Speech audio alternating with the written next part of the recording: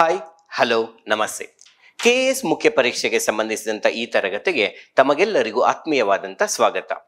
ನಾವು ಈ ಒಂದು ಕ್ಲಾಸ್ನಲ್ಲಿ ಕೆಎಎಸ್ ಮೇನ್ಸ್ಗೆ GS ಪೇಪರ್ 4 ಇದೆಯಲ್ವಾ, ಜನರಲ್ ಸ್ಟಡೀಸ್ ಪತ್ರಿಕೆ 4, ನೀತಿಶಾಸ್ತ್ರ, ಸಮಗ್ರತೆ ಮತ್ತು ಅಭಿಕ್ಷಮತೆ, ಎಥಿಕ್ಸ್, ಇಂಟೆಗ್ರಿಟಿ ಅಂಡ್ ಆಪ್ಟಿಟ್ಯೂಡ್, ಈ ಪೇಪರ್ನ ಹೇಗೆ ಸಿದ್ಧತೆ ಮಾಡ್ಕೋಬೇಕು, ನಾವು ಹೇಗೆ ಪ್ರಿಪೇರ್ ಆಗಬೇಕು ಅನ್ನುವಂಥ ವಿಷಯದ ಬಗ್ಗೆ ಚರ್ಚೆ ಮಾಡೋಣ. ಈ ವಿಡಿಯೋವನ್ನು ನೋಡೋದಕ್ಕಿಂತ ಮುಂಚೆ we suggest you to watch this video. ನಮ್ಮ ಇಂಡಿಯಾ ಫಾರ್ IAS ಯೂಟ್ಯೂಬ್ ಚಾನಲ್ನಲ್ಲೇ ಇದಕ್ಕೆ ಮುಂಚೆ KS ಮೇನ್ಸ್ಗೆ ರಿಲೇಟೆಡ್ ಒಂದು ವಿಡಿಯೋ ಮಾಡಿದ್ದೀವಿ. ಅದರ ಟೈಟಲ್ ಏನಪ್ಪಾ ಅಂತಂದ್ರೆ mains answer writing what, how and why ಅಂತ. ಇದನ್ನ ಅಭಿಷೇಕ್ ಸರ್ ಕ್ಲಾಸ್ ಮಾಡಿದ್ದಾರೆ. ಈ ವಿಡಿಯೋವನ್ನೊಮ್ಮೆ ಒಂದ್ಸಲ ನೋಡಿ. ಯಾರೇ ಒಂದು ಮುಖ್ಯ ಪರೀಕ್ಷೆಯನ್ನ ಬರೀಬೇಕು ಅಂತಂದ್ರೂ ಕೂಡ ಅಗತ್ಯವಾಗಿ ತಿಳಿಯಲೇಬೇಕಾದಂತ ಕೆಲವು ಅಂಶಗಳನ್ನ ಈ ವಿಡಿಯೋನಲ್ಲಿ ಚರ್ಚೆ ಮಾಡಿದ್ದೀವಿ. ಒಂದು ಪ್ರಶ್ನೆಯನ್ನ ನಮಗೆ ಕೊಟ್ಟಿರ್ತಾರೆ, ಅದಕ್ಕೆ ಸಂಬಂಧಪಟ್ಟಂತೆ ಕಂಟೆಂಟ್ ಟರ್ಮ್, ಲಿಮಿಟಿಂಗ್ ಟರ್ಮ್ ಮತ್ತು ಡೈರೆಕ್ಟಿವ್ ಟರ್ಮ್ ಅಂತ 3 ಟರ್ಮ್ಸ್ ಇರುತ್ತೆ. ಈ ಪದಗಳ ಅರ್ಥ ಏನು ಅನ್ನುವುದನ್ನ ಆ ವಿಡಿಯೋನಲ್ಲಿ ತುಂಬಾ ಚೆನ್ನಾಗಿ ಡೀಟೇಲ್ ಆಗಿ ಸರಳವಾಗಿ ಎಕ್ಸ್ಪ್ಲೈನ್ ಮಾಡಿದ್ದಾರೆ. ಈಗ how do you apply emotional intelligence in administrative practices ಅಂತ ಇದೆ ಅಂತ ಅನ್ಕೊಳ್ಳಿ. ಸೊ ಭಾವನಾತ್ಮಕ ಬುದ್ಧಿವಂತಿಕೆಯನ್ನ ಆಡಳಿತದ ಆಚರಣೆಗಳಲ್ಲಿ, ಪದ್ಧತಿಗಳಲ್ಲಿ ಅಥವಾ ಆಡಳಿತದಲ್ಲಿ ಹೇಗೆ ಅನ್ವಯ ಮಾಡಿಕೊಳ್ಳಬಹುದು ಅಂತ ಒಂದು ಪ್ರಶ್ನೆ ಇದೆ. ಅದ್ರಲ್ಲಿ ನಮ್ಗೆ ಕಂಟೆಂಟ್ ಟರ್ಮ್ ಏನು, ಯಾವ ವಿಷಯದ ಬಗ್ಗೆ ಕೇಳ್ತಿದ್ದಾರೆ? ಭಾವನಾತ್ಮಕ ಬುದ್ಧಿವಂತಿಕೆ ಬಗ್ಗೆ. ಓಕೆ, ಕಂಟೆಂಟ್ ಟರ್ಮ್ ಗೊತ್ತಾಗುತ್ತೆ. ಆದ್ರೆ ಭಾವನಾತ್ಮಕ ಬುದ್ಧಿವಂತಿಕೆ ಬಗ್ಗೆ ನಾನು ಎಲ್ಲ ಬರೆದು ಬಿಡ್ಬೋದಾ? ನನ್ಗೆ ಏನೇನು ಗೊತ್ತಿದೆಯೋ ಎಲ್ಲ ಬರಿಬೇಕಾ? ಇಲ್ಲ, ಸ್ವಲ್ಪ ಲಿಮಿಟೇಷನ್ಸ್ ಕೂಡ ಇದೆ. ಅವ್ರು ಏನ್ ಕೇಳ್ತಿದ್ದಾರೆ, how to apply in administration, ಅದ್ರ ಅಪ್ಲಿಕೇಶನ್ ಬಗ್ಗೆ ಮಾತ್ರ ಬರಿಬೇಕು, ಅದು ಅಡ್ಮಿನಿಸ್ಟ್ರೇಷನ್ ಅಲ್ಲಿ ಮಾತ್ರ ಬರಿಬೇಕು. ಈ ತರ ಮಿತಿಗಳನ್ನು ಕೂಡ ಹಾಕತ್ತೆ. ಅಂಡ್ ಪ್ರಶ್ನೆಗಳ ಜೊತೆನಲ್ಲಿ ನಮಗೆ explain, comment, analyse, critically analyse, ಈ ತರ ಕೆಲವು ಪದಗಳು ಬರುತ್ತಲ್ವಾ, ಅದನ್ನ ಡಿರೆಕ್ಟಿವ್ ವರ್ಡ್ ಅಂತ ಕರಿತೀವಿ. ಈ ಪದಗಳ ಅರ್ಥವನ್ನ, ಕಮೆಂಟ್ ಅಂದ್ರೆ ಏನು, ಎಕ್ಸ್ಪ್ಲೈನ್ ಅಂದ್ರೆ ಏನು, ಅನಲೈಸ್ ಅಂತಂದ್ರೆ ಏನು, ಈ ಎಲ್ಲ ವಿಷಯಗಳನ್ನು ಕೂಡ ಈ ವಿಡಿಯೋನಲ್ಲಿ ಡೀಟೇಲ್ ಆಗಿ ಎಕ್ಸ್ಪ್ಲೈನ್ ಮಾಡಿದ್ದಾರೆ. ಮತ್ತು ಒಂದು ಪ್ರಶ್ನೆಯಲ್ಲಿ ಇಂಟ್ರೊಡಕ್ಷನ್ ಅಂತಂದ್ರೆ ಏನು, ಬಾಡಿ ಅಂತಂದ್ರೆ ಏನು, ಕನ್ಕ್ಲೂಷನ್ ಅಂತಂದ್ರೆ ಏನು, ಯಾವ್ಯಾವ ರೀತಿಯಲ್ಲೆಲ್ಲ ಕೂಡ ನಾವು ಒಂದು ಆನ್ಸರ್ ಅನ್ನ ಇಂಟ್ರೊಡ್ಯೂಸ್ ಮಾಡಬಹುದು, ಆ ಬಾಡಿ ಆಫ್ ದ ಆನ್ಸರ್ ಅಲ್ಲಿ ಏನೇನ್ ಬರಿಬೇಕಾಗತ್ತೆ, ಕನ್ಕ್ಲೂಷನ್ ಹೇಗ್ ಬರೆದ್ರೆ ಚೆನ್ನಾಗಿರುತ್ತೆ, ಈ ಎಲ್ಲ ಮಾಹಿತಿಯನ್ನು ಕೂಡ ಆಲ್ರೆಡಿ ವಿಡಿಯೋ 1 ಅಥವಾ ಫಸ್ಟ್ ವಿಡಿಯೋನಲ್ಲಿ ನಾವು ಎಕ್ಸ್ಪ್ಲೈನ್ ಮಾಡಿದೀವಿ. ಹಾಗಾಗಿ ಇದ್ರಲ್ಲಿ ಮತ್ತೆ ರಿಪೀಟ್ ಮಾಡ್ತಿಲ್ಲ. ನಾವು ಈಗ ನೇರವಾಗಿ ಎಥಿಕ್ಸ್ ಪೇಪರ್ ಅಥವಾ ಜನರಲ್ ಸ್ಟಡೀಸ್ ಪೇಪರ್ 4 ಬಗ್ಗೆನೇ ಡಿಸ್ಕಸ್ ಮಾಡ್ತಾ ಇದ್ವಿ. ಲೆಟ್ಸ್ ಬಿಗಿನ್ ಆ ಜರ್ನಿ. ನಿಮಗೆಲ್ಲ ಗೊತ್ತಿರುವಂತೆ ಈ ಪೇಪರ್ ಅನ್ನ 3 ಸೆಕ್ಷನ್ಸ್ಗಳಾಗಿ ಡಿವೈಡ್ ಮಾಡಿದ್ದೀವಿ, ಎಥಿಕ್ಸ್, ಇಂಟೆಗ್ರಿಟಿ ಮತ್ತು ಆಪ್ಟಿಟ್ಯೂಡ್ ಅಂತೇಳಿ. ನೋಟಿಫಿಕೇಶನ್ ಅಲ್ಲಿ ಏನಪ್ಪ ಕೊಟ್ಟಿದ್ದಾರೆ ಅಂತಂದ್ರೆ, ಈ ಪ್ರತಿಯೊಂದು ಸೆಕ್ಷನ್ ಇಂದಲೂ ಕೂಡ ನಮ್ಗೆ 80 ಮಾರ್ಕ್ಸ್ಗೆ ಸಂಬಂಧಿಸಿರುವಂತ ಪ್ರಶ್ನೆಗಳು ಬರುತ್ತೆ. ಇದರಿಂದ 80 ಮಾರ್ಕ್ಸ್, ಇದರಿಂದ 80 ಮಾರ್ಕ್ಸ್, ಇದರಿಂದ 80 ಮಾರ್ಕ್ಸ್ ಅಂತ. 80, 160, 240 ಆಯ್ತಲ್ವಾ. ಇನ್ನು 10 ಮಾರ್ಕ್ಸ್ ಮಾತ್ರ ಯಾವುದಾದ್ರೂ ಒಂದು ಸೆಕ್ಷನ್ಸ್ ಗಳಿಂದ ಬರುತ್ತೆ. ಇದುವರೆಗೂ ನಮ್ಗೆ KPSC ಮೇನ್ಸ್ ಅಲ್ಲಿ 3 ಎಕ್ಸಾಮ್ಸ್ ನಡೆದಿದೆ. ಯಾವ ವರ್ಷದಲ್ಲಿ ನಡೆದಿದೆ ಅಂತ ಹೇಳೋದು ತುಂಬಾ ಕಷ್ಟ. First year, second year, third year ಅಂತ ನಾವು ಕರೆಯೋಣ ಸದ್ಯಕ್ಕೆ. ಈ 3 ವರ್ಷಗಳಲ್ಲೂ ಕೂಡ ಸರಿಸುಮಾರು ಈ ಪ್ಯಾಟರ್ನ್ ಅನ್ನೇ ಫಾಲೋ ಮಾಡಿದ್ದಾರೆ. ಇದರಿಂದ 80 ಕ್ವಶನ್ಸ್ ಬಂದಿದೆ, ಇದರಿಂದನೂ 80 ಮಾರ್ಕ್ಸ್ ಬಂದಿದೆ, ಇದರಿಂದ 80 ಮಾರ್ಕ್ಸ್, ಇದರಿಂದ 80 ಮಾರ್ಕ್ಸ್ ಬಂದಿದೆ. ಹಾಗಾಗಿ ಕೂಡ ನಾವು ಪ್ರಿಪೇರ್ ಆಗೋವಾಗ್ಲೂ ಕೂಡ ನಮ್ಮ ಪ್ರಯಾರಿಟಿ ಈ ತರನೇ ಇರಬೇಕು. ಸೆಕ್ಷನ್ ಎ, ಎಥಿಕ್ಸ್ ಅಥವಾ ನೀತಿಶಾಸ್ತ್ರದಲ್ಲಿ 20ಕ್ಕೂ ಹೆಚ್ಚು ಟಾಪಿಕ್ಸ್ ಇದಾವೆ, 20+ ಟಾಪಿಕ್ಸ್ ಇದೆ. ಅಲ್ಲಿ 80 ಮಾರ್ಕ್ಸ್ಗೆ ಪ್ರಶ್ನೆಗಳನ್ನ ಕೇಳೋದು ಯಾರು ಕ್ವಶನ್ ಪೇಪರ್ ಸೆಟ್ ಮಾಡ್ತಿದಾರಲ್ಲ ಅವ್ರಿಗೆ ತುಂಬಾ ಈಸಿನೇ, ಬಿಕಾಸ್ 20 ಟಾಪಿಕ್ಸ್ ಇದೆ, ಅದ್ರಲ್ಲಿ ನಾವು ಪ್ರಶ್ನೆಗಳನ್ನ ಸೆಟ್ ಮಾಡಬೇಕು. ಬಟ್ ಆಕ್ಚುಯಲ್ ಚಾಲೆಂಜ್ ಯಾವಾಗ ಬರುತ್ತೆ ಅಂದ್ರೆ, ಕ್ವಶನ್ ಪೇಪರ್ ಸೆಟ್ಟರ್ಗೆನೆ ಸೆಕ್ಷನ್ 2 ನಲ್ಲಿ ಸಮಗ್ರತೆ ಅಂತ ಒಂದು ಏನು ಹೆಡ್ಡಿಂಗ್ ಇದೆ, ಆ ಸೆಕ್ಷನ್ ಅಲ್ಲಿ ಇರೋದೇ 8 ಟಾಪಿಕ್ಸ್. 8 ಟಾಪಿಕ್ಗೆ ಸಂಬಂಧಿಸಿದಂತೆ ಅಥವಾ 8 ವಿಷಯಗಳಿಗೆ ಸಂಬಂಧಿಸಿದಂತೆ ಅವರು ಸರಿಸುಮಾರು 80 ಅಂಕಗಳಿಗೆ 80 ಅಂಕಗಳಿಗೆ ಪ್ರಶ್ನೆಗಳನ್ನ ಕೇಳಬೇಕು. ಅದಷ್ಟು ಈಸಿ ಅಲ್ಲ. ಹಾಗಾಗಿ ಅವರು ಕೊಟ್ಟಿರುವ ಟಾಪಿಕ್ ಅಷ್ಟೇ ಸಾಧ್ಯ ಆಗ್ದಿರಾ ಅದನ್ನ ಇನ್ ಸ್ವಲ್ಪ ಆಳವಾಗಿ ಹೋಗಿ ಕೇಳಬೇಕಾಗತ್ತೆ. ಅವ್ರಿಗೆ ಇನ್ನ ದೊಡ್ಡ ಚಾಲೆಂಜ್ ಎಲ್ಲಿ ಬರುತ್ತೆ ಅಂತಂದ್ರೆ, ಸೆಕ್ಷನ್ 3 ನಲ್ಲಿ ಆಪ್ಟಿಟ್ಯೂಡ್ ಅಥವಾ ಅಭಿಕ್ಷಮತೆ ಅಂತಿದೆಯಲ್ವಾ, ಅದರಲ್ಲಿ ಇರೋದೇ 4 topics. Attitude, aptitude, emotional intelligence, thinkers ಅಂತ ಕರಿಬೋದು. ಆ 4 ಟಾಪಿಕ್ಸ್ ಇಂದಾನೆ 80 ಮಾರ್ಕ್ಸ್ಗೆ ಕೇಳಬೇಕು. ಅದು ಇನ್ನಷ್ಟು ಚಾಲೆಂಜು. ಹಾಗಾಗಿ ಅವ್ರು ಏನ್ ಮಾಡ್ಬೇಕಾಗತ್ತೆ, ಮತ್ತೆ ಇನ್ನಷ್ಟು ಡೆಪ್ತ್ಗೆ ಹೋಗಿ ಅದಕ್ಕೆ ಪ್ರಶ್ನೆಗಳನ್ನ ಕೇಳಬೇಕಾಗತ್ತೆ. ನಾವೇನ್ ಮಾಡೋಣ, ಈಗ ಈ ಪ್ರತಿ ಸೆಕ್ಷನ್ಸ್ ಅಲ್ಲೂ ಕೂಡ ಯಾವ್ಯಾವ ರೀತಿಯ ಪ್ರಶ್ನೆಗಳನ್ನ ಕೇಳಬಹುದು ಅಂತ ಚರ್ಚೆ ಮಾಡೋದಕ್ಕೆ ಟ್ರೈ ಮಾಡೋಣ. ಈಗ ಫಸ್ಟ್ ಸೆಕ್ಷನ್ 1 ನಲ್ಲಿ ನಾವು ಆಲ್ರೆಡಿ ಹೇಳಿದಾಗೆ ಕ್ವಶನ್ ಪೇಪರ್ ಸೆಟ್ ಮಾಡೋರಿಗೆ ಸ್ವಲ್ಪ ಈಸಿ, ಬಿಕಾಸ್ 20+ ಟಾಪಿಕ್ಸ್ ಇದೆ, ಹೀಗೂ ಕ್ವಶನ್ಸ್ ನ ಸೆಟ್ ಮಾಡಿಬಿಡುವುದು. ವಾಟ್ ಅಬೌಟ್ ಸೆಕ್ಷನ್ 2 and 3 ಅಥವಾ ಇಂಟೆಗ್ರಿಟಿ ಮತ್ತು ಆಪ್ಟಿಟ್ಯೂಡ್, ಇವುಗಳನ್ನ ಅರ್ಥ ಮಾಡ್ಕೊಳ್ಳೋಣ ಬನ್ನಿ. ಈ ಸೆಕ್ಷನ್ 2 ನಲ್ಲಿ ನಾವು ಆಲ್ರೆಡಿ ಹೇಳಿದಾಗ ಒಟ್ಟು 8 ಟಾಪಿಕ್ಸ್ ಇದೆ. ಯಾವುದಾದ ಟಾಪಿಕ್ಸ್ಗಳು? ಸೆಕ್ಷನ್ 2 ಇಂಟೆಗ್ರಿಟಿ ಅಂತ ಕರೆದ್ವಿ, ಅದ್ರಲ್ಲಿ ಮತ್ತೆ ಒಟ್ಟು 8 ಸೆಕ್ಷನ್ಸ್ ಇದೆ. ಯಾವುದ್ಯಾವುದು? ಇಂಟೆಗ್ರಿಟಿ, ಸಮಗ್ರತೆ, ಇಂಪಾರ್ಶಿಯಾಲಿಟಿ, ನಿಷ್ಪಕ್ಷಪಾತ, ನಾನ್ ಪಾರ್ಟಿಸಾನ್ಶಿಪ್, ಪಕ್ಷಾತೀತತೆ, ಆಬ್ಜೆಕ್ಟಿವಿಟಿ, ವಸ್ತುನಿಷ್ಠತೆ, ಡೆಡಿಕೇಶನ್ ಟು ಪಬ್ಲಿಕ್ ಸರ್ವಿಸ್, ಸಾರ್ವಜನಿಕ ಸೇವೆಗೆ ಸಮರ್ಪಣಾ ಭಾವ, ಎಂಪತಿ, ಪರಾನುಭೂತಿ, ಟಾಲರೆನ್ಸ್, ಸಹಿಷ್ಣುತೆ, ಕಂಪ್ಯಾಷನ್, ಅನುಕಂಪ towards weaker section of society, ದುರ್ಬಲ ವರ್ಗದವರಿಗೆ ಸಂಬಂಧಿಸಿದಂತೆ ಅನುಕಂಪ ಭಾವ. ನಮ್ಮ ಸಿಲೆಬಸ್ ಅಲ್ಲಿ ಇಷ್ಟೇ ಇದೆ. ನಾವು ಆಕ್ಚುಲಿ ಕ್ವಶನ್ ಪೇಪರ್ ಸೆಟ್ ಮಾಡೋರ್ ಪರ್ಸ್ಪೆಕ್ಟಿವ್ ಇಂದ ಯೋಚನೆ ಮಾಡೋಣ. ಇದಕ್ಕೆ ಸಂಬಂಧಪಟ್ಟಂತೆ ಅವ್ರು 80 ಮಾರ್ಕ್ಸ್ಗೆ ಪ್ರಶ್ನೆಗಳನ್ನ ಕೇಳಬೇಕು. ಏನೇನೆಲ್ಲ ಕೇಳ್ಬೋದು? We will have A analysis. But ಅವನ್ನೆಲ್ಲ ಅರ್ಥ ಮಾಡ್ಕೋಬೇಕಂದ್ರೆ ನಮಗೆ ಸ್ವಲ್ಪ ಸಿಂಪಲ್ ಆಗಾದ್ರೂ ಇವೇನು ಅಂತ ಗೊತ್ತಿರಬೇಕು. ನಾವು ಸೆಕ್ಷನ್ 2 ಅನ್ನ ಸಿಂಪಲ್ ಆಗಿ ಸಿವಿಲ್ ಸರ್ವಿಸ್ ವ್ಯಾಲ್ಯೂಸ್ ಅಂತ ಕೂಡ ಕರಿಬೋದಾಗಿರುತ್ತೆ. ನಾಗರಿಕ ಸೇವಾ ಮೌಲ್ಯಗಳು, ಒಬ್ಬ ನಾಗರಿಕ ಸೇವಾಧಿಕಾರಿ ಆಗಿರೋರಿಗೆ, ಆಗ್ಬೇಕು ಅಂತ ಅನ್ಕೊಂಡಿರೋರಿಗೆ ಇರಬೇಕಾದಂತಹ ಗುಣಗಳು. ಮೊದಲನೇದೇನು? ಇಂಟೆಗ್ರಿಟಿ, ಸಮಗ್ರತೆ. ಈಗ ನಮ್ಗೆ ಸರಿ ತಪ್ಪು ಯಾವುದು ಅಂತ ಗೊತ್ತಿದೆ, ಅದು ನೀತಿಶಾಸ್ತ್ರ ಹೇಳ್ಕೊಡುತ್ತೆ. ನೀತಿಶಾಸ್ತ್ರನೇ ಸರಿ ಅಂದ್ರೇನು, ತಪ್ಪಂದ್ರೇನು, ಅದನ್ನ ಹೇಗೆ ಅರ್ಥ ಮಾಡ್ಕೋಬೇಕು ಅಂತಿರುವಂತ ಒಂದು ಸಬ್ಜೆಕ್ಟ್. ನಮಗ್ ಸರಿ ತಪ್ಪು ಗೊತ್ತಿದೆ, ಬಟ್ ಆದ್ರೆ ನಾವು ಅದನ್ನ ದಿನನಿತ್ಯದ ಜೀವನದಲ್ಲಿ, ವೃತ್ತಿ ಜೀವನದಲ್ಲಿ, ವೈಯಕ್ತಿಕ ಜೀವನದಲ್ಲಿ ಅನ್ವಯ ಮಾಡ್ಕೊಂಡು ಹೋಗ್ಬೇಕು. ಬಟ್ ನಾವ್ ಯಾವಾಗ ನೈತಿಕತೆಯನ್ನ ಫಾಲೋ ಮಾಡ್ಬೇಕು ಅಂತ ಅನ್ಕೋತೀವೋ, ಹಲವಾರು ಆಕರ್ಷಣೆಗಳು ನಮ್ಮ ದಾರಿ ತಪ್ಪಿಸೋ ಪ್ರಯತ್ನ ಮಾಡ್ತಿರುತ್ತೆ. There are many temptations that try to deviate us from the path of ethics. There are so many pressures, ಹಲವಾರು ಒತ್ತಡಗಳಿರುತ್ತೆ. ಅಯ್ಯೋ ಇದೆಲ್ಲ ಎಥಿಕ್ಸ್ ಎಲ್ಲ ಬೇಡಪ್ಪ ಅಂತ ಅನ್ನಿಸ್ತಾ ಇರುತ್ತೆ. ಇಲ್ಲಿ ಹಲವಾರು ಒತ್ತಡಗಳಿದ್ರು, ಆಕರ್ಷಣೆಗಳಿದ್ರು ಕೂಡ ಯಾವುದು ಸರಿನೋ ಅದನ್ನ ಮಾಡಬೇಕು. ಅದನ್ನ ಸಮಗ್ರತೆ ಅಂತ. ನೋಡಿ, ಯಾವುದೇ ಒಂದು ವಿಷಯವನ್ನ ತುಂಬಾ ಸರಳವಾಗಿ ಅರ್ಥ ಮಾಡ್ಕೋಬೇಕು. ಅವಾಗ ಮಾತ್ರನೇ ಅದನ್ನ ಬೇರೆ ಬೇರೆ ಕಾಂಟೆಕ್ಸ್ಟ್ಗಳಲ್ಲಿ, ಬೇರೆ ಬೇರೆ ಸಂದರ್ಭಗಳಲ್ಲಿ ಅನ್ವಯ ಮಾಡೋದಕ್ಕೆ ಈಸಿ ಆಗುತ್ತೆ. ನೆಕ್ಸ್ಟ್ ಏನ್ ಕೊಟ್ಟಿದ್ದಾರೆ? ನಿಷ್ಪಕ್ಷಪಾತ. ನಾಗರಿಕ ಸೇವಾಧಿಕಾರಿಗಳಾದಂಥ ನಾವು ನಿರ್ಧಾರಗಳನ್ನ ತೆಗೆದುಕೊಳ್ಳುವಾಗ, ಇವ್ರು ನಮ್ಮ ಜಾತಿಯವರು, ಇವ್ರು ನಮ್ಮ ಧರ್ಮದವರು, ಇವ್ರು ನಮ್ಮ ಭಾಷೆ ಮಾತಾಡ್ತಾರೆ, ಇವ್ರು ಕರ್ರಗಿದ್ದಾರೆ, ಬೆಳ್ಳಗಿದ್ದಾರೆ, ಹುಡುಗ ಹುಡುಗಿ, ಈ ರೀತಿಯ ತಾರತಮ್ಯಗಳನ್ನ ಮಾಡಬಾರ್ದು. ಕಾನೂನು ಮಾನದಂಡಗಳು ಏನಿರುತ್ತೋ, ಲೀಗಲ್ ಕ್ರೈಟೀರಿಯಾಸ್ ಏನಿರುತ್ತೋ ಅದನ್ನ ನೋಡಿ ನಾವು ನಿರ್ಧಾರವನ್ನ ತೆಗೆದುಕೊಳ್ಬೇಕು. ಸಿಂಪಲ್. ನಾನ್ ಪಾರ್ಟಿಸಾನ್ಶಿಪ್, ಪಕ್ಷಾತೀತತೆ. ಅಗೇನ್ ನಾಗರಿಕ ಸೇವಾಧಿಕಾರಿಗಳಾದಂತಹ ನಾವು ಯಾವುದೇ ರಾಜಕೀಯ ಪಕ್ಷಗಳ ಬಗ್ಗೆ ಒಲವು ಇರಬಾರ್ದು, ದ್ವೇಷನೂ ಇರಬಾರ್ದು. We should not like or hate any particular politician, political parties are political ideologies. ರಾಜಕಾರಣಿಗಳು, ರಾಜಕೀಯ ಪಕ್ಷಗಳು, ರಾಜಕೀಯ ಸಿದ್ಧಾಂತಗಳಿಗೆ ಸಂಬಂಧಿಸಿದಂತೆ ಒಲವು ಇರಬಾರ್ದು, ದ್ವೇಷನೂ ಇರಬಾರ್ದು. ತುಂಬಾ ಸರಳವಾದ ಅರ್ಥವನ್ನ ಹೇಳ್ತಾ ಇದೀವಿ ನಾವಿಲ್ಲಿ. ಅಂಡ್ ಈ ವಿಷಯವನ್ನ ಸರಳವಾಗಿ ಅರ್ಥ ಮಾಡ್ಕೊಂಡ್ರೆ ಮಾತ್ರನೇ ಬೇರೆ ಬೇರೆ ಕಾಂಟೆಕ್ಸ್ಗೆ ಅಪ್ಲೈ ಮಾಡೋದಕ್ಕಾಗತ್ತೆ. ನೆಕ್ಸ್ಟ್ ಏನಿದೆ ಸಿಲೆಬಸ್ ಅಲ್ಲಿ? ಆಬ್ಜೆಕ್ಟಿವಿಟಿ, ವಸ್ತುನಿಷ್ಠತೆ. ನಮಗೆ ಪ್ರಪಂಚದಲ್ಲಿ ಹಲವಾರು ಘಟನೆಗಳು ನಡೀತಾ ಇರುತ್ತೆ. ತುಂಬಾ ಜನ ಹೇಳ್ತಾರೆ, ನಾವು ಪ್ರಪಂಚದಲ್ಲಿ ನಡೆಯುತ್ತಿರುವಂತ ಘಟನೆಗಳನ್ನ ಅದು ಹೇಗಿದೆಯೋ ಹಾಗೆ ನೋಡೋದಿಲ್ಲ, ನಾವು ಹೇಗಿದ್ದೀವೋ ಹಾಗ ಘಟನೆಗಳನ್ನ ನೋಡ್ತೀವಿ.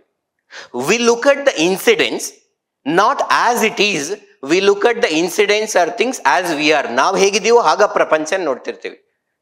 ಬಿಕಾಸ್ ನಮ್ಗೆ ಎಷ್ಟೊಂದು ಒಲವುಗಳಿರುತ್ತೆ, ಇವೆಲ್ಲದ್ರ ಮೂಲಕ ನಾವು ಪ್ರಪಂಚ ನಮ್ಗೆ ಹೇಗಿದೆಯೋ ಹಾಗೆ ಕಾಣೋದಿಲ್ಲ. ಹಾಗಾಗಿ ಸಾಧ್ಯವಾದಷ್ಟು ನಾವು ನಿರ್ಧಾರಗಳನ್ನು ತೆಗೆದುಕೊಳ್ಳುವಾಗ ಸತ್ಯ ಮತ್ತು ವಾಸ್ತವಾಂಶಗಳಿಗೆ ಪ್ರಾಮುಖ್ಯತೆಯನ್ನು ಕೊಡಬೇಕು. We should take the decision based on the facts and evidences, not based on the personal opinion or personal likes and dislikes. ವೈಯಕ್ತಿಕ ಇಷ್ಟ ಕಷ್ಟಗಳು, ಅಭಿಪ್ರಾಯಗಳನ್ನ ಪಕ್ಕಕ್ಕಿಟ್ಟು ಸತ್ಯ ವಾಸ್ತವಾಂಶ ಏನ್ ಹೇಳುತ್ತೋ ಅದರ ಆಧಾರದ ಮೇಲೆ ನಿರ್ಧಾರ ತಗೊಳ್ಬೇಕು ಅಂತ ವಸ್ತುನಿಷ್ಠತೆ ಹೇಳುತ್ತೆ. ಸಾರ್ವಜನಿಕ ಸೇವೆ ಅಂತಕ್ಕಂಥದ್ದು ಕೇವಲ ಉದ್ಯೋಗಕ್ಕೋಗಿ ಮಾಡುವಂತ ಒಂದು ಕಾರ್ಯ ಅಲ್ಲ. It is not just A choice of career, it is a way of life. ಇದು ಜೀವನದ ಮಾರ್ಗ. ನಾನು 9 to 5 ಕೆಲಸ ಮಾಡ್ತೀನಿ, ಏನು ಹೇಳಿದಾರೋ ಅಷ್ಟನ್ನು ಮಾಡ್ತೀನಿ, ಸರಿ ಹೋಗೋದಿಲ್ಲ. ನಾನು ಮಾಡುವಂತ ಕೆಲಸದಲ್ಲಿ ನನ್ನ ಸಮಯ, ಶಕ್ತಿ ಅಲ್ಲದೆ ನನ್ನನ್ನು ನಾನು ಕೂಡ ಆ ಒಂದು ಕಾರ್ಯದಲ್ಲಿ ತೊಡಗಿಸಿಕೊಳ್ಬೇಕು. I should involve in that particular work. I should love what I am doing. One of the best way to do any work is to love what we are doing. ಯಾವುದಾದ್ರು ಒಂದು ಕೆಲಸವನ್ನ ಮಾಡೋ ಉತ್ತಮ ವಿಧಾನ ಅಂದ್ರೆ ಆ ಕೆಲಸವನ್ನ ಪ್ರೀತಿಸೋದು. ಸೊ ಪ್ರೀತಿಸುತ್ತಾ ನಾವು ಸಾರ್ವಜನಿಕ ಸೇವೆಯನ್ನ ಮಾಡಬೇಕು. ಡೆಡಿಕೇಶನ್. ನಮ್ಗೆ ಎಷ್ಟೊಂದ್ಸಲ ಬೇರೆಯವರ ಸಮಸ್ಯೆಗಳ ತರನೇ ಕಾಣೋದಿಲ್ಲ. ಅವ್ರ ಸಮಸ್ಯೆ ಅರ್ಥ ಆಗಿಲ್ಲ ಅಂತ ಅವ್ರಿಗೆ ಅನ್ಸುತ್ತೆ. ಅದಕ್ಕೆ ಕಾರಣ ಅವರ ಸಮಸ್ಯೆಗಳನ್ನ ಅಥವಾ ಅಗೇನ್ ಘಟನೆಗಳನ್ನ ನಾವು ನಮ್ಮ ದೃಷ್ಟಿಕೋನದಿಂದ ಯೋಚನೆ ಮಾಡ್ತಿದ್ದೀವಿ. ನಮಗೆ ಇತರರ ಸಮಸ್ಯೆಗಳನ್ನ ಅವರ ದೃಷ್ಟಿಕೋನದಿಂದ ಅರ್ಥ ಮಾಡಿಕೊಳ್ಳುವಂತ ಸಾಮರ್ಥ್ಯ ಬರಬೇಕು. We should develop an ability to understand other people from their perspective. ಅದನ್ನೇ ಎಂಪತಿ ಅಥವಾ ಪ್ರಾನುಭೂತಿ ಅಂತ ನಾವು ಕರಿತಾ ಇದ್ದೀವಿ. ನಮ್ಮ ಸಮಾಜದಲ್ಲಿ ವಿವಿಧ ಆಚಾರ ವಿಚಾರಗಳನ್ನ ಅನುಸರಿಸುವಂತ ವ್ಯಕ್ತಿಗಳಿದ್ದಾರೆ, ವಿವಿಧ ಭಾಷೆಗಳನ್ನ ಮಾತಾಡ್ತಾರೆ, ವಿವಿಧ ಜೀವನ ಶೈಲಿಯನ್ನ ಹೊಂದಿದ್ದಾರೆ. So we have the people who follow different customs, tradition, different life style, everything. ಅವರೆಲ್ಲರಿಗೂ ಕೂಡ ಹಾಗೆ ಆ ಆಚರಣೆಗಳೊಂದಿಗೆ, ಆ ನಂಬಿಕೆಗಳೊಂದಿಗೆ ಬದುಕುವಂತ ಹಕ್ಕಿದೆ. ನನಗೆ ಹೇಗೆ ನನ್ನ ಆಚಾರ ವಿಚಾರ ಶಾಸ್ತ್ರ ಸಂಪ್ರದಾಯಗಳನ್ನು ಅನುಸರಿಸುವ ಹಕ್ಕಿದೆಯೋ ಇತರರಿಗೂ ಕೂಡ ಹಕ್ಕಿದೆ. ಅದನ್ನ ನಾವು ಗೌರವಿಸಬೇಕು. ಅದನ್ನೇ ಸಹಿಷ್ಣುತೆ ಅಥವಾ ಟಾಲರೆನ್ಸ್ ಅಂತ ಕರಿತಾ ಇದ್ದೀವಿ. ಭಿನ್ನ ಅಭಿಪ್ರಾಯಗಳನ್ನ ಗೌರವಿಸುವುದು. ಮತ್ತು ನಮ್ಮ ಸಮಾಜದಲ್ಲಿ ಹಲವಾರು ದುರ್ಬಲ ವರ್ಗದವರಿದ್ದಾರೆ, ವೀಕರ್ ಸೆಕ್ಷನ್ ಆಫ್ ಸೊಸೈಟಿ. ಅವರು ಸೋಷಿಯಲಿ ಬ್ಯಾಕ್ವರ್ಡ್ ಇರ್ಬೋದು, ಎಕಾನಮಿಕಲಿ ಬ್ಯಾಕ್ವರ್ಡ್ ಇರ್ಬೋದು, ಎಜುಕೇಶನಲಿ ಬ್ಯಾಕ್ವರ್ಡ್ ಇರ್ಬೋದು, ಶೈಕ್ಷಣಿಕವಾಗಿ ಹಿಂದುಳಿದಿರ್ಬೋದು, ಸಾಮಾಜಿಕವಾಗಿ ಹಿಂದುಳಿದಿರಬಹುದು, ಅಥವಾ ಆರ್ಥಿಕವಾಗಿ ಹಿಂದುಳಿದಿರ್ಬೋದು, ಡಿಫರೆಂಟ್ಲಿ ಏಬಲ್ಡ್ ಆಗಿರಬಹುದಾಗಿರುತ್ತೆ. ಬೇರೆ ಬೇರೆ ಕಾರಣಗಳಿಂದ ಅವರು ದುರ್ಬಲ ವರ್ಗಕ್ಕೆ ಸೇರಿರ್ತಾರೆ. ಇವರಿಗೆ ಸಂಬಂಧಿಸಿದಂತೆ ಅನುಕಂಪ ಇರಬೇಕು, ಕಂಪ್ಯಾಷನ್ ಇರಬೇಕು. Compassion is an active attempt to alleviate the sufferings of others. ಇತರರ ಬಾಧೆಗಳನ್ನ ನಿವಾರಿಸುವಲ್ಲಿನ ನಮ್ಮ ಸಕ್ರಿಯ ಪ್ರಯತ್ನ, ನಮ್ಮ ಒಂದು ಮಿತಿಯೊಳಗಡೆ, ನಮ್ಮ ಲಿಮಿಟೇಷನ್ಸ್ ಒಳಗಡೆ ಬೇರೆಯವರಿಗೆ ಎಷ್ಟು ಸಾಧ್ಯ ಆಗುತ್ತೋ ಅಷ್ಟು ಸಹಾಯ ಮಾಡಬೇಕು. ಓಕೆನಪ್ಪ, ಈಗ ಸಿಲೆಬಸ್ನ ಇಷ್ಟೇನೋ ಅರ್ಥ ಮಾಡ್ಕೊಂಡ್ವಿ. ಇದು ಫಸ್ಟ್ ಸ್ಟೆಪ್. ಯಾವುದೇ ಒಂದು ಸಬ್ಜೆಕ್ಟ್ ಅನ್ನ ನೀವು ಓದ್ಬೇಕಂದ್ರೆ ಅದನ್ನ ಸರಳವಾಗಿ ಅರ್ಥ ಮಾಡಿಕೊಳ್ಳುವಂತ ಪ್ರಯತ್ನ ಮಾಡಬೇಕು. ಆದ್ರೆ ಅಷ್ಟು ಸಾಕಾ? ಇಲ್ಲ. ಸೊ ನಮ್ಗೆ ಈಗ 80 ಮಾರ್ಕ್ಸ್, 80 ಅಂಕಗಳು ಈ ಒಂದು ಟಾಪಿಕ್ಸ್ ಇಂದ ಬರೋದಕ್ಕೆ ಸಾಧ್ಯವಾಗಿದೆ. ಇದರಿಂದ ನಾವು 2ನೇ ಹಂತಕ್ಕೆ ಹೋಗ್ಬೇಕು. ಅದರಲ್ಲಿ ಏನ್ ಮಾಡ್ಬೇಕು, ಪ್ರತಿ ಟಾಪಿಕ್ಗೆ ಸಂಬಂಧಿಸಿದಂತೆ ಇಲ್ಲಿ ಏನೇನು ಕ್ವಾಲಿಟೀಸ್ ಅವ್ರು ಕೊಟ್ಟಿದಾರಲ್ವಾ, ಅದಕ್ಕೆ ಸಂಬಂಧಿಸಿದಂತೆ ನಾವು ಕೆಲವು ಡೆಫಿನೇಷನ್ಸ್ಗಳು, ನಾನು ಒಂದೊಂದು ಸಿಂಪಲ್ ಡೆಫಿನೇಷನ್ಸ್ ಹೇಳಿದೆ, ನೀವು ಅದಕ್ಕೆ ಇನ್ನೊಂದು 2-3 ಡೆಫಿನೇಷನ್ಸ್ ಗಳನ್ನ ಆಡ್ ಮಾಡ್ಬೋದಾಗಿರುತ್ತೆ. ಒಂದೇ ಮೌಲ್ಯವನ್ನ ಭಿನ್ನ ಭಿನ್ನವಾದ ರೀತಿಯಲ್ಲಿ ವ್ಯಕ್ತಪಡಿಸ್ತಾ ಇದೀವಿ. ಈ ಮೌಲ್ಯಗಳಿಗೆ ಸಂಬಂಧಿಸಿದಂತೆ ಕೆಲವು ಪ್ರಮುಖ ವ್ಯಕ್ತಿಗಳು ಹೇಳಿಕೆಗಳನ್ನ ನೀಡಿರ್ತಾರೆ, ಕೋಟ್ಸ್ ಅಂತ ನಾವು ಕರಿತಾ ಇದೀವಿ. ನಾವು ಜಸ್ಟ್ ಗೂಗಲ್ ಅಲ್ಲಿ ಹೋಗಿ quotes on integrity, quotes on impartiality, non partisanship ಅಂತ ಟೈಪ್ ಮಾಡಿದ್ರೆ will get so many quotes. English ಮೀಡಿಯಂನಲ್ಲಾದ್ರೆ ನಿಮ್ಗೆ ಆ ಕೋಟ್ ಅರ್ಥ ಆದ್ರೆ ನೀವು ಬರ್ಕೋಬೋದಾಗಿರುತ್ತೆ. ಕನ್ನಡ ಮಾಧ್ಯಮದವರು ಆ ಕೋಟ್ ಅರ್ಥ ಮಾಡ್ಕೋಬೇಕು, ಅದನ್ನ ಕನ್ನಡಕ್ಕೆ ಟ್ರಾನ್ಸ್ಲೇಷನ್ ಮಾಡಬೇಕು, ತರ್ಜುಮೆಯನ್ನ ಮಾಡಿ ಬರೆದಿಟ್ಕೊಂಡ್ರೆ ಒಳ್ಳೇದು. ಇಲ್ಲಿ ಇರೋದೇ 8 ಮೌಲ್ಯಗಳು, 80 ಅಂಕಗಳು ಬರ್ತಾ ಇದೆ. ನಾವು GS ಪೇಪರ್ ಅಲ್ಲಿ 1, 2, 3, 4 ಅಲ್ಲಿ 80 ಮಾರ್ಕ್ಸ್ ಅನ್ನ ಕವರ್ ಮಾಡ್ಬೇಕು ಅಂತಂದ್ರೆ ಎಷ್ಟು ಕಷ್ಟ. ಇಲ್ಲಿ ನಾವೆಲ್ಲ ಮಾಡ್ಬೇಕಾಗಿರೋದು ಈ ಉದಾಹರಣೆಗಳನ್ನ, ಯಾವುದೇ ಒಂದು ಟಾಪಿಕ್ ಅನ್ನು ನಮ್ಗೆ ಅರ್ಥ ಆದಾಗ ನಾವು ಅದಕ್ಕೆ ಸಂಬಂಧಪಟ್ಟಂತ ಉದಾಹರಣೆಗಳನ್ನ ಕ್ರಿಯೇಟ್ ಮಾಡ್ಬೇಕಾಗಿರುತ್ತೆ. ಈ ಯಾವುದೇ ಒಂದು ಅಗೇನ್ ಎಥಿಕ್ಸ್ ಪೇಪರ್ ಅಲ್ಲಿ ಉದಾಹರಣೆಗಳನ್ನ ನಾವು ಕ್ರಿಯೇಟ್ ಮಾಡ್ಬೇಕಂದ್ರೆ ಆ ವಿಷಯಕ್ಕೆ ಸಂಬಂಧಿಸಿದಂತೆ ಉದಾಹರಣೆಗಳನ್ನ ನಾವು ಪರ್ಸನಲ್ ಲೈಫ್ ಇಂದ ತಗೋಬಹುದು. ನಮ್ಮದೇ ಜೀವನದಲ್ಲಿ ನಾವು ಯಾವ ರೀತಿ ಈ ಮೌಲ್ಯಗಳನ್ನ ಅನ್ವಯ ಮಾಡ್ಕೋಬಹುದು ಅಂತ ತಿಳ್ಕೊಬೋದಾಗಿರುತ್ತೆ. ಕರೆಂಟ್ ಅಫೇರ್ಸ್ ಇಂದ ತಿಳ್ಕೊಬಹುದು.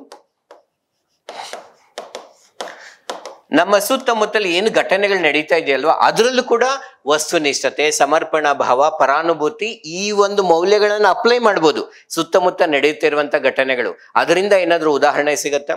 ಇತಿಹಾಸದಿಂದ ಸಿಗತ್ತಾ? ಹಿಸ್ಟ್ರಿಯಿಂದ ಸಿಗತ್ತಾ? ಈ ತರ ಯೋಚನೆ ಮಾಡಿದ್ರೆ ಹಿಸ್ಟ್ರಿನಲ್ಲಿ ಇವಾಗ ಮಹಾತ್ಮ ಗಾಂಧೀಜಿಯವರಿದ್ದಾರೆ, ಸುಭಾಷ್ ಚಂದ್ರ ಬೋಸ್, ಭಗತ್ ಸಿಂಗ್ ಅಂತ ಅವು ವ್ಯಕ್ತಿಗಳಿದ್ದಾರೆ. ಅವರು ಇದರಲ್ಲಿ ಯಾವುದಕ್ಕೆ ಒಂದು ಉದಾಹರಣೆಗಳಾಗಿ ಕೊಡ್ಬೋದಾಗಿರುತ್ತೆ. ಹಲವಾರು ಲೀಡರ್ಸ್ ಇದ್ದಾರೆ, ನಾಯಕರು, ಸಮಾಜ ಸುಧಾರಕರಿದ್ದಾರೆ, ರಿಫಾರ್ಮರ್ಸ್ ಇದ್ದಾರೆ, ಅಡ್ಮಿನಿಸ್ಟ್ರೇಟರ್ಸ್ ಇದ್ದಾರೆ, ಆಡಳಿತಗಾರರಿದ್ದಾರೆ.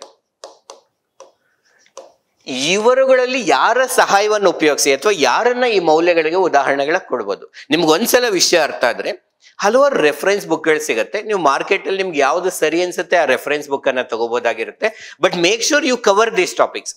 ಸೊ ವಿಷಯವನ್ನ ಅರ್ಥ ಮಾಡ್ಕೊಂಡ್ರಿ, ಒಂದ್ 2-3 ಡೆಫಿನೇಷನ್ಸ್ ಇದೆ ಪ್ರತಿಯೊಂದಕ್ಕೂ, ಕೆಲವು ಪ್ರಮುಖ ಹೇಳಿಕೆಗಳಿದೆ, ಉದಾಹರಣೆಗಳಿದೆ. Very very important. ಈ ಮೌಲ್ಯ ಒಬ್ಬ ವ್ಯಕ್ತಿಗೆ ಏನಕ್ಕೆ ಮುಖ್ಯ, why this value is important, ಇದಿದ್ರೆ ಏನಾಗುತ್ತೆ, ಇಲ್ಲದೆ ಇದ್ರೆ ಏನಾಗುತ್ತೆ, ಪ್ರಾಮುಖ್ಯತೆ ಏನು. ಸೇಮ್ ಪ್ರತಿಯೊಂದು ಮೌಲ್ಯಕ್ಕೂ ಕೂಡ ಆ ಮೌಲ್ಯ ಏನಕ್ಕೆ ಬೇಕು, ಮೌಲ್ಯ ಇದ್ರೆ ಏನಾಗುತ್ತೆ, ಇಲ್ಲದೆ ಇದ್ರೆ ಏನಾಗುತ್ತೆ. So Y. ಬಟ್ ಆ ಮೌಲ್ಯಗಳನ್ನ ಅನುಸರಿಸೋದ ಸುಲಭ ಅಲ್ಲ. ನಾವು ಫ್ಯಾಕ್ಟ್ಸ್ ಅಂಡ್ ಎವಿಡೆನ್ಸಸ್ ಮೇಲೆ ನಿರ್ಧಾರ ತಗೋಬೇಕು ಅಂತ ಅನ್ಕೋಬಹುದು. ಸತ್ಯ ಮತ್ತು ವಾಸ್ತವಾಂಶಗಳ ಆಧಾರದ ಮೇಲೆ ನಿರ್ಧಾರ ತಗೋಬೇಕು ಅನ್ಕೋಬಹುದು, ಅಷ್ಟು ಈಸಿ ಅಲ್ಲ. ಹಲವಾರು ಸವಾಲುಗಳು ಬರುತ್ತೆ. ಇತರರನ್ನ ಅವ್ರ ಸ್ಥಾನದಲ್ಲಿ ನಿಂತು ಯೋಚನೆ ಮಾಡಿ ಅರ್ಥ ಮಾಡ್ಕೋಬೇಕು, ಯಾವುದು ಸರಿನೋ ಅದು ಮಾಡಬೇಕು, ಎಲ್ಲವೂ ಗೊತ್ತು ಆಕ್ಚುಲಿ, ಬಟ್ ಅದಷ್ಟು ಈಸಿ ಅಲ್ಲ. ಹಲವಾರು ಸವಾಲುಗಳು ಬರುತ್ತೆ ನಮ್ಗೆ. ಅಂತ ಸವಾಲುಗಳೇನು? ಕಾಮನ್ ಆಗಿರೋ ಸವಾಲುಗಳಿದೆಯಾ ಅಥವಾ ಪ್ರತಿಯೊಂದು ಮೌಲ್ಯಕ್ಕೂ ಕೂಡ ಇದನ್ನ ಅನುಸರಿಸೋದಕ್ಕೆ ಇರುವಂತ ಸವಾಲುಗಳೇನು? ಎಲ್ರಿಗೂ ಸಹಾಯ ಮಾಡಕ್ಕಾಗತ್ತಾ? ಎಲ್ಲರನ್ನೂ ಅವ್ರ ಸ್ಥಾನದಲ್ಲಿ ನಿಂತು ಯೋಚನೆ ಮಾಡಕ್ಕಾಗತ್ತಾ? ಎಲ್ಲ ಭಿನ್ನ ಅಭಿಪ್ರಾಯಗಳನ್ನು ಗೌರವಿಸೋದಕ್ಕಾಗತ್ತಾ? ಆಗ್ಬೇಕು ಅಂತಂದ್ರೂ ಕೂಡ ಏನೇನ್ ಸವಾಲುಗಳು ಬರಬಹುದು. ಓಕೆ, ಆ ಸವಾಲುಗಳು ಬಂತು ಅಂದ್ರೆ ಆ ಸವಾಲುಗಳನ್ನ ಎದುರಿಸುವಂತ ಮಾರ್ಗ ಯಾವುದು? ಈಗ ನಾನ್ ಸಮಗ್ರತೆಯಿಂದ ಇರಬೇಕು, ಯಾವ್ದು ಸರಿನೋ ಅದು ಮಾಡ್ಬೇಕು, ಬಟ್ ಏನೇನ್ ಸವಾಲುಗಳು ಬರ್ಬೋದು? I may get pressure from my higher authority to do something wrong. ಯಾವುದೋ ಒಂದು ತಪ್ಪು ಕಾರ್ಯವನ್ನ ಮಾಡುವಂತೆ ಮೇಲಧಿಕಾರಿಗಳಿಂದ ಒತ್ತಡ ಬರ್ಬೋದು, ರಾಜಕಾರಣಿಗಳಿಂದ ಒತ್ತಡ ಬರ್ಬೋದು. ನಾನು ಏನ್ ಸರಿನೋ ಅದನ್ನ ಮಾಡ್ಬೇಕು ಅಂತ ಹೊರಟಾಗ ಸುಳ್ಳು ಆರೋಪಗಳು ಬರ್ಬೋದು, ಫಾಲ್ಸ್ ಕಂಪ್ಲೇಂಟ್ ಬರ್ಬೋದು, ನನ್ನ ಟ್ರಾನ್ಸ್ಫರ್ ಮಾಡ್ಬೋದಾಗಿರುತ್ತೆ, ವರ್ಗಾವಣೆ ಮಾಡ್ಬೋದಾಗಿರುತ್ತೆ. I may not get cooperation from people, ಜನರಿಂದ ಸಹಕಾರ ಸಿಗದೆ ಇರ್ಬೋದು ಅಲ್ವಾ? ಆ ರೀತಿಯಲ್ಲಿ ಬೇರೆ ಬೇರೆ ಮೌಲ್ಯಗಳಿಗೆ ಏನೇನ್ ಸವಾಲಿದೆ. ಆ ಸವಾಲುಗಳಿದ್ರೂ ಕೂಡ ಆ ಮೌಲ್ಯವನ್ನೇ ನಾವು ಅನುಸರಿಸಬೇಕು ಅಂತಂದ್ರೆ ಪರಿಹಾರಗಳೇನು, ಸೊಲ್ಯೂಷನ್ಸ್ ಏನು? ಇದನ್ನೇ ಬೇರೆ ತರ ನೀವು ಸಮಗ್ರತೆಯನ್ನ ಹೇಗೆ ನಿರ್ವಹಣೆ ಮಾಡ್ತೀರಾ? How do you maintain integrity? How can we achieve integrity? ಈ ಸಮಗ್ರತೆಯನ್ನ ಹೇಗೆ ಸಾಧಿಸ್ಬೋದು, ವಸ್ತುನಿಷ್ಠತೆಯನ್ನ ಹೇಗೆ ಸಾಧಿಸ್ಬೋದು? ಸೊ ಒಂದು ಸಲ ನೀವು ಇದನ್ನ ಅರ್ಥ ಮಾಡ್ಕೊಂಡ್ರೆ ನೀವು ನೋಟ್ಸ್ ಅನ್ನ ರೆಡಿ ಮಾಡ್ಕೋಬೇಕು. ಆ ನೋಟ್ಸ್ ಅಲ್ಲಿ ಏನೇನಿರ್ಬೇಕು? ಪ್ರತಿ ಮೌಲ್ಯಗಳಿಗೆ ಸಂಬಂಧಿಸಿದಂತೆ definitions, codes, examples and why that value is required, what are the challenges, what are the solution, ಇಷ್ಟಿರ್ಬೇಕು. Are we clear here? Just have a look at it. ಒಂದ್ಸಲ ಯೋಚನೆ ಮಾಡಿ ಇದ್ರ ಬಗ್ಗೆ.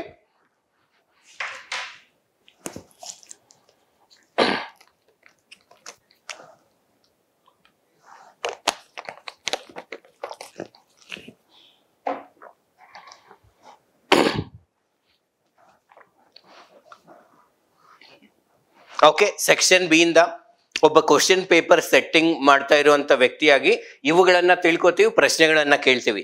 ಇದು ಕಾಂಪಿಟೇಟಿವ್ ಎಕ್ಸಾಮ್ಸ್ ಕೂಡ ಆಗಿರೋದ್ರಿಂದ ನಾವು ಇನ್ ಸ್ವಲ್ಪ ಟ್ವಿಸ್ಟ್ ಮಾಡಬೇಕು, ಬಿಕಾಸ್ ನಂಬರ್ ಆಫ್ ಕ್ವಶನ್ಸ್ ಕೂಡ ಜಾಸ್ತಿ ಕೇಳಬೇಕು. ಇನ್ ನೆಕ್ಸ್ಟ್ ಲೆವೆಲ್ಗೆ ಹೋದ್ರೆ ಯಾವ ತರ ಪ್ರಶ್ನೆಗಳನ್ನ ಕೇಳ್ಬೋದಾಗಿರುತ್ತೆ?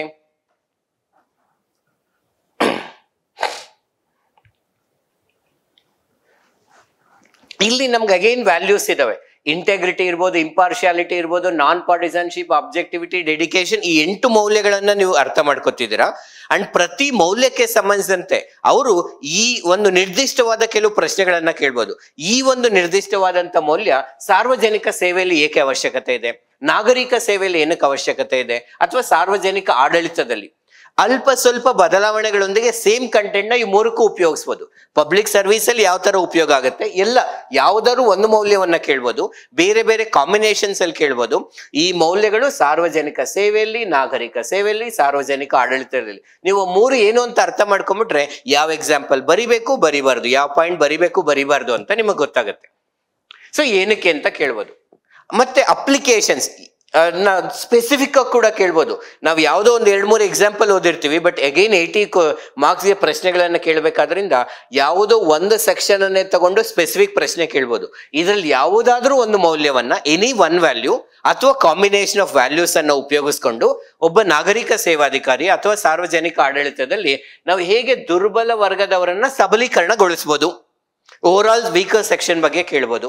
ಅಥವಾ ಸ್ಪೆಸಿಫಿಕ್ ಆಗಿ ಇದರಲ್ಲಿ ಇರುವಂತ ಯಾವ್ದಾದ್ರು ಒಂದು ಮೌಲ್ಯ ವುಮೆನ್ ಎಂಪವರ್ಮೆಂಟ್ಗೆ, ಮಹಿಳಾ ಸಬಲೀಕರಣಕ್ಕೆ ಯಾವ ತರ ಉಪಯೋಗ ಆಗುತ್ತೆ, ಅಥವಾ ಡಿಫ್ರೆಂಟ್ಲಿ ಏಬಲ್ಡ್ ಪೀಪಲ್ಗೆ ಈ ಮೌಲ್ಯಗಳನ್ನ ಹೊಂದಿದ್ದಾಗ ನಾವು ಯಾವ ತರ ಪ್ರಯೋಜನವನ್ನ ಮಾಡ್ಬೋದು, ಬಡವರಿಗೆ, ಅಥವಾ ಸ್ಪೆಸಿಫಿಕ್ ಆಗಿ SC ST ಬೇರೆ ಬೇರೆ ಸೆಕ್ಷನ್ ಆಫ್ ಸೊಸೈಟಿನ ಕೂಡ ಕೇಳ್ಬೋದಾಗಿರುತ್ತೆ. ಸೊ ಈ ಒಂದು ಮೌಲ್ಯಗಳು ಸಾರ್ವಜನಿಕ ಆಡಳಿತದಲ್ಲಿ ಹೇಗೆ ಮುಖ್ಯ ಅಂತ ಕೇಳ್ಬೋದಾಗಿರುತ್ತೆ. ಸೊ ನಿಮ್ಗೆ ಅಗೇನ್ ಒಂದ್ಸಲ ಅರ್ಥ ಆಗಿದೆ, ಬರೀ ಪಬ್ಲಿಕ್ ಅಡ್ಮಿನಿಸ್ಟ್ರೇಷನ್ ಬಂದ್ರೆ ಇಂತಿಂತ ಪಾಯಿಂಟ್ಸ್ ಬರೀಬೇಕು ಅಂತ ಸ್ವಲ್ಪ ರೆಡಿಯಾಗಿ ಇಟ್ಕೊಳ್ಳೋಣ. ಎಕ್ಸಾಮ್ ಹಾಲಲ್ಲೇ ಕ್ರಿಯೇಟ್ ಮಾಡಬೇಕು, ಬಟ್ ಎಲ್ಲವನ್ನ ಕ್ರಿಯೇಟ್ ಮಾಡಕ್ ತುಂಬಾ ಟೈಮ್ ತಗೊಳುತ್ತೆ. ನಮ್ಗೆ ಹೇಗೋ ಇಲ್ಲಿ ಸಫಿಷಿಯಂಟ್ ಟೈಮ್ ಇದೆ, ನಾವು ಹೇಗೋ ನೋಟ್ಸ್ ಮಾಡೋವಾಗ್ಲೇನೆ ಈ ಮೌಲ್ಯಗಳು ಅಥವಾ ಕಾಂಬಿನೇಷನ್ ಆಫ್ ವ್ಯಾಲ್ಯೂಸ್ ಗಳನ್ನ ಕೊಟ್ಟು ಈ ಒಂದು ಪರ್ಟಿಕ್ಯುಲರ್ ಸೆಕ್ಷನ್ಗೆ ಕೊಟ್ರೆ ಯಾವ ತರ ಬರೀತೀವಿ. So I should have some example. Okay, ಒಬ್ಬ ಸಿವಿಲ್ ಸರ್ವೆಂಟ್ ಆಬ್ಜೆಕ್ಟಿವಿಟಿ ಇಂದ ವುಮೆನ್ ಎಂಪವರ್ಮೆಂಟ್ ಈ ತರ ಆಗುತ್ತೆ, ಡೆಡಿಕೇಶನ್ ಇಂದ ಈ ತರ ಆಗುತ್ತೆ, ಕಮಿಟ್ಮೆಂಟ್ ಇಂದ ಈ ತರ ಆಗುತ್ತೆ.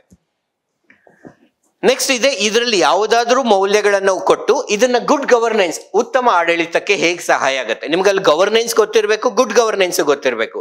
GS ಪೇಪರ್ 2 ನಲ್ಲಿ ಕೂಡ ಇರುತ್ತೆ, ನೀವು ಸಿಲೆಬಸ್ ಅಲ್ಲಿ ಕೂಡ ಓದ್ತೀರಾ ಡೀಟೇಲ್ ಆಗಿ. ಸೊ ನಂಗೆ ಇಲ್ಲಿ ಗುಡ್ ಗವರ್ನೆನ್ಸ್ ಅಂತ ಗೊತ್ತಿದೆ, ಅಂಡ್ ಇಲ್ಲಿ ಎಂಪತಿ ಸಿಂಪತಿ ಗೊತ್ತಾಗಿದೆ, ಕನೆಕ್ಟ್ ಮಾಡ್ಬೋದಾಗಿರುತ್ತೆ. ನೀವು ಯಾವುದೇ ಒಂದು ಮೌಲ್ಯಗಳನ್ನ ಅರ್ಥ ಮಾಡ್ಕೊಂಡಾಗ ಯಾವುದೋ 2 ಪದಗಳನ್ನು ಕೊಟ್ಟಾಗ್ಲೂ ಕೂಡ ನಿಮ್ಗೆ ಎ ಅಂದ್ರೆ ಏನು, ಬಿ ಅಂದ್ರೆ ಏನು ಗೊತ್ತಿದೆ, ಅಂಡ್ ಕನೆಕ್ಟ್ ಮಾಡೋದಕ್ಕೆ ಕೂಡ ಹೆಲ್ಪ್ ಆಗುತ್ತೆ ನಿಮ್ಗೆ. ನಾವು ಈಗ ಈ ಮೌಲ್ಯಗಳೆಲ್ಲ ನಿಮ್ಮಲ್ಲಿದೆ ಸರಿನಪ್ಪ, ನೀವು ಈ ಮೌಲ್ಯಗಳನ್ನ ನಿಮ್ಮ ಕಿರಿಯ ಅಧಿಕಾರಿಗಳಲ್ಲಿ ಸಬಾರ್ಡಿನೇಟ್ಸ್ಗೆ ಇನ್ಕಲ್ಕೇಟ್ ಮಾಡಬೇಕು. ಹೇಗೆ ಇನ್ಕಲ್ಕೇಟ್ ಮಾಡ್ಬೋದು ಅಂತ ಪ್ರಶ್ನೆಗಳನ್ನ ಕೇಳ್ಬೋದಾಗಿರುತ್ತೆ. ಅಗೇನ್ ಇದ್ರಲ್ಲಿ ಯಾವ್ದಾದ್ರು ಒಂದು ವ್ಯಾಲ್ಯೂ ನಿಮ್ಗೆ ಅರ್ಥ ಆಗಿದ್ರೆ, ಕಂಪ್ಯಾಷನ್ ಹೇಗೆ ಇನ್ಕಲ್ಕೇಟ್ ಮಾಡ್ತೀರಾ, ಅಥವಾ ಆಬ್ಜೆಕ್ಟಿವಿಟಿನ ಹೇಗೆ ಇನ್ಕಲ್ಕೇಟ್ ಮಾಡ್ತೀರಾ, ಈ ಮೌಲ್ಯಗಳನ್ನ ಹೇಗೆ ಕಿರಿಯ ಅಧಿಕಾರಿಗಳಲ್ಲಿ ಅಥವಾ ಸರ್ಕಾರಿ ಅಧಿಕಾರಿಗಳಲ್ಲಿ ಅಂತರ್ಗತಗೊಳಿಸ್ಬೋದು ಅಂತಾನೂ ನೀವು ಯೋಚನೆ ಮಾಡಬೇಕು. ಒಂದ್ಸಗೆ ನೋಡಿ, ಒಂದ್ಸಲ ನೀವು ಅರ್ಥ ಮಾಡ್ಕೊಂಡ್ಬಿಟ್ರೆ ನಾನು ಅದನ್ನ ಹೇಗೆ ಅಕ್ವೈರ್ ಮಾಡ್ತೀನಿ, ಯಾವ ಸವಾಲುಗಳು ಬರುತ್ತೆ, ಅದನ್ನ ಹೇಗೆ ಪರಿಹರಿಸ್ತೀನಿ ಅಂತ ಗೊತ್ತಿದ್ರೆ ಇನ್ ಸ್ವಲ್ಪ ಅಪ್ಲೈಡ್ ಬೇರೆಯವರೆಲ್ಲ ಮೌಲ್ಯಗಳನ್ನ ತರಬೇಕಂದ್ರೆ ಯಾವ ತರ, ಮತ್ತಿದ್ರಲ್ಲಿ ಯಾವ್ದಾದ್ರು ಒಂದು ಕೇಳ್ಬೋದು. ಇವೆಲ್ಲ ಕ್ವಶನ್ ಆನ್ಸರ್ ತಗೊಂಡು ನಾನು ಬೈಹಟ್ ಮಾಡಿ ಇಟ್ಕೋತೀನಿ, ಅದು ವರ್ಕ್ ಆಗೋದಿಲ್ಲ. ಬಟ್ ಜನರಲ್ ಆಗಿ ಅರ್ಥ ಮಾಡ್ಕೋತಾ ಈ ಡೈಮೆನ್ಷನ್ ಅಲ್ಲಿ ಯೋಚನೆ ಮಾಡಿ ರೆಡಿಯಾಗಿ ಇಟ್ಕೊಂಡಿದ್ದೀರಾ ನೀವು ಕಂಟೆಂಟ್ ಅನ್ನ, ಪ್ರತಿಯೊಂದಕ್ಕೂ ಒಂದಷ್ಟು ಪಾಯಿಂಟ್ಸ್ ಎಕ್ಸಾಂಪಲ್ಸ್ ಎಲ್ಲವೂ ಕೂಡ ಅವ್ರು ಇನ್ ಸ್ವಲ್ಪ ಬದಲಾವಣೆ ಮಾಡಿ ಏನೋ ಒಂದು ಕೇಳ್ತಾರೆ, ಇಷ್ಟರಲ್ಲೇ ಕೇಳೋದಕ್ಕೆ ಸಾಧ್ಯ ಇದೆ. ಮತ್ತೆ ಇದರಲ್ಲಿ ಯಾವ್ದಾದ್ರು ಕೆಲವು ಮೌಲ್ಯಗಳನ್ನ ನಮ್ಗೆ ನಿರ್ಧಾರ ತೆಗೆದುಕೊಳ್ಳುವಾಗ ಹೇಗೆ ಉಪಯೋಗ ಆಗುತ್ತೆ, ಅಥವಾ ಎಥಿಕಲ್ ಡಿಸಿಷನ್ ಮೇಕಿಂಗ್, ಸರಿಯಾದ ನಿರ್ಧಾರ ತಗೋಬೇಕು ಅಂತಂದ್ರೆ ಈ ಮೌಲ್ಯಗಳು ಏನಕ್ಕೋಸ್ಕರ ಉಪಯೋಗ ಆಗುತ್ತೆ.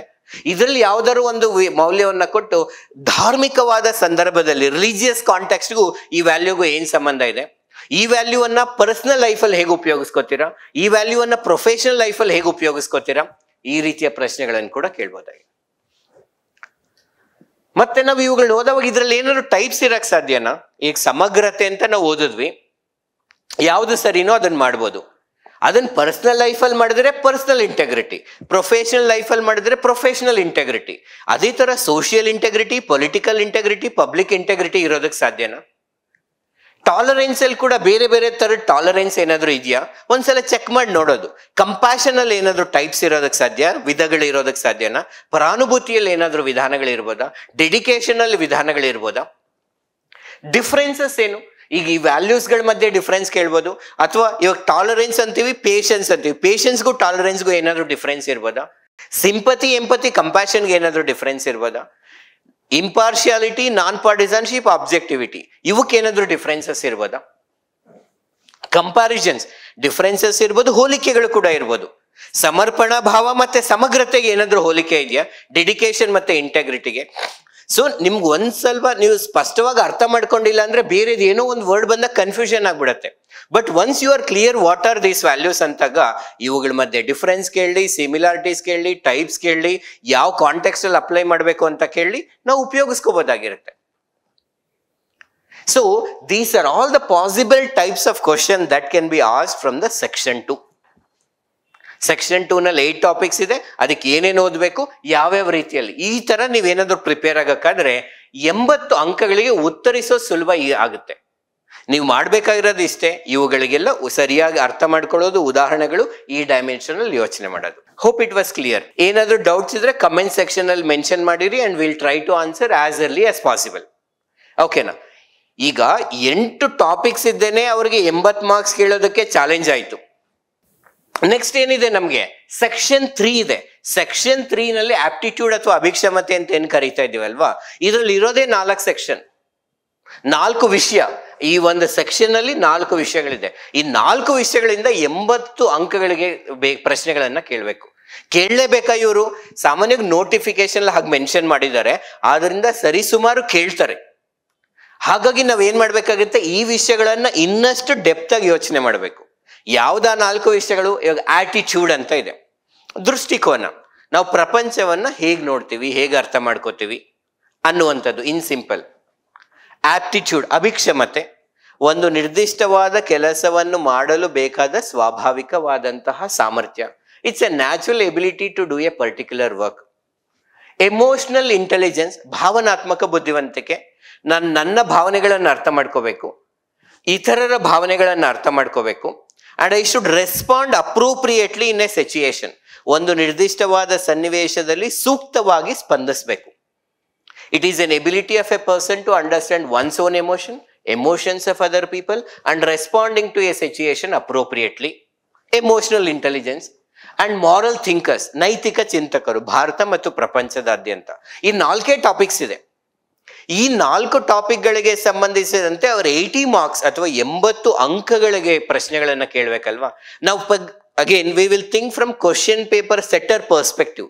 ಪ್ರಶ್ನೆಗಳನ್ನ ಯಾರು ಕೇಳಬೇಕಾಗಿದಾರಲ್ಲ ಅವ್ರ ದೃಷ್ಟಿಕೋನದಿಂದ ಯೋಚನೆ ಮಾಡೋಣ. ಸೊ ಫಸ್ಟ್ ನಾವು ಅವ್ರು ಯಾರಾದ್ರೂ ಕೇಳಬೇಕು ಅಂತ ಅನ್ಕೊಂಡ್ರೆ let us start from first attitude. ಇಲ್ಲಿ ಸೆಕ್ಷನ್ 3 ನಲ್ಲೇನೆ case studies of the above issues ಅಂತ ಇದೆ, ಪ್ರಕರಣ ಅಧ್ಯಯನಗಳು. ಈ ಪ್ರಕರಣ ಅಧ್ಯಯನಗಳು ಅನ್ನೋದು ಕೇವಲ ಸೆಕ್ಷನ್ 3 ಮಾತ್ರ ಲಿಮಿಟ್ ಆಗಿಲ್ಲ. ಸೆಕ್ಷನ್ 1 ಮತ್ತು ಸೆಕ್ಷನ್ 2 ಏನಿದೆಯಲ್ವಾ ಮತ್ತು ಸೆಕ್ಷನ್ 3 ಮೂರು ಸೆಕ್ಷನ್ಗಳಿಗೆ ಸಂಬಂಧಿಸಿದಂತೆ ಪ್ರಕರಣ ಅಧ್ಯಯನಗಳು ಬರ್ಬೋದು. ಅದ್ರ ಬಗ್ಗೆ ಕೂಡ ಯೋಚನೆ ಮಾಡೋಣ. ಈಗ ಏನ್ ಮಾಡೋಣ, ನಾವು ಸೆಕ್ಷನ್ 3 ನಲ್ಲಿ ಒಂದೊಂದನ್ನೇ ಇನ್ ಸ್ವಲ್ಪ ಡೀಪ್ ಆಗಿ ಅರ್ಥ ಮಾಡ್ಕೊತಾ ಹೋಗೋಣ. ಓಕೆ, ಸೊ ಫಸ್ಟ್ ಸೆಕ್ಷನ್ 3 ನಲ್ಲಿ 4 ಟಾಪಿಕ್ಸ್ ಇದೆ ಅಂತ ಹೇಳಿದ್ವಿ. ಅದ್ರಲ್ಲಿ ಮೊದಲನೇ ಟಾಪಿಕ್ ಆಟಿಟ್ಯೂಡ್.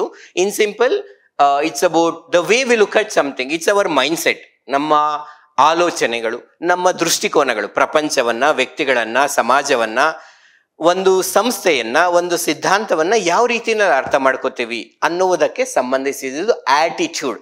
ಮನೋಭಾವ, ಮನೋಧೋರಣೆ, ದೃಷ್ಟಿಕೋನ ಈ ರೀತಿ ಎಲ್ಲ ಕರೀತಾ ಇರ್ತೀವಿ, ಮನೋವೃತ್ತಿ. ಇದಕ್ಕೆ ಸಿಲೆಬಸ್ ಅಲ್ಲಿ ಏನೇನು ಕೊಟ್ಟಿದ್ದಾರೆ ನಾವು ಫುಲ್ ಡೀಟೇಲ್ ಆಗಿ ಫಸ್ಟ್ ಓದಬೇಕು, ಅರ್ಥ ಮಾಡ್ಕೋಬೇಕು. ನೀವು ಯಾವುದೇ ಒಂದು ರೆಫರೆನ್ಸ್ ಬುಕ್ ಅನ್ನು ಓದಿದ್ರೆ ನಿಮಗೆ ಸಿಗುತ್ತೆ. ಈಗ ಕಂಟೆಂಟ್ ಅಂತ ಇದೆ ಆಟಿಟ್ಯೂಡ್ ಅಲ್ಲಿ. ದೇರ್ ಆರ್ 3 ಕಂಟೆಂಟ್ಸ್ ಇರುತ್ತೆ actually. Cognitive component, affective component, behavioural component ಅಂತ ಇದೆ. ಅರಿವಿನ ಘಟಕ, ಭಾವನಾ ಘಟಕ, ವರ್ತನ ಘಟಕ. ಆ ಘಟಕಗಳೇನು ಅಂತ ನೀವು ತಿಳ್ಕೋಬೇಕು. ಸ್ಟ್ರಕ್ಚರ್ ಅಂತಿದೆ. ಕೆಲವು ಸಲ ಈ ಘಟಕಗಳನ್ನೇ ಒಂದು ರೀತಿಯಲ್ಲಿ ಅರೇಂಜ್ ಮಾಡಿದಾಗ ಸ್ಟ್ರಕ್ಚರ್ ಸಿಗುತ್ತೆ. ಬಟ್ ನಾವು ಸ್ವಲ್ಪ ತಿಳ್ಕೊಂಡಿರೋಣ. ಇಂಪ್ಲಿಸಿಟ್ ಆಟಿಟ್ಯೂಡ್ ಅಂದ್ರೇನು, ಎಕ್ಸ್ಪ್ಲಿಸಿಟ್ ಆಟಿಟ್ಯೂಡ್ ಅಂತಂದ್ರೇನು, ಸ್ಪಷ್ಟವಾಗಿರುವಂತ ಮನೋಭಾವಗಳು, ಅಸ್ಪಷ್ಟ ಮನೋಭಾವಗಳು. ಕೋರ್ ಆಟಿಟ್ಯೂಡ್, ಪೆರಿಫೆರಲ್ ಆಟಿಟ್ಯೂಡ್ ಅಂತ ಇದೆ ಆಕ್ಚುಲಿ. ಸೊ ಕೋರ್ ಆಟಿಟ್ಯೂಡ್ ಅಂತಂದ್ರೇನು, ಪೆರಿಫೆರಲ್ ಆಟಿಟ್ಯೂಡ್ ಅಂತಂದ್ರೇನು, ತುಂಬಾ ಮುಖ್ಯವೆಂದು ಪರಿಗಣಿಸಿರುವಂತಹ ಮನೋಭಾವಗಳು, ಅಷ್ಟೇನು ಮುಖ್ಯವಲ್ಲದಂತಹ ಮನೋಭಾವಗಳು. ಅದ್ರ ಬಗ್ಗೆ ಕೂಡ ತಿಳ್ಕೋಬಹುದು. ಮನೋಭಾವಕ್ಕೆ ಸಂಬಂಧಿಸಿದಂತೆ 4 ಕಾರ್ಯಗಳಿದೆ. ಫಂಕ್ಷನ್ಸ್ ಆಫ್ ಆಟಿಟ್ಯೂಡ್, ಅದನ್ನ ನಾಲೆಜ್ ಫಂಕ್ಷನ್, ಜ್ಞಾನದ ಕಾರ್ಯ, ಅಡಾಪ್ಟಿವ್ ಫಂಕ್ಷನ್ ಅಥವಾ ಯುಟಿಲಿಟಿ ಫಂಕ್ಷನ್ ಅಂತ ಕರಿತೀವಿ, ಉಪಯುಕ್ತತೆಯ ಕಾರ್ಯ, ವ್ಯಾಲ್ಯೂ ಎಕ್ಸ್ಪ್ರೆಸಿವ್ ಫಂಕ್ಷನ್, ಮೌಲ್ಯಗಳ ಅಭಿವ್ಯಕ್ತೀಕರಣಕ್ಕೆ ಸಂಬಂಧಿಸಿದಂತ ಒಂದು ಕಾರ್ಯ, ಇಗೋ ಡಿಫೆನ್ಸಿವ್ ಫಂಕ್ಷನ್, ಅಹಂ ರಕ್ಷಣೆಯ ಕಾರ್ಯ. ಸೊ ಏನೇನೆಲ್ಲ ಆಟಿಟ್ಯೂಡ್ ಕೆಲಸ ಮಾಡುತ್ತೆ ಅಂತ ತಿಳ್ಕೋಬೇಕು. Attitude relationship with thoughts and behaviour. ಪ್ರತಿಯೊಂದು ಟಾಪಿಕ್ಗೂ ನೀವು ಫಸ್ಟ್ ಅರ್ಥ ಮಾಡ್ಕೋಬೇಕು. ಅರ್ಥ ಆಗದಿರ ಈ ಟೆಕ್ಸ್ಟ್ ಬುಕ್ ಅಲ್ಲಿ ತುಂಬಾ ಚೆನ್ನಾಗಿದೆ ಅಂತ 1 ಪೇಜು 2 ಪೇಜು ತುಂಬಾರ್ದು ಆಕ್ಚುಲಿ. ನಿಮ್ಗೆ ಎಷ್ಟು ಜಾಸ್ತಿ ಅಬ್ಸರ್ವ್ ಮಾಡ್ಕೊಳಕ್ಕಾಗತ್ತೋ ಅಷ್ಟು ತಗೋಬಹುದು. ನೀವು ಒಂದು ಕ್ಲಾಸ್ ಅಟೆಂಡ್ ಮಾಡ್ತೀರಾ ಅಥವಾ ಒಂದು ಬುಕ್ ಓದ್ತೀರಾ, ಒಂದು ಬುಕ್ಕಲ್ಲಿ 10 ಪಾಯಿಂಟ್ ಇದೆ, ನಿಮ್ಗೆ 5 ಪಾಯಿಂಟ್ ಅರ್ಥ ಆಯ್ತಾ, 5 ಪಾಯಿಂಟ್ ನೋಟ್ಸ್ ಅಲ್ಲಿ ಬರ್ಕೊಳ್ಳಿ. ಅಲ್ಲಿ 10 ತುಂಬಾ ಚೆನ್ನಾಗಿದೆ, ಬಟ್ ಅರ್ಥ ಆಗದೆ ಇದ್ರೆ ಏನ್ ಪ್ರಯೋಜನ? ಎಷ್ಟು ಅರ್ಥ ಆಗುತ್ತೋ ಅಷ್ಟು ಬರ್ಕೊಳ್ಳಿ. ಇವುಗಳಿಗೆ ಸಂಬಂಧಿಸಿದಂತೆ ಎಷ್ಟು ಪಾಯಿಂಟ್ಸ್ ಗಳನ್ನ ನಿಮ್ಗೆ ಅರ್ಥ ಮಾಡ್ಕೊಳಕ್ಕಾಗತ್ತೋ ಅಷ್ಟು ಪಾಯಿಂಟ್ಸ್ ಗಳನ್ನ ಅರ್ಥ ಮಾಡ್ಕೊಂಡು ಬರ್ಕೊಳ್ಳಿ. ಒಂದಲ್ದಿದ್ರೆ ಇನ್ನೊಂದು ರೆಫರೆನ್ಸ್ ಬುಕ್ ಅನ್ನು ಕೂಡ ನೀವು ಉಪಯೋಗಿಸಬಹುದಾಗಿರುತ್ತೆ. Relationship between attitudes, relationship with the thought and behaviour. ನಂಗೆ ಯಾವುದೋ ಒಂದು ವಸ್ತು ಬಗ್ಗೆ, ಒಂದು ವ್ಯಕ್ತಿ ಬಗ್ಗೆ ಒಂದು ದೃಷ್ಟಿಕೋನ ಇದೆ. ಆ ದೃಷ್ಟಿಕೋನ ಇದ್ದಾಗ ಆ ದೃಷ್ಟಿಕೋನ ಅನ್ನೋದು ಆಲೋಚನೆ ಮೇಲೆ ಯಾವ ತರ ಇಂಪ್ಯಾಕ್ಟ್ ಆಗುತ್ತೆ, ಬಿಹೇವಿಯರ್ ಮೇಲೆ ಯಾವ ತರ ಇಂಪ್ಯಾಕ್ಟ್ ಆಗುತ್ತೆ. ಆಟಿಟ್ಯೂಡ್ ಚೇಂಜ್ ಆದ್ರೆ ಆ ಥಾಟ್ ಪ್ರಾಸೆಸ್ ಹೆಂಗ್ ಚೇಂಜ್ ಆಗುತ್ತೆ, ಬಿಹೇವಿಯರ್ ಹೆಂಗ್ ಚೇಂಜ್ ಆಗುತ್ತೆ. ಮಾರಲ್ ಆಟಿಟ್ಯೂಡ್ ಅಂತಂದ್ರೇನು, ಪೊಲಿಟಿಕಲ್ ಆಟಿಟ್ಯೂಡ್ಸ್ ಅಂದ್ರೇನು. Morals related to right and wrong, ಸರಿ ಮತ್ತು ತಪ್ಪುಗಳಿಗೆ ಸಂಬಂಧಿಸಿದಂತ ದೃಷ್ಟಿಕೋನವನ್ನ ಮಾರಲ್ ಆಟಿಟ್ಯೂಡ್ಸ್ ಅಂತ ಕರೀತಾ ಇದ್ದೀವಿ. ರಾಜಕೀಯ ವಿಷಯಗಳಿಗೆ ಸಂಬಂಧಿಸಿದಂತಹ ದೃಷ್ಟಿಕೋನಗಳನ್ನ ಪೊಲಿಟಿಕಲ್ ಆಟಿಟ್ಯೂಡ್ ಅಥವಾ ರಾಜಕೀಯ ಮನೋಭಾವಗಳು ಅಂತ ಕರೀತಾ ಇದ್ದೀವಿ. ಅದ್ರ ಬಗ್ಗೆ ತಿಳ್ಕೋಬೇಕು. ನಮ್ಮ ಸಮಾಜದಲ್ಲಿ ಹಲವಾರು ಅಹಿತಕರವಾದಂತಹ ಮನೋಭಾವಗಳಿದೆ, undesirable attitudes. The way we look at, like men are superior than women. ಮಹಿಳೆಯರಿಗಿಂತಲೂ ಪುರುಷರು ಉತ್ತಮರು, ಅದೊಂದು ದೃಷ್ಟಿಕೋನ. ಕೆಲವು ವ್ಯಕ್ತಿಗಳು ಹುಟ್ಟಿನಿಂದಲೇ ಕೂಡ ನೀಚರಾಗಿರುತ್ತಾರೆ. Some people may be impure or unethical by birth itself. ಆ ತರ ಇದೆ ಅಂತಂದ್ರೆ ಅದೇನದು ಅನ್ಡಿಸೈರಬಲ್ ಆಟಿಟ್ಯೂಡ್, ಅಹಿತಕರವಾದಂತ ದೃಷ್ಟಿಕೋನ.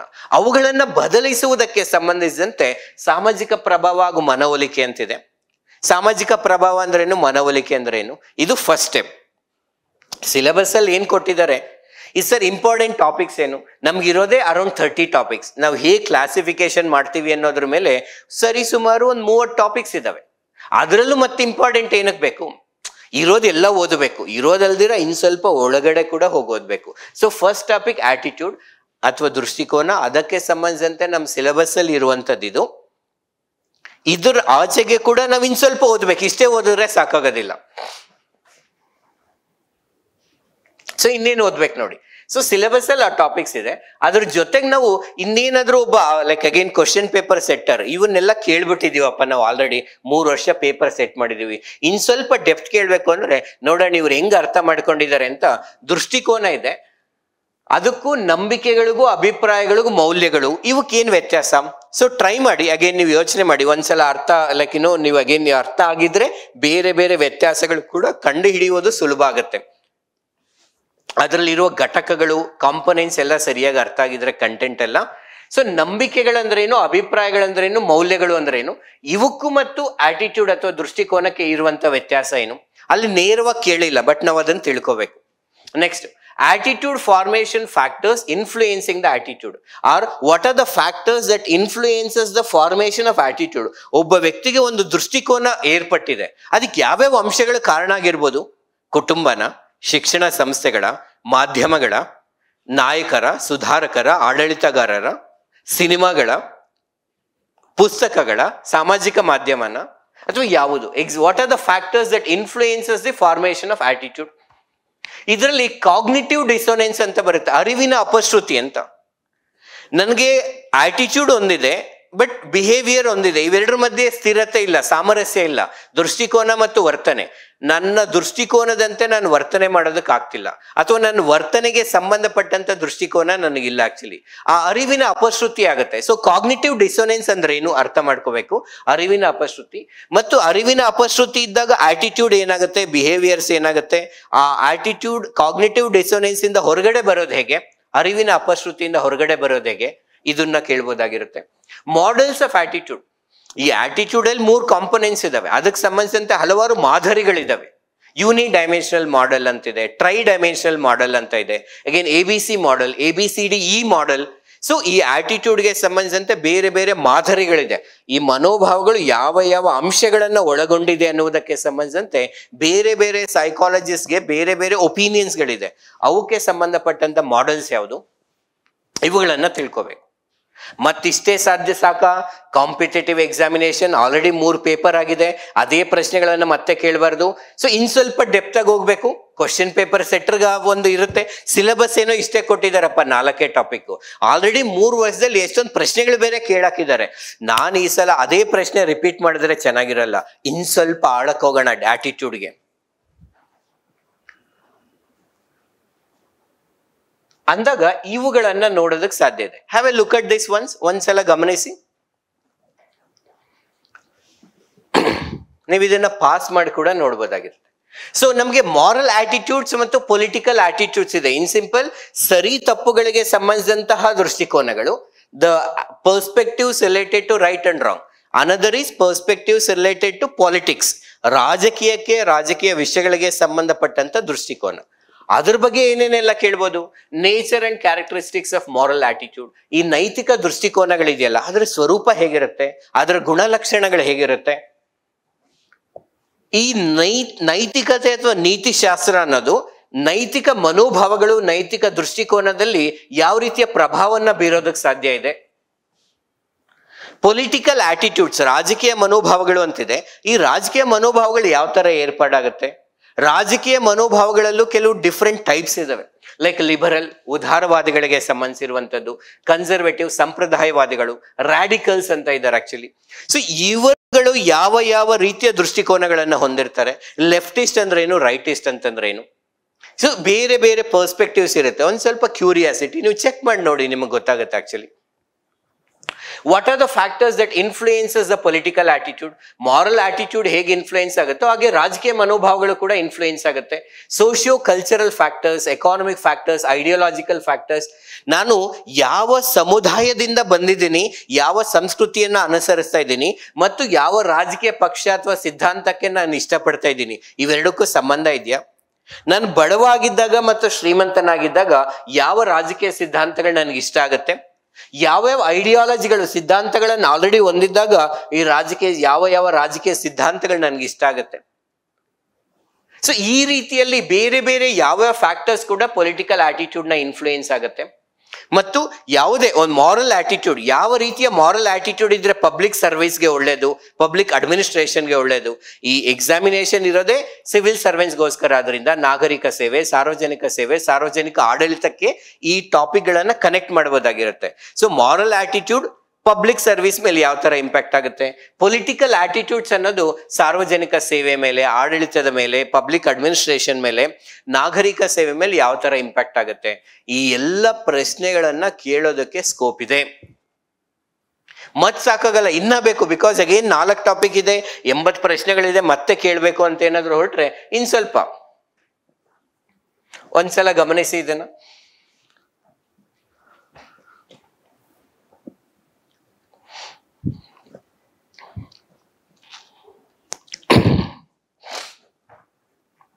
ಸೋಷಿಯಲ್ ಇನ್ಫ್ಲೂಯೆನ್ಸ್ ಅಂಡ್ ಪರ್ಸುಯೇಷನ್, ಸಾಮಾಜಿಕ ಪ್ರಭಾವ ಮತ್ತು ಮನವೊಲಿಕೆ, ಈ ಎರಡೂ ಕೂಡ ಜನಸಾಮಾನ್ಯರಲ್ಲಿರುವಂತಹ ಅಹಿತಕರವಾದ ಮನೋಭಾವಗಳನ್ನ ಬದಲಿಸುವ ಅಸ್ತ್ರಗಳು. These are the tools which are use to change the attitude, usually undesirable attitude, ಅಹಿತಕರವಾದ ಮನೋಭಾವಗಳು ಬದಲಾಯಿಸೋ. ಇನ್ ಸಿಂಪಲ್, ಒಬ್ಬ ವ್ಯಕ್ತಿಗಳಲ್ಲಿ ನಮಗೆ ಯಾವ ಮನೋಭಾವಗಳು ಬೇಕೋ ಅದನ್ನ ಅಂತರ್ಗತಗೊಳಿಸಬಹುದು, ಯಾವುದು ಬೇಡವೋ ಅದನ್ನ ತೆಗಿಬಹುದು. ಆ ತರ ಪಾಸಿಬಿಲಿಟೀಸ್ ಇದೆ.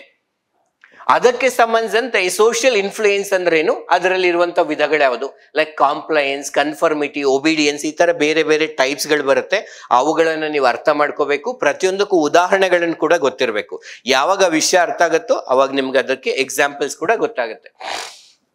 ಅಂದ್ರೆ ನಾವು ಸಂಘ ಜೀವಿಗಳಾದ್ರಿಂದ ಬೇರೆಯವ್ರು ನಮ್ಮನ್ನು ಒಪ್ಕೋಬೇಕು, they should accept us, they should respect us, ಬೇರೆಯವ್ರನ್ನ ಗೌರವಿಸಬೇಕು ಅನ್ನೋದಕ್ಕೆ ಸಂಬಂಧಿಸಿದಂತೆ ಬೇರೆ ಬೇರೆ ರೀತಿಯಲ್ಲಿ ನಾವು ಬದಲಾಗ್ತಾ ಇರ್ತೀವಿ. ಕೆಲವು ಸಲ ನಮ್ಮ ಸಮಾಜದಲ್ಲಿ ಬೇರೆಯವರೆಲ್ಲರೂ ಫಾಲೋ ಮಾಡ್ತಿದ್ದಾರೆ ಅಂತ ನಾವು ಫಾಲೋ ಮಾಡ್ತೀವಿ, ನಮ್ಮ ಸ್ನೇಹಿತರು ಹೇಳಿದ್ರು ಅಂತ ನಾವು ಫಾಲೋ ಮಾಡ್ತೀವಿ, ಸಮಾಜದಲ್ಲಿರುವಂತ ಪ್ರಮುಖ ವ್ಯಕ್ತಿಗಳು ಹೇಳಿದ್ರು ಅಂತ ಫಾಲೋ ಮಾಡ್ತೀವಿ, ನಮ್ಗೆ ಇಷ್ಟವಾದಂತ ವ್ಯಕ್ತಿಗಳು ಹೇಳಿದ್ರೆ ಬದಲಾಗ್ತೀವಿ, ಗೌರವಿಸುವಂತ ವ್ಯಕ್ತಿಗಳು ಹೇಳಿದ್ರೆ ಬದಲಾಗುತ್ತೆ, ಅಧಿಕಾರದಲ್ಲಿ ಇರೋರು ಹೇಳಿದಾಗ ಇಷ್ಟ ಇಲ್ಲದೆ ಇದ್ರು ಬದಲಾಗ್ತೀವಿ. ಸೊ ಇವನ್ಗಳನ್ನ ಇನ್ ಸಿಂಪಲ್ ಆಗಿ ಈ ಒಂದು ಸೋಷಿಯಲ್ ಇನ್ಫ್ಲೂಯೆನ್ಸ್ ಅಲ್ಲಿ ಎಕ್ಸ್ಪ್ಲೈನ್ ಮಾಡಿದ್ದಾರೆ. ಮನವೊಲಿಸುವುದು ಹೇಗೆ, ಅದಕ್ಕಿರುವಂತ ತಂತ್ರಗಳ್ಯಾವುದು, ಯಾವ ಯಾವ ಅಂಶಗಳು ಮನವೊಲಿಸುವಿಕೆಯ ಮೇಲೆ ಪ್ರಭಾವವನ್ನ ಬೀರುತ್ತದೆ. ನಾವು ಯಾವುದೋ ಒಂದು ಮಾಹಿತಿ ಹೇಳ್ತಿದೀವಿ, ಆ ಯಾರು ಹೇಳ್ತಿದ್ದಾರೆ ಅನ್ನೋದ್ರ ಮೇಲೆ ಕೂಡ ಅದ್ರ ಪರಿಣಾಮ ಚೇಂಜ್ ಆಗ್ಬೋದಲ್ವಾ. ಸೋರ್ಸ್ ಏನ್ ಮೆಸೇಜ್ ನಾನು ನಿಮಗೆ ಕೊಡ್ತಾ ಇದ್ದೀನಿ ಅನ್ನೋದ್ರ ಮೇಲೆ ಕೂಡ ನೀವು ಬದಲಾಗ್ತೀರಾ ಇಲ್ವಾ ಅನ್ನೋದು ಇಂಪ್ಯಾಕ್ಟ್ ಆಗುತ್ತಲ್ವಾ. ಆಡಿಯನ್ಸ್ ಎಂತವ್ರು, ವಿದ್ಯಾವಂತರ, ವಿದ್ಯೆ ಇಲ್ಲದೆ ಇರೋರ, ಎಮೋಷನ್ಸ್ಗೆ ಕನೆಕ್ಟ್ ಆಗ್ತಾರ, ಲಾಜಿಕ್ಗೆ ಕನೆಕ್ಟ್ ಆಗ್ತಾರ. ಸೊ ಆಡಿಯನ್ಸ್ ಎಂತವ್ರ ಮೇಲೆ ಅನ್ನೋದ್ರ ಮೇಲೆ ಕೂಡ ಮನವೊಲಿಕೆ ಡಿಪೆಂಡ್ ಆಗುತ್ತೆ. ಹೇಳುವವರು ಎಂತವ್ರು ಅನ್ನೋದ್ರ ಮೇಲೆ ಕೂಡ ಡಿಪೆಂಡ್ ಆಗುತ್ತೆ. ಆ ಮೆಸೇಜ್ ಯಾವ ತರ ಕನ್ವೆ ಮಾಡ್ತಿದೀವಿ ಅನ್ನೋದ್ರ ಮೇಲೆ ಕೂಡ ಡಿಪೆಂಡ್ ಆಗುತ್ತೆ ಅಲ್ವಾ. The role of social influence in communication and public service, ಈ ಸಾಮಾಜಿಕ ಪ್ರಭಾವ ಆಗ್ಬೋದು, ಮನವೊಲಿಕೆ ಆಗ್ಬೋದು, ಸಂವಹನದಲ್ಲಿ ಯಾವ ತರ ಪರಿಣಾಮವನ್ನ ಬೀರುತ್ತೆ, ಸಾರ್ವಜನಿಕ ಸೇವೆಯಲ್ಲಿ ಯಾವ ತರ ಪರಿಣಾಮವನ್ನ ಬೀರುತ್ತೆ, ಯೋಜನೆಗಳನ್ನ ಕಾರ್ಯರೂಪಕ್ಕೆ ತರುವಾಗ when we are implementing the policies and programmes ಯಾವ ತರ ಪರಿಣಾಮವನ್ನ ಬೀರುತ್ತೆ, ಯಾವ ತರ ನಾವು ಇದನ್ನು ಉಪಯೋಗಿಸ್ಕೋಬಹುದು. ಟೆಕ್ನಿಕ್ಸ್ ಆಫ್ ಪರ್ಸುಯೇಷನ್, ತುಂಬಾ ಇಂಟ್ರೆಸ್ಟಿಂಗ್ ಕಾನ್ಸೆಪ್ಟ್ಸ್ ಇದೆ ಆಕ್ಚುಲಿ. ನೀವು ಇವುಗಳನ್ನ ಲೈಕ್ ಕಲಿತಾ ಹೋದ್ರೆ ನಿಮ್ಗೂ ಕೂಡ ಮಜಾ ಅನ್ಸುತ್ತೆ. ಕೆಲವು ಸಲ ನಾವು ಬೇರೆಯವ್ರನ್ನ ನಮಗ್ ಗೊತ್ತಿಲ್ಲದೆ ಇದರಲ್ಲಿರುವ ಅಸ್ತ್ರಗಳನ್ನ ಉಪಯೋಗಿಸಿ ಮನವೊಲಿಸಿರ್ತೀವಿ, ಅಥವಾ ಬೇರೆಯವ್ರು ನಮ್ಮನ್ನ ಮನವೊಲಿಸಿರ್ತಾರೆ. ಅದ್ರಲ್ಲಿ ಹಲವಾರು ರೀತಿಯ ಮನವೊಲಿಕೆಗಳು ಕೂಡ ಇದೆ. Foot in the door technique ಅಂತ ಕರಿತೀವಿ, door in the face technique ಅಂತಿದೆ, ಲೋಬಾಲ್ ಟೆಕ್ನಿಕ್ಗಳು ಅಂತಿದ್ದಾವೆ. ಇನ್ ಸಿಂಪಲ್ ಆಗಿ ನಾವ್ ಯಾವ್ದಾರು ಒಬ್ಬರನ್ನ ಮನವೊಲಿಸ್ಬೇಕು, ಏನೋ ಒಂದು ಬದಲಾಯಿಸುವಂತೆ ಕೇಳ್ಬೇಕು, ಅಥವಾ ಏನೋ ಒಂದು ಕೊಡುವಂತೆ ಏನೋ ಒಂದು ಕೇಳ್ಬೇಕು, ಅವ್ರನ್ನ ಮನವೊಲಿಸ್ಬೇಕಲ್ವಾ. ಈಗ ನಾವು ಫಸ್ಟ್ ಚಿಕ್ಕದ್ ಕೇಳೋದು ಅವ್ರಿಗೆ ಓಕೆ ಅಂತ ಅನ್ಸುತ್ತೆ, ಆಮೇಲೆ ಇನ್ ಸ್ವಲ್ಪ ಜಾಸ್ತಿ ಕೇಳೋದು, ಇನ್ ಸ್ವಲ್ಪ ಜಾಸ್ತಿ ಕೇಳ್ಬೋದು. ಇದು ಕೆಲವು ಸಲ ವರ್ಕ್ ಆಗ್ಬೋದು. ಇನ್ ಸಿಂಪಲ್ ಆಗಿ ಅದನ್ನೇ foot in the door technique ಅಂತ ಕರಿತೇವೆ. Door in the face technique, ಈಗ ಫಸ್ಟು ಲೈಕ್ ಬೆರಳಿಗೆ ಜಾಗ ಕೊಟ್ರೆ ಆಮೇಲೆ ದೇಹ ಎಲ್ಲ ಒಟ್ಟೋಗ್ಬಿಡುತ್ತೆ ಅದ್ರೊಳಗಡೆ ಅಲ್ವಾ. ಅದು ಇನ್ ಸಿಂಪಲ್ ಆಗಿ foot in the door technique. ಅದೇ door in the face technique ಆದ್ರೆ ಫಸ್ಟು ನಮ್ಗೇನೋ ಒಂದು ನಮಗೆ ಬೇಕಾದ ವರ್ತನೆ ಅಥವಾ ಒಂದು ಮನೋಭಾವನ ಬದಲಾಯಿಸ್ಬೇಕಂದ್ರೆ ನಮ್ಗೇನೋ ಒಂದು ಸಹಾಯನೇ ಬೇಕು ಅಂತ ಅನ್ಕೊಳ್ಳಿ, ಅಥವಾ ಏನೋ ಒಂದು ಹೆಲ್ಪ್ ನಮಗ್ ಬೇಕಾದಂತೆ ಅವ್ರು ಬದಲಾಯಿಸ್ಬೇಕು. Door in the face technique ಅಲ್ಲಿ ಫಸ್ಟ್ ದೊಡ್ಡದು ಕೇಳ್ಬಿಡೋದು, ನನಗೆ ಲೈಕ್ ಫಾರ್ ಎಕ್ಸಾಂಪಲ್ 1 ಕೋಟಿ ಬೇಕು ಅಂತ. ಅವ್ರು ಕೊಡಲ್ಲ, ಆಮೇಲೆ 50 ಲಕ್ಷ ಕೊಡು, 20 ಲಕ್ಷ ಕೊಡು, 10 ಲಕ್ಷ ಕೊಡು, 5 ಲಕ್ಷ ಕೊಡು, 1 ಲಕ್ಷ. ಸೊ ಕೆಲವು ಸಲ ತುಂಬಾ ದೊಡ್ಡದು ಹೇಳಿ ಅದನ್ನ ಕಡಿಮೆ ಮಾಡ್ಕೋತಾ ಬಂದ್ರೆ ಅವ್ರ ಮನಸ್ಸು ಬದಲಾಯಿಸ್ಬೋದು, ವರ್ತನೆಯನ್ನ ಬದಲಾಯಿಸ್ಬೋದು. ಚಿಕ್ಕದ್ ಕೇಳಿ ಆಮೇಲೆ ದೊಡ್ಡದ್ ಮಾಡ್ಕೋತಾ ಹೋಗ್ತಾ ಇರ್ಬೋದು. ಈಗ ನಾವು ಅಮೆಝಾನ್ ಪ್ರೈಮು ಈ ತರ ಬೇರೆ ಬೇರೆ ಅಥವಾ ಕೆಲವು ಸಬ್ಸ್ಕ್ರಿಪ್ಷನ್ಗಳು ಮೊದಲು ಒಂದು 2 ತಿಂಗಳು ಫ್ರೀ ಅಂತ ಹೇಳ್ತಾರೆ, ಅದಕ್ಕೆ ನಾವು ಅಟ್ರಾಕ್ಟ್ ಆಗ್ತೀವಿ. ಅಥವಾ ಮೊದಲು 2 ತಿಂಗಳು ಬರೀ ನೀವು ಲೈಕ್ ಸಪೋಸ್ 20 ರೂಪಾಯಿ ಮಾತ್ರ ಸಬ್ಸ್ಕ್ರಿಪ್ಷನ್ ತಗೋಬೇಕು ಅಂತ ಹೇಳ್ತಾರೆ. ನಾವು ಅದಕ್ಕೆ ಅಡಿಕ್ಟ್ ಆದ್ಮೇಲಿಂದ ಮತ್ತೆ ಜಾಸ್ತಿ ನಮ್ಮನ್ನ ಆಮೇಲೆ ಪ್ರೈಸಸ್ ಗಳನ್ನ ಜಾಸ್ತಿ ಮಾಡ್ತಾ ಹೋಗ್ತಿರ್ತಾರೆ. Low ball technique. ಸೊ ಇವೆಲ್ಲರೂ ಕೂಡ ನಾವ್ ಯಾರೋ Uber, Ola, Zomato, Swiggy, Netflix, Amazon ಇವ್ಯಾವುದು ಉಪಯೋಗಿಸಲ್ಲ ಅಂತ ಫಿಕ್ಸ್ ಆಗಿದ್ರು ಕೂಡ ನಮಗ್ ಗೊತ್ತಿಲ್ದಿರ ಇವು ಎಲ್ಲವೂ ಕೂಡ ಈ ಮನವೊಲಿಸುವಂತ ತಂತ್ರಗಳನ್ನ ಮಾಡ್ತಿರ್ತಾರೆ. ಜನ ನಮ್ಮನ್ನ ಸಿನಿಮಾ ನೋಡೋ ತರ ಮಾಡ್ತಾರೆ. ರಾಜಕೀಯ ಪಕ್ಷಗಳು ಅವರ ಸಿದ್ಧಾಂತಕ್ಕೆ ಆ ಪಕ್ಷಕ್ಕೆ ವೋಟ್ ಆಗುವಂತೆ ಮಾಡ್ತಾರೆ. ಕೋಚಿಂಗ್ ಇನ್ಸ್ಟಿಟ್ಯೂಷನ್ಗಳು ಅವರ ಸಂಸ್ಥೆಗೆ ಜಾಯಿನ್ ಆಗುವಂತೆ ಮಾಡ್ತಿರ್ತಾರೆ. ಇವೆಲ್ಲವೂ ಕೂಡ ನಮಗ್ ಗೊತ್ತಿಲ್ಲದೆಯೇ ಮನವೊಲಿಕೆಯ ತಂತ್ರಗಳನ್ನ ಉಪಯೋಗಿಸ್ತಾ ಇರ್ತಾರೆ.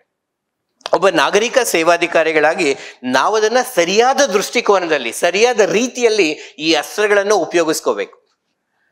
ಅದಕ್ಕೇನೆ ethical considerations in the social influence and persuasion, ಈ ಸಾಮಾಜಿಕ ಪ್ರಭಾವ ಮತ್ತು ಮನವೊಲಿಕೆಗಳಲ್ಲಿ ಕೂಡ ನೈತಿಕತೆಯನ್ನ ಬಳಸಬೇಕು. ನಾವು ಜನರಿಗೆ ಮೋಸ ಮಾಡಬಾರ್ದು. ನನಗೆ ತಪ್ಪು ಅಂತ ಗೊತ್ತಿರೋದನ್ನ ಸರಿ ಇಲ್ಲ ಅಂತ ಗೊತ್ತಿದ್ರು ಕೂಡ ಜನರ ಮನವೊಲಿಸಿ ಆ ಒಂದು ಪ್ರಾಡಕ್ಟ್ ನ ಉಪಯೋಗಿಸುವಂತೆ ಮಾಡಬಾರ್ದು. ನನ್ನ ಸ್ವಹಿತಾಸಕ್ತಿಗೋಸ್ಕರ ಅದನ್ನು ಉಪಯೋಗಿಸ್ಕೋಬಾರ್ದು. ಯಾವ ಯಾವ ನೈತಿಕ ಅಂಶಗಳನ್ನ ಗಮನದಲ್ಲಿ ಇಟ್ಕೋಬೇಕು ಇತರ ಒಂದು ದೃಷ್ಟಿಕೋನ ಅಥವಾ ವರ್ತನೆಯನ್ನ ಬದಲಾಯಿಸುವಾಗ. Persuasion in public policy and decision making, same ಮನವೊಲಿಕೆ ಅಥವಾ ಸೋಷಿಯಲ್ ಇನ್ಫ್ಲೂಯೆನ್ಸ್ ಅನ್ನೋದು ಪಾಲಿಸಿಗಳನ್ನ ರೂಪಿಸುವಾಗ, ಪಾಲಿಸಿ ಕಾರ್ಯಗಳನ್ನ ಕಾರ್ಯರೂಪಕ್ಕೆ ತರುವಾಗ ಹೇಗೆ ಉಪಯೋಗಿಸ್ಕೋಬಹುದು. ಈಗ ಸ್ವಚ್ಛ ಭಾರತ್ ಅಭಿಯಾನ is again A good example. ಈಗ ನಮ್ಮ ಸುತ್ತಮುತ್ತಲಿನ ಪ್ರದೇಶವನ್ನ ಸ್ವಚ್ಛವಾಗಿ ಇಟ್ಕೋಬೇಕು. ಬರೀ ಗೌರ್ಮೆಂಟೇ ಮಾಡೋಕ್ಕಾಗಲ್ಲ, ಪ್ರತಿಯೊಬ್ಬ ವ್ಯಕ್ತಿಯಲ್ಲೇ ಅಭಿಪ್ರಾಯ ಬರಬೇಕು, ಆ ಮನೋಭಾವ ಬದಲಾಗಬೇಕು, ವರ್ತನೆ ಬದಲಾಗಬೇಕು. ಜೆಂಡರ್ ಈಕ್ವಾಲಿಟಿಯನ್ನ ಸಾಧಿಸಬೇಕು. ಬೇಟಿ ಬಚಾವೋ ಬೇಟಿ ಪಢಾವೋ ಅನ್ನ ತರಬೇಕು. ಅಗೇನ್ ಸರ್ಕಾರ ಕೇವಲ ಕಾನೂನುಗಳನ್ನ ತರೋದ್ರಿಂದ ಮಾತ್ರ ಸಾಧ್ಯ ಆಗೋದಿಲ್ಲ. ಪ್ರತಿಯೊಬ್ಬ ವ್ಯಕ್ತಿಗೂ ಅನ್ನಿಸ್ಬೇಕು ಮಹಿಳೆಯು ಕೂಡ ಸಮಾನಳೆ ಅಂತ. ಅದಕ್ಕೆಲ್ಲವೂ ಕೂಡ ನಮಗೆ ಗೊತ್ತಿಲ್ಲದೆಯೇ ಗೊತ್ತಿದ್ದು ಈ ಒಂದು ಅಂಶಗಳ ಪ್ರಭಾವ ಅನ್ನೋದಿರುತ್ತೆ. Very interesting concept. ಇದರ ಬಗ್ಗೆ ಇನ್ನೆಷ್ಟು ಸಾಧ್ಯ ಆದ್ರೆ ಅಷ್ಟನ್ನ ತಿಳ್ಕೊಬೇಕಾಗಿರುತ್ತೆ. ಇಷ್ಟು ನಾವು ಆಪ್ಷನ್ಸ್ ಇದ್ದಾಗ ಕ್ವಶನ್ ಪೇಪರ್ ಸೆಟ್ಟರ್ಗೆ ಈಸಿ. ಇವಾಗ 4 ಟಾಪಿಕ್ ಇದೆ, ಅದ್ರಲ್ಲಿ ಒಂದ್ರ ಬಗ್ಗೆನೇ ಇಷ್ಟೆಲ್ಲ ನನಗೆ ಕೇಳೋದಕ್ಕೆ ಸ್ಕೋಪ್ ಇದೆ, ಇದ್ರಲ್ಲಿ ಯಾವುದೋ ಒಂದು ತಗೊಳ್ಳೋಣ, ಯಾವುದೋ ಒಂದೆರಡು ಪ್ರಶ್ನೆಗಳನ್ನ ಕೇಳೋಣ, ಇವುಗಳನ್ನ ಡಿಫ್ರೆಂಟ್ ಬೇರೆ ಬೇರೆ ಕಾಂಬಿನೇಷನ್ಸ್ ಅಲ್ಲಿ ಕೂಡ ಕೇಳೋದಕ್ಕೆ ಅವಕಾಶ ಇದೆ. ಇನ್ನು ನಮಗೆ ಸಿಲೆಬಸ್ ನಲ್ಲಿ aptitude and foundational values for the civil services ಅಂತ ಸೆಕ್ಷನ್ 3 ನಲ್ಲಿರೋ 2ನೇ ಟಾಪಿಕ್. ಇದರಲ್ಲಿ ಅಭಿಕ್ಷಮತೆ ಮತ್ತು ನಾಗರಿಕ ಸೇವೆಗಳಲ್ಲಿ ಇರಬೇಕಾದಂತ ಮೂಲಭೂತ ಮೌಲ್ಯಗಳು. ಈ ಮೂಲಭೂತ ಮೌಲ್ಯಗಳು ಅಥವಾ ಫೌಂಡೇಶನಲ್ ವ್ಯಾಲ್ಯೂಸ್ ಅಂದ್ರೆ ಯಾವುದು, ಅದು ಆಲ್ರೆಡಿ ಸೆಕ್ಷನ್ 2 ನಲ್ಲಿ ಕವರ್ ಮಾಡಿಬಿಟ್ಟಿದೀವಿ. Integrity, impartiality, non partisanship, objectivity, sympathy, empathy, compassion, tolerance ಅಂತ ಏನ್ ಹೇಳಿದ್ವಲ್ವಾ, ಅದೇ ಫೌಂಡೇಶನಲ್ ವ್ಯಾಲ್ಯೂಸ್. ನೀವು ನಿಮಗೆ ಈ ಸರಿ ಅಂತ ಯಾವುದೊಬ್ಬ ನಾಗರಿಕ ಸೇವಾಧಿಕಾರಿಗಳಿಗೆ ಆ ಗುಣ ಇಲ್ಲ, ಇನ್ನಷ್ಟು ಆಡ್ ಮಾಡಬೇಕು, ಮಾಡ್ಕೋಬಹುದು. ಇನ್ನೊಂದು 2-3 ಲೀಡರ್ಶಿಪ್, ನಾಯಕತ್ವ ಗುಣ ಇರಬೇಕು, ಕಮ್ಯುನಿಕೇಶನ್ ಸ್ಕಿಲ್ಸ್ ಇರಬೇಕು, ನಾಯಕತ್ವ ಲೀಡರ್ಶಿಪ್ ತಗೋಬಹುದು, ಅವಿರತ ಪ್ರಯತ್ನ ಇರ್ಬೇಕಂತ ಅನ್ಸುತ್ತೆ ನಿಮಗೆ, ಫರ್ಗಿವ್ನೆಸ್ ಇರಬೇಕು ಅಂತ ಅನ್ಸಿದ್ರೆ you can also include them in the foundational values. ನಿಮ್ಮ ಪ್ರಕಾರ ಇದು ನಿಮ್ಮ ಸಬ್ಜೆಕ್ಟ್ ಕೂಡ ಹೌದು. ಸೊ ಇದನ್ನ ಆಲ್ರೆಡಿ ಕವರ್ ಆಗೋಗಿದೆ. ಮತ್ತು ಆಪ್ಟಿಟ್ಯೂಡ್ಗೆ ಸಂಬಂಧಿಸಿದಂತೆ ಹಿಂದಿನ ವರ್ಷಗಳಲ್ಲಿ ಆಲ್ರೆಡಿ ನೇರವಾಗಿ ಪ್ರಶ್ನೆಗಳನ್ನ ಕೇಳ್ಬಿಟ್ಟಿದ್ದಾರೆ. Like aptitude and fundamental values are most essential concepts for civil services, critically evaluate, explain the fundamental values of the civil services. So already 2 ಪ್ರಶ್ನೆಗಳನ್ನು ನೇರವಾಗಿ ಕೇಳ್ಬಿಟ್ಟಿದ್ದಾರೆ. ಅರೆ ಇರೋದು 4 ಟಾಪಿಕ್, ಅದ್ರಲ್ಲಿ 1 ಟಾಪಿಕ್ ಬಗ್ಗೆ ಡೀಟೇಲ್ ಆಗಿ ಸಿಕ್ತು. ಈ 2ನೇ ಟಾಪಿಕ್ ಆಪ್ಟಿಟ್ಯೂಡ್ ಫೌಂಡೇಶನಲ್ ವ್ಯಾಲ್ಯೂಸ್ ಇದೆ, ಅದ್ರಲ್ಲಿ ಆಲ್ರೆಡಿ ಸಿಕ್ಕಾಪಟ್ಟೆ ಕ್ವಶನ್ಸ್ ನಾವು ಸೆಕ್ಷನ್ ಬಿ ನಲ್ಲಿ ಕೇಳ್ಬಿಟ್ಟಿದೀವಿ.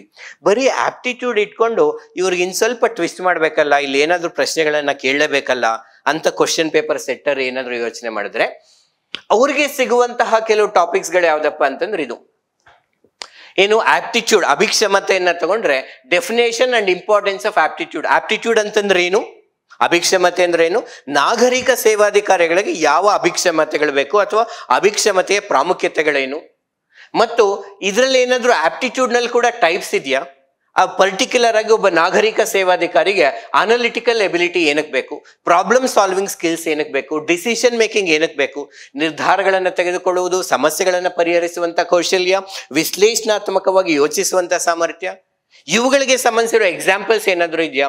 ಒಬ್ಬ ಸಿವಿಲ್ ಸರ್ವೆಂಟ್ಗೆ ಅನಾಲಿಟಿಕಲ್ ಎಬಿಲಿಟೀಸ್ ಇದ್ರೆ ಯಾವ್ಯಾವ ತರ ಪ್ರಾಬ್ಲಮ್ಸ್ ನ ಸಾಲ್ವ್ ಮಾಡ್ಬೋದು. ಅಥವಾ ಒಂದು ಕಾರ್ಯಕ್ರಮವನ್ನ ಕಾರ್ಯರೂಪಕ್ಕೆ ತರೋದಕ್ಕೆ ಅಥವಾ ಕಾರ್ಯಕ್ರಮವನ್ನು ರೂಪಿಸುವಾಗ when making the policies why this quality is important, this quality is important, this quality is important. And what is the role of aptitude in administrative challenges, ಆಡಳಿತದಲ್ಲಿ ಯಾವ್ಯಾವ ಸವಾಲುಗಳು ಬರ್ಬೋದು, ಆ ಸವಾಲುಗಳಿಗೆ ಸಂಬಂಧಿಸಿದಂತೆ ಯಾವ ಅಭಿಕ್ಷಮತೆ ಇದ್ರೆ ಒಳ್ಳೆಯದು, ಅಭಿಕ್ಷಮತೆಯನ್ನು ಹೇಗೆ ಉಪಯೋಗಿಸ್ಕೋಬೋದಾಗಿರುತ್ತೆ. ಮತ್ತು ಆಟಿಟ್ಯೂಡ್ ಅಂತ ಇದೆ, ದೃಷ್ಟಿಕೋನ. ಇದು ಆಪ್ಟಿಟ್ಯೂಡ್ ಅಂತಿದೆ, ಅಭಿಕ್ಷಮತೆ. ಇವೆರಡಕ್ಕೂ ಇರೋ ಸಂಬಂಧ ಏನಾದರೂ ಇದೆಯಾ, ಇವೆರಡಕ್ಕೂ ವ್ಯತ್ಯಾಸಗಳಿದೆಯಾ, ಇವೆರಡೂ ಕೂಡ ಸಾರ್ವಜನಿಕ ಆಡಳಿತದ ಒಂದು ಕಾಂಟೆಕ್ಸ್ಟ್ ನಲ್ಲಿ ಸಂದರ್ಭದಲ್ಲಿ ಯಾವ ರೀತಿಯಲ್ಲಿ ಉಪಯೋಗ ಆಗುತ್ತೆ. ಎರಡೂ ಏನಕ್ಕೆ ಇರಬೇಕು, aptitude plus attitude is equal to altitude ಅಂತ ಕರೀತಾರೆ. ನಾವು ಏನೇ ಒಂದು ಜೀವನದಲ್ಲಿ ಉನ್ನತ ಹಂತಕ್ಕೆ ಹೋಗ್ಬೇಕಂದ್ರೆ, ಆಲ್ಟಿಟ್ಯೂಡ್ಗೆ ರೀಚ್ ಆಗ್ಬೇಕಂದ್ರೆ ರೈಟ್ ಆಪ್ಟಿಟ್ಯೂಡ್ ಇರಬೇಕು, ಅಂದ್ರೆ ಒಂದು ನ್ಯಾಚುರಲ್ ಎಬಿಲಿಟಿ ಇರಬೇಕು, ಒಂದು ನಿರ್ದಿಷ್ಟ ಕಾರ್ಯವನ್ನ ಮಾಡೋದಕ್ಕೆ ಅದಕ್ಕೆ ಬೇಕಾದ ರೈಟ್ ಮೈಂಡ್ ಸೆಟ್ ಅನ್ನ ತಗೋಬೇಕು. ಅವಾಗ ನಾವು ಆಲ್ಟಿಟ್ಯೂಡ್ ನ ರೀಚ್ ಆಗ್ಬೋದಾಗಿರುತ್ತೆ. ಸೊ ಇವೆರಡಕ್ಕಿರೋ ಸಂಬಂಧಗಳನ್ನ ಕೇಳ್ಬೋದಾಗಿರುತ್ತೆ. ಇವುಗಳನ್ನ ಹಿಂದಿನ ವರ್ಷಗಳಲ್ಲಿ ಎಕ್ಸ್ಪ್ಲೋರ್ ಮಾಡಿಲ್ಲ. ಹಂಗ ಕ್ವಶನ್ ಪೇಪರ್ ಸೆಟ್ಟರ್ ಏನಾದ್ರು ತಗೊಂಡ್ರೆ ಸರಿನಪ್ಪ, ಸೆಕ್ಷನ್ ಆಟಿಟ್ಯೂಡ್ಗೆ ಸಂಬಂಧಿಸಿದಂತೆ ಇನ್ನಷ್ಟು ನಂಗೆ ಎಕ್ಸ್ಪ್ಲೋರ್ ಮಾಡಕ್ ಅವಕಾಶಗಳು ಸಿಕ್ತು, ಆಪ್ಟಿಟ್ಯೂಡ್ ಬಗ್ಗೆನೂ ಸಿಕ್ತು. ಇನ್ನು ನಮಗ್ ಸಿಲೆಬಸ್ ಅಲ್ಲಿ ಇರುವಂತ ಥರ್ಡ್ ಟಾಪಿಕ್ ಯಾವ್ದಪ್ಪ ಅಂತಂದ್ರೆ ಭಾವನಾತ್ಮಕ ಬುದ್ಧಿವಂತಿಕೆ, their utilities and application in administrative and governance. ಭಾವನಾತ್ಮಕ ಬುದ್ಧಿವಂತಿಕೆ, ಆಡಳಿತದಲ್ಲಿ ಇವುಗಳನ್ನ ಪ್ರಯೋಜನವೇನು, ಯಾವ ತರ ಅನ್ವಯ ಮಾಡ್ಕೋಬಹುದು ಅಂತ ಸಿಲೆಬಸ್ ಅಲ್ಲಿ ಇದೆ. ಆಲ್ರೆಡಿ 2-3 ವರ್ಷಗಳ ಪೇಪರ್ ನಡೆದಿದೆಯಲ್ವಾ, ಅದ್ರಲ್ಲಿ ಆಲ್ರೆಡಿ 2 ಪ್ರಶ್ನೆಗಳನ್ನು ಕೇಳ್ಬಿಟ್ಟಿದ್ದಾರೆ. What is emotional intelligence, what are its major components. ಭಾವನಾತ್ಮಕ ಬುದ್ಧಿವಂತಿಕೆ ಅಂದ್ರೆ ಏನು, ಅದರಲ್ಲಿ ಇರುವಂತಹ ಅಂಶಗಳು ಯಾವುದು, 5 ಕಾಂಪೊನೆಂಟ್ಸ್ ಇದೆ, ಅದ್ರ ಬಗ್ಗೆ ನೇರವಾಗಿ ಪ್ರಶ್ನೆ ಬಂದಿದೆ. What is emotional intelligence, explain the utilities and application in administrative governance. Question paper setter ಅಲ್ಲಪ್ಪ, ನೀನ್ ಸಿಲೆಬಸ್ ಅಲ್ಲಿ ಕೊಟ್ಟಿರೋದೇ ಇಷ್ಟು, ಆಲ್ರೆಡಿ 2 ವರ್ಷದಲ್ಲಿ ಇವು ಎರಡನ್ನು ಕೇಳಾಗೋಗಿದೆ. ಈಗ ಮತ್ತೆ ನಮಗ್ ಟಾಸ್ಕ್ ಕೊಟ್ಟಿದ್ದಾರೆ, ನೀವು ಸಿಲೆಬಸ್ ಮಾಡಿ ಅಂತ. 4 ಟಾಪಿಕ್ ಅಲ್ಲಿ 2 ಟಾಪಿಕ್ ಏನೋ ನಂಗೆ ಅಡಿಷನಲ್ ಟಾಪಿಕ್ ಸಿಕ್ಬಿಡ್ತು. ಈ 3ನೇದ್ರಲ್ಲಿ ನಾವು ಏನಾದ್ರು ನೆಕ್ಸ್ಟ್ ಲೆವೆಲ್ಗೆ ಹೋಗ್ಬೇಕು, ಕ್ವಶನ್ ಪೇಪರ್ ಸೆಟ್ ಮಾಡ್ಬೇಕಾಗಿದೆ. 3ನೇ ಟಾಪಿಕ್ ತಗೋಬಹುದು. ಏನ್ ಮಾಡ್ಬೋದು, ಲೆಟ್ ಮಿ ಗೋ ಇನ್ ಸ್ವಲ್ಪ ಡೆಪ್ತ್ಗೆ ಹೋಗೋಣ. ನಂಗಲ್ಲಿರೋ ಮತ್ತೆ ಸಿಲೆಬಸ್ನ ಬಿಟ್ಟು ನಾನು ಕೇಳೋದಕ್ಕಾಗೋದಿಲ್ಲ, ಆ ಸಿಲೆಬಸ್ ಅಲ್ಲೇ ಕೇಳಬೇಕು. ಈ ಸಲ ಸ್ವಲ್ಪ ಟ್ವಿಸ್ಟ್ ಮಾಡೋಣ. ಈಗ ಭಾವನಾತ್ಮಕ ಬುದ್ಧಿವಂತಿಕೆ ಅಂತ ಗೊತ್ತಿರುತ್ತೆ, ಅವ್ರೇನೋ ಅಡ್ಮಿನಿಸ್ಟ್ರೇಟಿವ್ ಪ್ರಾಕ್ಟೀಸ್ ಅಲ್ಲಿ ಏನೇನ್ ಮಾಡ್ಬೇಕು ABCD 4 ಎಕ್ಸಾಂಪಲ್ ಓದ್ಕೊಂಡ್ಬಿಟ್ಟಿದ್ದಾರೆ. ಬಟ್ ನಾವು ಇದ್ರಲ್ಲಿ ಯಾವ್ದಾದ್ರು 1 ಡೈಮೆನ್ಷನ್ ನ ತಗೊಂಡು ಅದ್ರ ಬಗ್ಗೆನೆ 10 ಮಾರ್ಕ್ಸ್ ಕೇಳೋಣ, 12.5 ಮಾರ್ಕ್ಸ್ ಕೇಳೋಣ, 15 ಮಾರ್ಕ್ಸ್ ಕೇಳೋಣ ಅಂತ ಕೂಡ ಯೋಚನೆ ಮಾಡ್ಬೋದಾಗಿರುತ್ತೆ. ಅವಾಗ ಈ ಭಾವನಾತ್ಮಕ ಬುದ್ಧಿವಂತಿಕೆಯನ್ನ ಡಿಸಿಷನ್ ಮೇಕಿಂಗ್, ಈ ಕಡೆ ಎಮೋಷನಲ್ ಇಂಟೆಲಿಜೆನ್ಸ್ ಇದೆ, ಈ ಕಡೆ ಡಿಸಿಷನ್ ಮೇಕಿಂಗ್ ಇದೆ. ಇವೆರಡಕ್ಕೂ ಏನ್ ಸಂಬಂಧ, ನಾನು ಅದು ಇನ್ ಸ್ವಲ್ಪ ಟ್ವಿಸ್ಟ್ ಮಾಡ್ಬೇಕಾದ್ರೆ ಎಥಿಕಲ್ ಡಿಸಿಷನ್ ಮೇಕಿಂಗ್, ನೀವು ನೈತಿಕ ನಿರ್ಧಾರವನ್ನ ತಗೊಳ್ಬೇಕಂದ್ರೆ ಭಾವನಾತ್ಮಕ ಬುದ್ಧಿವಂತಿಕೆ ಹೆಂಗ್ ಉಪಯೋಗ ಆಗತ್ತೆ. ಮತ್ತೆ ಇದೇನಪ್ಪ ಎಥಿಕಲ್ ಡಿಸಿಷನ್ ಮೇಕಿಂಗ್ ಎಲ್ಲೋ ಇದೆ, ಎಮೋಷನಲ್ ಇಂಟೆಲಿಜೆನ್ಸ್ ಎಲ್ಲೋ ಇದೆ, ಹೆಂಗ್ ಕಂಬೈನ್ ಮಾಡ್ಬಿಟ್ರಲ್ಲ ಅನ್ಸುತ್ತೆ. ಬಟ್ ನೀವು ಒಂದ್ಸಲ ಸ್ಪಷ್ಟವಾಗಿ ಅರ್ಥ ಮಾಡ್ಕೊಂಡಿದ್ರೆ ಎಮೋಷನಲ್ ಇಂಟೆಲಿಜೆನ್ಸ್ ಅಂದ್ರೆ ಏನೇನಿರುತ್ತೆ, ಅವ್ರಿಗೆ ಸ್ವಯಂ ಅರಿವು. ಸ್ವಯಂ ಅರಿವು ಅಂದ್ರೆ ನಮ್ಮ ಬಗ್ಗೆ, ನಮ್ಮ ಎಮೋಷನ್ಸ್ ಬಗ್ಗೆ ಗೊತ್ತಿರೋರು ಅಂಥವ್ರು ಯಾವ ತರ ನಿರ್ಧಾರ ತಗೊಳ್ತಾರೆ, ನಮ್ಮ ಬಗ್ಗೆ ನಮಗ್ ಗೊತ್ತೇ ಇಲ್ಲ ಅಂದ್ರೆ ಯಾವ ತರ ನಿರ್ಧಾರ ತಗೋತೀವಿ. ಸೆಲ್ಫ್ ರೆಗ್ಯುಲೇಷನ್, ನಮ್ಮ ಮೇಲೆ ನಮಗ್ ನಿಯಂತ್ರಣ ಇದೆ, ಅವಾಗ ಯಾವ ತರ ನಿರ್ಧಾರ ತಗೋತೀವಿ, ಅದಿಲ್ದೆ ಹೋದ್ರೆ ಯಾವ ತರ ನಿರ್ಧಾರ ತಗೋತೀವಿ. 3ನೇದು ಎಂಪತಿ, ನಾವು ಇತರ ಸ್ಥಾನದಲ್ಲಿ ನಿಂತು ಯೋಚನೆ ಮಾಡಿ ಅರ್ಥ ಮಾಡ್ಕೋತೀವಿ. ಎಂಪತಿ ಇದ್ರೆ ಯಾವ ತರ ಡಿಸಿಷನ್, ಇಲ್ಲದೆ ಇದ್ರೆ ಯಾವ ತರ ಡಿಸಿಷನ್. ಸೋಷಿಯಲ್ ಅವೇರ್ನೆಸ್, ಸಮಾಜದ ಬಗ್ಗೆ ನಮಗ್ ಗೊತ್ತಿದೆ. ಅಗೇನ್ ಗೊತ್ತಿದ್ದು ಗೊತ್ತಿಲ್ಲದೆ ಇದ್ದಾಗ there is a way, no difference in the way we take the decision. Relationship management ಅಥವಾ ಸೋಷಿಯಲ್ ಸ್ಕಿಲ್ಸ್ ಅಂತ ಇದೆ, 5ನೇ ಕಾಂಪೊನೆಂಟ್, ಸಾಮಾಜಿಕ ಕೌಶಲ್ಯಗಳು. ಈ ಕೌಶಲ್ಯಗಳು ಇದ್ದಾಗ ಯಾವ ತರ ನಿರ್ಧಾರ ತಗೋತೀವಿ, ಇಲ್ಲದೆ ಇದ್ದಾಗ. ನಿಮ್ಗೆ ಒಂದ್ಸಲ ನಿಮ್ಗೆ ಎಥಿಕಲ್ ಡಿಸಿಷನ್ ಮೇಕಿಂಗ್ ಅಂದ್ರೆ ಏನು, ಎಮೋಷನಲ್ ಇಂಟೆಲಿಜೆನ್ಸ್, ಅವ್ರು ಯಾವುದೇ ಡೈಮೆನ್ಷನ್ ಕೇಳಿ ನಮ್ಗೆ EI ಅಂದ್ರೆ ಏನು ಅಂತ ಗೊತ್ತಿದೆ. ಓಕೆ, ಅದ್ರ ಲೀಡರ್ಶಿಪ್ಗೆ ಹೆಂಗ್ ಉಪಯೋಗ ಆಗುತ್ತೆ, ಟೀಮ್ ಮ್ಯಾನೇಜ್ಮೆಂಟ್ಗೆ ಹೆಂಗ್ ಉಪಯೋಗಿಸ್ಕೊತೀನಿ, ಟೀಮ್ ಮ್ಯಾನೇಜ್ಮೆಂಟ್ಗೆ ಹೆಂಗ್ ಉಪಯೋಗಿಸ್ಕೊತೀನಿ. ಕಾನ್ಫ್ಲಿಕ್ಟ್ಸ್ ಬರುತ್ತೆ, ಘರ್ಷಣೆಗಳು ಬರುತ್ತೆ, ಕಿರಿಯ ಅಧಿಕಾರಿಗಳ ನಡುವೆ ಘರ್ಷಣೆ ಬರ್ಬೋದು, ಮೈ ಸಬಾರ್ಡಿನೇಟ್ಸ್ ಜೊತೆನೆ, ಹೈಯರ್ ಅಥಾರಿಟಿ ಮತ್ತೆ ಲೋಯರ್ ಅಥಾರಿಟಿ ಮಧ್ಯೆ ಘರ್ಷಣೆ ಬರ್ಬೋದು, ಅಡ್ಮಿನಿಸ್ಟ್ರೇಷನ್ ಮತ್ತೆ ಪೊಲಿಟಿಷಿಯನ್ಸ್ ಮಧ್ಯೆ ಒಂದು ಸಂಘರ್ಷಗಳು ಬರ್ಬೋದು, ಸರ್ಕಾರ ಮತ್ತು ಕಾಮನ್ ಪೀಪಲ್ ಮಧ್ಯೆ ಕಾನ್ಫ್ಲಿಕ್ಟ್ಸ್ ಬರ್ಬೋದು. ಈ ಘರ್ಷಣೆಗಳನ್ನ ಎಮೋಷನಲ್ ಇಂಟೆಲಿಜೆನ್ಸ್ ಇದ್ದಾಗ ಯಾವ ತರ ಉಪಯೋಗಿಸ್ಕೋತೀವಿ. ಯೋಜನೆಗಳನ್ನ ರೂಪಿಸುವಾಗ, ಯೋಜನೆಗಳನ್ನ ಕಾರ್ಯರೂಪಕ್ಕೆ ತರುವಾಗ, ಅದನ್ನ ಯಶಸ್ವಿ ಮಾಡಬೇಕು ಅಂದಾಗ ಭಾವನಾತ್ಮಕ ಬುದ್ಧಿವಂತಿಕೆ ಅನ್ನೋದು ಹೇಗೆ ಉಪಯೋಗ ಆಗುತ್ತೆ. ಈ ತರ ಅವ್ರು ಟ್ವಿಸ್ಟ್ ಮಾಡೋದಕ್ಕೆ ಟ್ರೈ ಮಾಡ್ತಾರೆ. ಒನ್ಸ್ ಅಗೇನ್ ಎಲ್ಲಾ ಪಾಯಿಂಟ್ಸ್ಗಳು ನಿಮ್ಗೆ GS ಪೇಪರ್ 2 ನಲ್ಲಿ 4 ಅಲ್ಲಿ ಎಲ್ಲ ಕವರ್ ಆಗಿರುತ್ತೆ.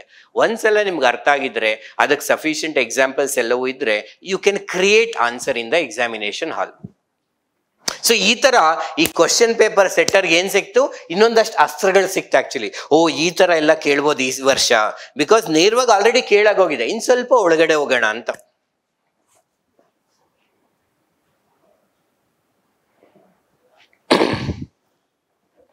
ಅವ್ರಿಗೆ ಇನ್ ಸ್ವಲ್ಪ ನೋಡೋಣ, ಟ್ರೈ ಮಾಡೋಣ ಅಂತ ಏನಾದ್ರು ಅನ್ಸಿದ್ರೆ ಎಮೋಷನಲ್ ಇಂಟೆಲಿಜೆನ್ಸ್ ಇಂದ ಈ ಪ್ರಶ್ನೆಗಳನ್ನು ಕೂಡ ಕೇಳ್ಬೋದಾಗಿರುತ್ತೆ. What are the techniques to improve the E I ಓದಿದಿರಪ್ಪ, ಕಾಂಪೊನೆಂಟ್ಸ್ ಓದಿದ್ದೀರಾ, ಹಾಗಾದ್ರೆ ನಾವ್ ಏನಕ್ಕೆ ಕೆಲವು ಟೆಕ್ನಿಕ್ಸ್, ಯಾರೊಬ್ರು ನ ಎಮೋಷನಲ್ ಇಂಟೆಲಿಜೆನ್ಸ್ ನ ಅಳವಡಿಸ್ಕೋಬೇಕು ಅಂತಂದ್ರೆ, ಇಂಪ್ರೂವ್ ಮಾಡ್ಕೋಬೇಕು ಅಂದ್ರೆ ಯಾವ ಯಾವ ತಂತ್ರಗಳನ್ನ ಉಪಯೋಗಿಸ್ಬೋದು? Mindfulness, in simple being in the present. ನಾವು ಪ್ರೆಸೆಂಟ್ ಏನ್ ಮಾಡ್ತಿದೀವೋ ಆ ವಿಷಯದ ಬಗ್ಗೆ ಅರಿವಿರುವಂತದ್ದು. ಆಕ್ಟಿವ್ ಲಿಸನಿಂಗ್, ಸಕ್ರಿಯವಾಗಿ ಕೇಳೋದು, ಬೇರೆಯವರು ಹೇಳೋದನ್ನ ಕೇವಲ ಪದಗಳ ಮೂಲಕ ಅರ್ಥ ಮಾಡಿಕೊಳ್ಳದೆ ಆ ಪದಗಳ ಹಿಂದಿರುವ ಅರ್ಥವನ್ನು ಕೂಡ ಫೋಕಸ್ ಮಾಡಬೇಕು. ಅವ್ರ ಫೇಶಿಯಲ್ ಎಕ್ಸ್ಪ್ರೆಷನ್, ಮೌಖಿಕ ಅಭಿವ್ಯಕ್ತೀಕರಣ, ಬಾಡಿ ಲ್ಯಾಂಗ್ವೇಜ್, ಆಂಗಿಕ ಭಾಷೆ, the tone of the voice, ಧ್ವನಿಯ ಏರಿಳಿತಗಳು, ಇವುಗಳನ್ನ ಗಮನಿಸಿದಾಗ ನಮಗೆ ಮತ್ತಷ್ಟು ವಿಷಯಗಳು ಅರ್ಥ ಆಗುತ್ತೆ. Empathy, ability to understand other people from their perspective, ಅದಕ್ಕೇನಾದ್ರೂ ಎಕ್ಸಸೈಸಸ್ ಇದೆಯಾ?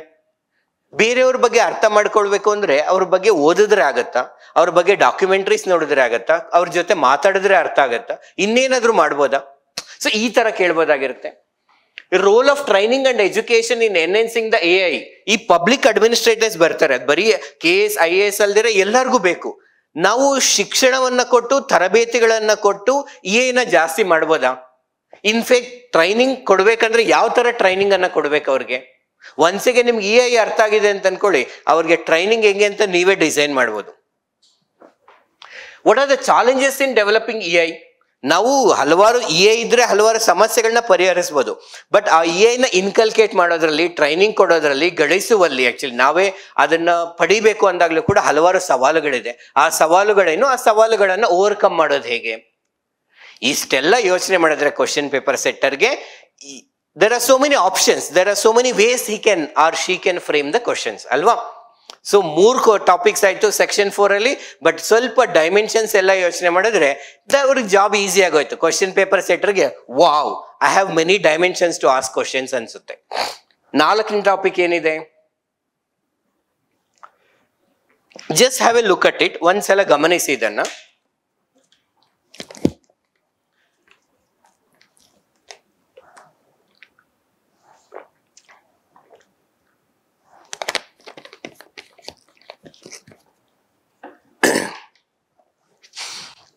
ಸೆಕ್ಷನ್ 3 ಇಂದ 4 ಟಾಪಿಕ್ಸ್ ಇದೆ. ಅವುಗಳನ್ನ ಕ್ವಶನ್ ಫ್ರೇಮ್ ಮಾಡೋದು ಕಷ್ಟ.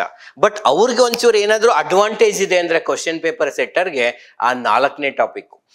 ಆ 4ನೇ ಟಾಪಿಕ್ ಹೆಸರೇನಂದ್ರೆ contribution of moral thinkers from India and world. Actually ಭಾರತ ಮತ್ತು ಪ್ರಪಂಚದಾದ್ಯಂತ ಇರುವಂತಹ ನೈತಿಕ ಚಿಂತಕರು ಅಂತ. ಇಲ್ಲಿ ಏನ್ ಮಾಡ್ಬೋದಂದ್ರೆ you can create 100 questions. Because there are many thinkers. ಭಾರತದಲ್ಲೂ ಇದ್ದಾರೆ ಚಿಂತಕರು, ಯಾವ್ದು ಸರಿ ಯಾವ್ದು ತಪ್ಪು ಅಂತ ಹೇಳಿರೋರು ಪ್ರಪಂಚದಾದ್ಯಂತ ಇದ್ದಾರೆ. ಈ ವರ್ಡ್ ಏನಿದೆಯಲ್ಲ, ಈ ಸೆಂಟೆನ್ಸ್ ನಮ್ಮ ಸಿಲೆಬಸ್ ಅಲ್ಲಿ ಇರೋದು ಕ್ವಶನ್ ಪೇಪರ್ ಸೆಟ್ಟರ್ಗೆ ಈಸಿ, ಬಟ್ ಪ್ರಿಪೇರ್ ಆಗೋರಿಗೆ ತುಂಬಾ ಕಷ್ಟ. ಬಿಕಾಸ್ ಎಲ್ಲ ಟಾಪಿಕ್ಸ್ ನಾವು ಓದಕ್ ಆಗಲ್ಲ. It is humanly impossible.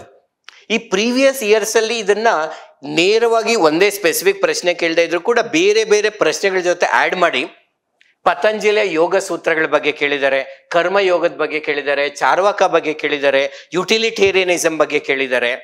ಈ ತರ ಕೇಳಿದ್ದಾರೆ. ಬಟ್ ನಾವು ಸ್ಪೆಸಿಫಿಕ್ ಆಗಿ ಓದಕ್ಕಾಗುತ್ತಾ? ಎಲ್ಲಿಂದ ಓದ್ಬೋದು? Definitely we don't know. ಇಲ್ಲಿ ನಮ್ಗೆ ಏನಾದ್ರು ಸ್ವಲ್ಪ ಈ ಗೂಗ್ಲಿ ಹಾಕೋದು ಅಥವಾ ಯಾರ್ಕರ್ ಅಥವಾ ಟ್ವಿಸ್ಟ್ ಬಾಲ್ ಏನಾದ್ರು ಹಾಕ್ಬೇಕು ಬೌಲರ್ ಅಂತ ಅನ್ಕೊಂಡ್ರೆ, ಒಬ್ಬ ಕ್ವಶನ್ ಪೇಪರ್ ಸೆಟ್ ಮಾಡೋರಿಗೆ ಈ ಕ್ವಶನ್ಸ್ ನ ಫುಲ್ ಸೆಟ್ ಮಾಡ್ಬೇಕು ಅಂತಂದ್ರೆ, ಅಂತ ಟಫ್ ಆಗಿ ಏನಾದ್ರು ಸೆಟ್ ಮಾಡ್ಬೇಕಂದ್ರೆ ಇಲ್ಲೊಂದು ಅವಕಾಶ ಸಿಕ್ಬಿಟ್ಟಿದೆ ಆಡಿಯನ್ಸ್ ಪರ್ಸ್ಪೆಕ್ಟಿವ್. ಬಟ್ ಯೋಚನೆ ಮಾಡಿ, ಯಾವುದೋ ಒಂದು ತುಂಬಾ ಅನ್ನೋನ್ ಥಿಂಕರ್ ಬಗ್ಗೆ, ಅಷ್ಟೇನು ಕೇಳಿಲ್ದೇ ಇರೋ ಥಿಂಕರ್ ಬಗ್ಗೆ ಕೇಳಿದ್ರೆ ನಮಗೂ ಗೊತ್ತಿಲ್ಲ, ನನಗೆ ಗೊತ್ತಿಲ್ಲ ಅಂದ್ರೆ ಕಾಮನ್ ಆಸ್ಪಿರೆನ್ಸ್ ಯಾರ್ಯಾರು ನಮ್ ಕಾಂಪಿಟೇಟರ್ಸ್ ಯಾರಿರ್ತಾರೋ ಅವ್ರಿಗೂ ಗೊತ್ತಿರೋದಿಲ್ಲ. ಅಂಡ್ ಲಿಟ್ರಲಿ ಏನು ಮಾಡೋದಕ್ಕಾಗೋದಿಲ್ಲ ಈ ಟಾಪಿಕ್ಗೆ. ಬಟ್ ನಾವು ನಮ್ಮ ಸ್ಯಾಟಿಸ್ಫ್ಯಾಕ್ಷನ್ಗೋಸ್ಕರ ಏನಾದ್ರು ಓದ್ಬೇಕಂದ್ರೆ based on this previous year question ಪ್ರಕಾರ ಅಟ್ಲೀಸ್ಟ್ ನಾವು ಇಷ್ಟನ್ನು ತಿಳ್ಕೋಬೇಕು ಅಂತ. ಭಾರತದ ಚಿಂತನೆಗೆ ಸಂಬಂಧಿಸಿದಂತೆ, ಸರಿ ತಪ್ಪುಗಳಿಗೆ ಸಂಬಂಧಿಸಿದಂತೆ ಷಡ್ ದರ್ಶನಗಳು ಅಥವಾ 6 ದರ್ಶನಗಳಿದೆ. ಇವಾಗ ಅವನ್ನ ಆಸ್ತಿಕ ಸ್ಕೂಲ್ಸ್ ಆಫ್ ಆಸ್ತಿಕ ಸ್ಕೂಲ್ಸ್ ಅಂತ ಕರಿತೀವಿ. ವೇದಗಳಿಗಿರುವ ಅಧಿಕಾರದಲ್ಲಿ ನಂಬಿಕೆ ಇರುವಂತಹ ಒಂದು ಶಾಲೆಗಳು ಅಥವಾ ಸ್ಕೂಲ್ಸ್. ಲೈಕ್ ನ್ಯಾಯ ಫಿಲಾಸಫಿ, ವೈಶೇಷಿಕ, ಸಾಂಖ್ಯ, ಯೋಗ, ಮೀಮಾಂಸ, ವೇದಾಂತ, ಈ ಫಿಲಾಸಫಿಗಳಿದೆ. ಅವುಗಳನ್ನ ಸರಳವಾಗಿ ಓದಿ ಅರ್ಥ ಮಾಡಿಕೊಳ್ಳುವಂತ ಪ್ರಯತ್ನ ಮಾಡಬೇಕು. ಅದೇ ತರ ಅಸ್ತಿಕ ಅಥವಾ ನಾಸ್ತಿಕ ಫಿಲಾಸಫೀಸ್ ಇದೆ. They may not exactly believe in the authorities of Vedas. ವೇದಗಳಿಗಿರುವ ಅಧಿಕಾರವನ್ನ ಒಪ್ಪದೇ ಇರುವಂತಹ ಕೆಲವು ತತ್ವಶಾಸ್ತ್ರಗಳು ಅಥವಾ ಶಾಲೆಗಳು ಕೂಡ ಇದೆ. ಅವುಗಳನ್ನ ನಾವು Buddhism, Jainism, Charvaka philosophy, Ajeevika philosophies ಅಂತಿದೆ. ಇವುಗಳನ್ನ ಓದಿ ಅರ್ಥ ಮಾಡಿಕೊಳ್ಳುವಂತ ಟ್ರೈ ಮಾಡಬೇಕು. ಅಂಡ್ ವಿ ಹೋಪ್ ದಟ್ ಇದರಿಂದ ಪ್ರಶ್ನೆಗಳು ಬರುತ್ತೆ ಅಂತ. ಇದನ್ನ ದಾಟಿ ಕೂಡ ಬರ್ಬೋದಾ? ಡೆಫಿನೆಟ್ಲಿ ಬರ್ಬೋದು. ಹಂಗಂತೇಳಿ ಎಲ್ಲಾ ಪ್ರಿಪೇರ್ ಆಗಕ್ಕಾಗತ್ತಾ? ಆಗೋದು ಇಲ್ಲ. ಗ್ಲೋಬಲ್ ಥಿಂಕರ್ಸ್ ಅನ್ನ ತಗೊಂಡ್ರೆ once again there are hundreds of thinkers, but at least ನಾವು ಓದಿರ್ಲೇಬೇಕಾಗಿರೋದು. ಈಗ Socrates is considered to be the father of philosophy. ಹಾಗಾಗಿ Socrates has laid foundation to the philosophy. ಈ ತತ್ವಶಾಸ್ತ್ರಕ್ಕೆ ಬೇಕಾದಂತ ಒಂದು ಆಧಾರವನ್ನ ರೂಪಿಸಿದ್ದಾರೆ. ಸಾಕ್ರೆಟಿಕ್ ಮೆಥಡ್ ಅಂತ ಕರೀತಾರೆ. ಇನ್ ಸಿಂಪಲ್ ಆಗಿ ನೀವು ಯಾವುದನ್ನು ಸುಮ್ಮನೆ ಒಪ್ಕೋಬಾರ್ದು, ಪ್ರತಿಯೊಂದನ್ನು ಪ್ರಶ್ನಿಸಬೇಕು.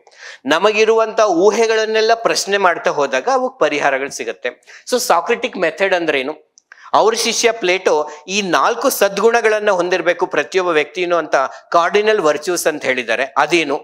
ಆ ಪ್ಲೇಟೋ ಅವರ ಶಿಷ್ಯ ಅರಿಸ್ಟಾಟಲ್ ರವರು ನಾವು ಗೋಲ್ಡನ್ ಮೀನ್ ಅಥವಾ ಸುವರ್ಣ ಮಾಧ್ಯಮವನ್ನ ಜೀವನದಲ್ಲಿ ಅನುಸರಿಸಬೇಕು ಅಂತ ಹೇಳಿದ್ದಾರೆ.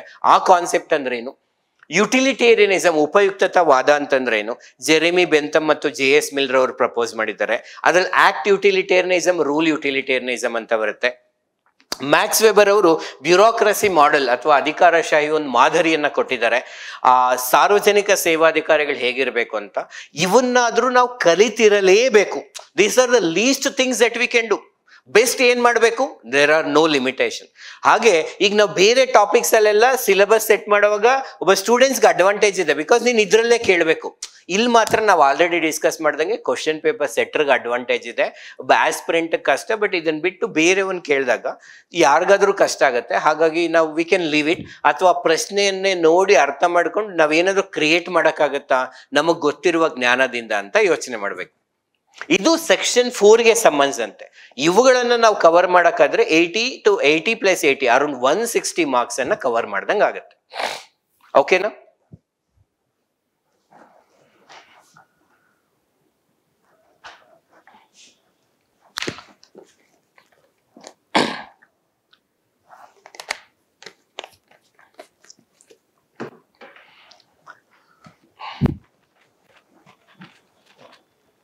ಇನ್ನು ನಮ್ಮ ಸಿಲೆಬಸ್ ನಲ್ಲಿ ಪ್ರಕರಣ ಅಧ್ಯಯನಗಳು ಇದೆ, ಕೇಸ್ ಸ್ಟಡೀಸ್ ಅಂತ. ಇದಕ್ಕೆ ಹಾಗಾದ್ರೆ ಸರ್ ಏನ್ ಮಾಡೋದು, ಯಾವ್ದ್ರಿಂದ ಕೇಳ್ಬೋದು? ಮೇಲೆ ತಿಳಿಸಿರುವ ಅಂದ್ರೆ ಸೆಕ್ಷನ್ 1 ಏನಿದೆ, ಸೆಕ್ಷನ್ 2 ಇದೆ, ಸೆಕ್ಷನ್ 3 ಇದೆಯಲ್ಲ, ಇದಕ್ಕೆ ಯಾವುದಕ್ಕೆ ಸಂಬಂಧಪಟ್ಟ ವಿಷಯಗಳ ಮೇಲಾದ್ರೂ ಪ್ರಾಕ್ಟಿಕಲ್ ಲೈಫಲ್ಲಿ ಅದು ಹೇಗೆ ಉಪಯೋಗ ಆಗುತ್ತೆ. ಈಗ ನಾವು ಇಂಟೆಗ್ರಿಟಿ, ಇಂಪಾರ್ಶಿಯಾಲಿಟಿ ಎಲ್ಲ ಓದಿದೀವಲ್ವಾ, ಅವುಗಳಿಗೆ ಸಂಬಂಧಪಟ್ಟಂತೆ ಒಂದು ಸಂದರ್ಭವನ್ನು ಕೊಟ್ಟು ಆ ಸಂದರ್ಭದಲ್ಲಿ ನೀವಾಗಿದ್ರೆ ಏನ್ ಮಾಡ್ತಾ ಇದ್ರಿ ಅಂತ ಕೇಳೋದೆ ಕೇಸ್ ಸ್ಟಡೀಸ್. ಇದಕ್ಕೆ one of the best source ಏನಾದ್ರು ಇದೆ ಅಂತಂದ್ರೆ previous year questions. Again sir ನೀವು ಹೇಳಿದೆ 3, ಲೈಕ್ ನಮ್ಗೆ ನಡೆದಿರೋದೇ 3 ಎಕ್ಸಾಮ್, ಅದರಲ್ಲಿ ಏನ್ ಸರ್ ಸೋರ್ಸಸ್ ಸಿಗುತ್ತೆ ಅಂತಂದ್ರೆ ಈ 3 ವರ್ಷಗಳು ನಡೆದಿದೆ, ಅದರಲ್ಲಿ 1 ಅಥವಾ 2 ಪ್ರಶ್ನೆಗಳು ಕೇಳಿದ್ದಾರೆ. ಆ 2ನೇದನ್ನ ನೀವು ಕೇಸ್ ಸ್ಟಡಿ ಅಂತ ಕೂಡ ಅನ್ಕೊಂಡ್ರೆ ಲೈಕ್ ಆಲ್ಮೋಸ್ಟ್ ಒಂದು 2 ಪ್ರಶ್ನೆಗಳನ್ನ ಕೇಳಿದ್ದಾರೆ ಅಂತ ಹೇಳ್ಬೋದು ಅಷ್ಟೇನೆ. ಆದ್ರೆ UPSC ನಲ್ಲಿ ಈ ಎಥಿಕ್ಸ್ ಪೇಪರ್ನ ಇಂಟ್ರೊಡ್ಯೂಸ್ ಮಾಡಿದ್ದು 2013, ಅಲ್ಲಿಂದ 2024 ವರೆಗೂ ಕೂಡ there are more than 10 years ಆಗಿದೆ. 10 ವರ್ಷಗಳಿಗಿಂತ ಜಾಸ್ತಿ ಪ್ರತಿ ವರ್ಷ ಎಕ್ಸಾಮ್ ನಡೀತಾ ಬಂದಿದೆ.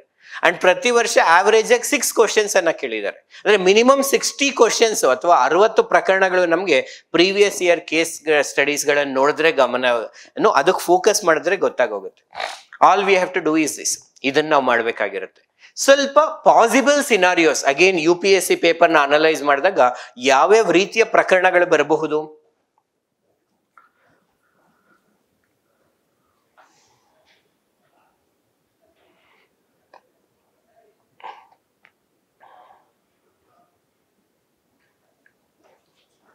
ನೋಡಿ, ಅಬ್ಸರ್ವ್ ದಿಸ್.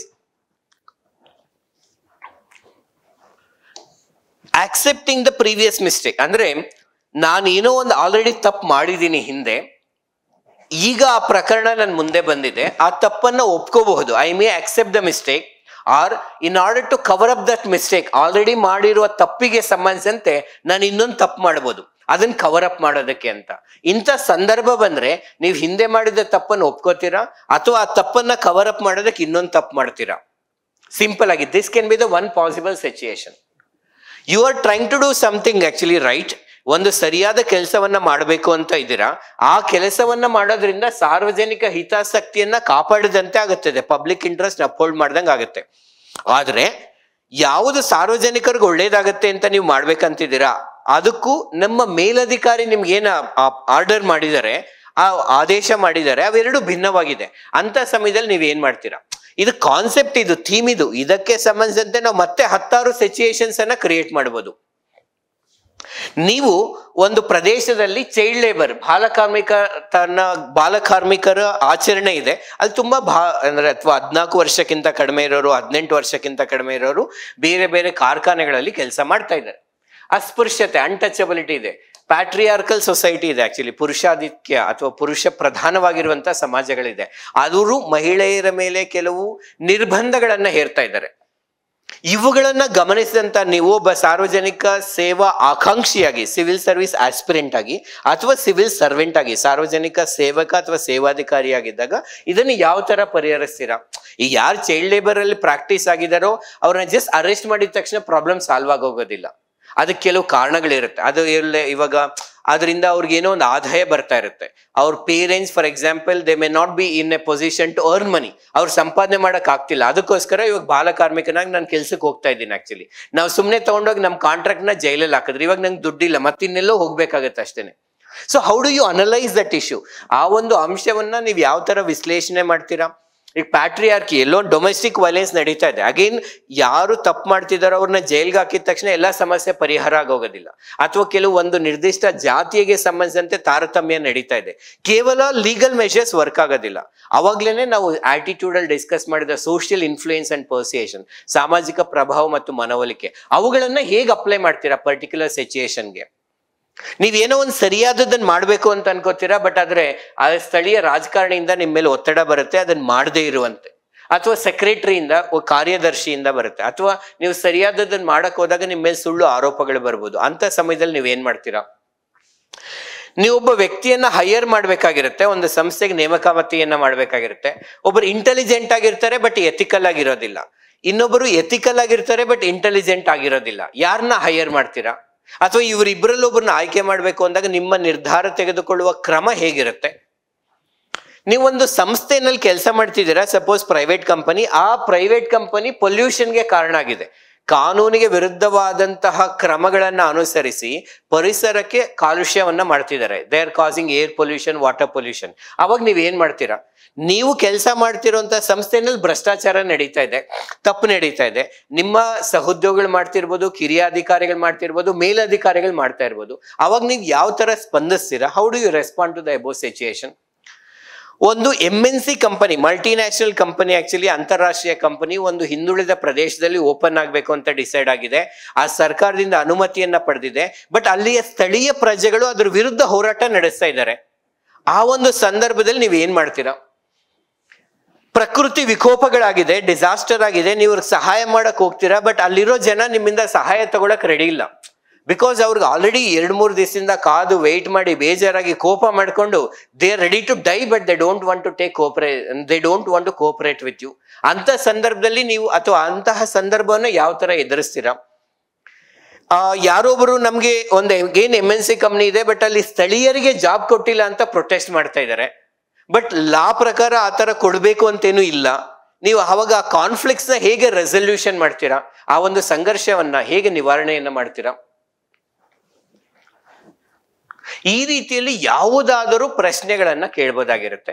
ಅಥವಾ ಒಂದು ಪರ್ಟಿಕ್ಯುಲರ್ ಪ್ರದೇಶದಲ್ಲಿ ನಡೆದಿರುವ ಘಟನೆಯನ್ನ ಉಪಯೋಗಿಸ್ಕೊಂಡು, ಅಥವಾ ಜನರಲ್ ಆಗಾದ್ರೂ ಕೂಡ ಸುಸ್ಥಿರ ಅಭಿವೃದ್ಧಿಗೆ ಸಂಬಂಧಿಸಿದಂತೆ ಒಬ್ಬ ನಾಗರಿಕ ಸೇವಾಧಿಕಾರಿಯಾಗಿ ನೀವು ಯಾವ್ಯಾವ ಕ್ರಮಗಳನ್ನ ತೆಗೆದುಕೊಳ್ತೀರಾ? ಒಂದು ಪ್ರದೇಶದಿಂದ ಇನ್ನೊಂದು ಪ್ರದೇಶಕ್ಕೆ ಜನ ಮೈಗ್ರೇಟ್ ಹೋದಾಗ ಅವ್ರು ಯಾವ್ಯಾವ ರೀತಿಯ ತೊಂದರೆಗಳನ್ನ ಅನುಭವಿಸ್ತಾರೆ? ಅದು ಸರಿನಾ ತಪ್ಪ ಮೈಗ್ರೇಷನ್ ಆಗುವಂಥದ್ದು? ಆ ಹೊಸ ಪ್ರದೇಶಗಳಲ್ಲಿ ಅವರು ಅನುಭವಿಸುವಂತಹ ಸವಾಲುಗಳು, ಅದಕ್ಕೆ ಏನ್ ಪರಿಹಾರಗಳು? ಸರ್ಕಾರ ಏನ್ ಮಾಡ್ಬೋದು, ಸಮಾಜ ಏನ್ ಮಾಡ್ಬೋದಾಗಿರುತ್ತೆ?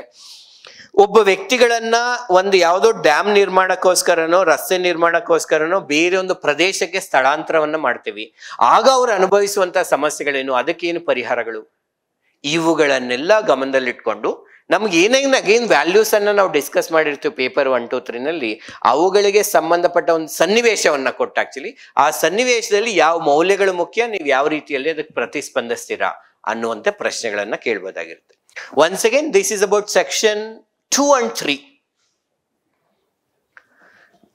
ನಾವು ಆಗ್ಲೇ ಹೇಳಿ ಏನಕ್ಕೆ ಸೆಕ್ಷನ್ 2 and 3 ಇಂದ ಸ್ಟಾರ್ಟ್ ಮಾಡಿದ್ವಿ ಅಂದ್ರೆ ಇಲ್ಲಿ ಸ್ವಲ್ಪ ಕ್ವಶನ್ ಪೇಪರ್ ಸೆಟ್ಟರ್ಗೆ ಆಕ್ಚುಲಿ ಸ್ವಲ್ಪ ಟಫ್ ಇರುತ್ತೆ. ಬಟ್ ಈ ಸೆಕ್ಷನ್ 1 ಅಂತ ಏನಿದೆಯಲ್ವಾ, ಇದನ್ನ ನಾವು ಸ್ವಲ್ಪ ಈಸಿ ಅಂತ ಹೇಳ್ಬೋದು. ಯಾರಿಗೆ ಈಸಿ? ಕ್ವಶನ್ ಪೇಪರ್ ಸೆಟ್ ಮಾಡೋರ್ಗೆ ಈಸಿ. 20ಕ್ಕೂ ಹೆಚ್ಚು ಟಾಪಿಕ್ಸ್ ಇದೆ, ಅದ್ರಲ್ಲಿ ಆಲ್ರೆಡಿ ಕೆಲವು ಪ್ರಶ್ನೆಗಳನ್ನ ಕೇಳಿದ್ದಾರೆ, ಇನ್ ಕೆಲವು ಪ್ರಶ್ನೆಗಳನ್ನ ಕೇಳೋದಕ್ಕೆ ಇನ್ನ ಸ್ಕೋಪ್ ಇದೆ. ಹಾಗಾಗಿ ನಾವು ಸೆಕ್ಷನ್ 2 ಮತ್ತು 3 ನಲ್ಲಿ ಒಂದ್ ಸ್ವಲ್ಪ ಡೆಪ್ತ್ ಆಗಿ ಹೋದದ್ವಲ್ವಾ.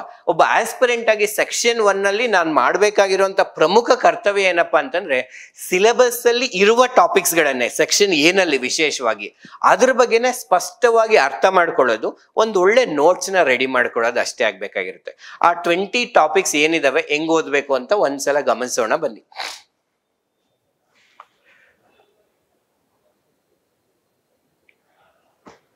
Have a look at it. ಒಂದು ಸಲ ಗಮನಿಸಿ.